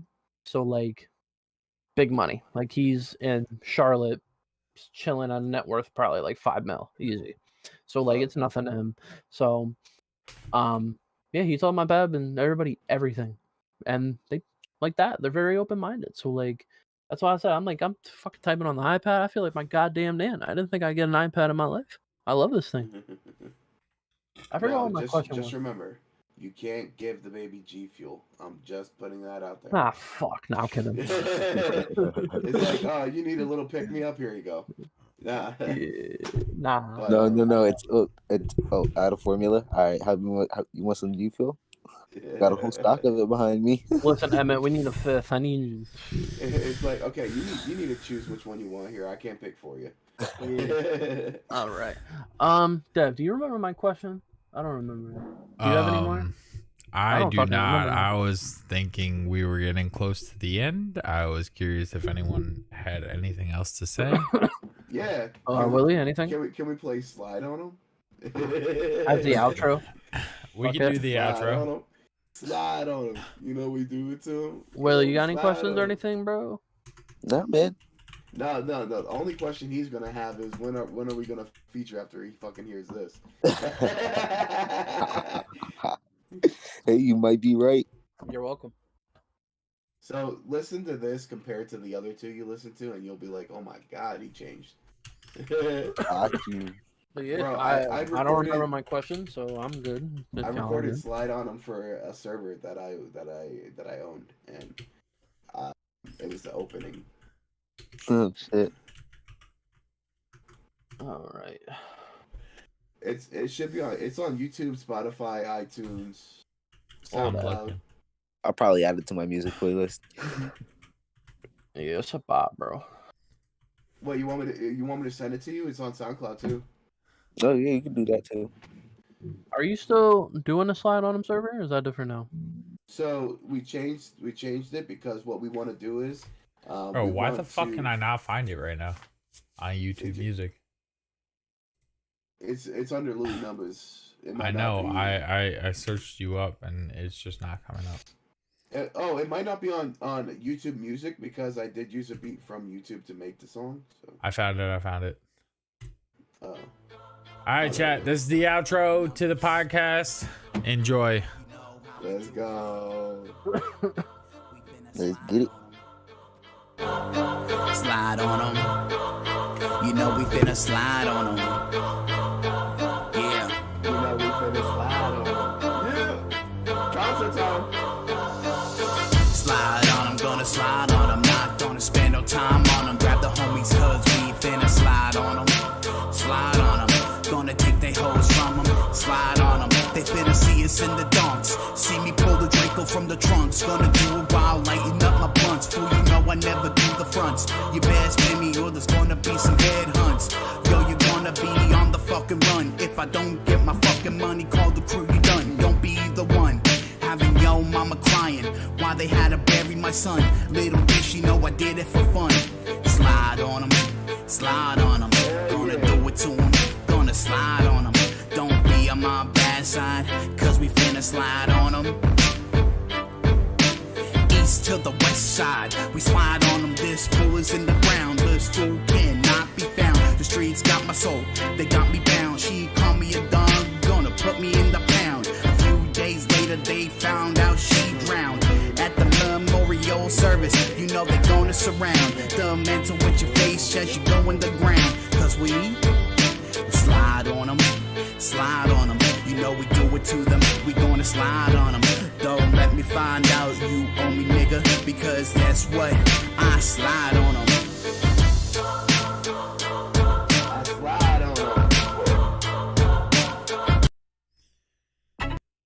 All right, chat. That's gonna be it for us. I appreciate you guys coming out. I appreciate the love, the support, like always. Thank you. I appreciate you guys for coming out, and we're gonna end up dipping out. Much love, and I will see y'all next time. Later. Take All care, right, y'all. Take care, y'all. All right, yeah. Good night.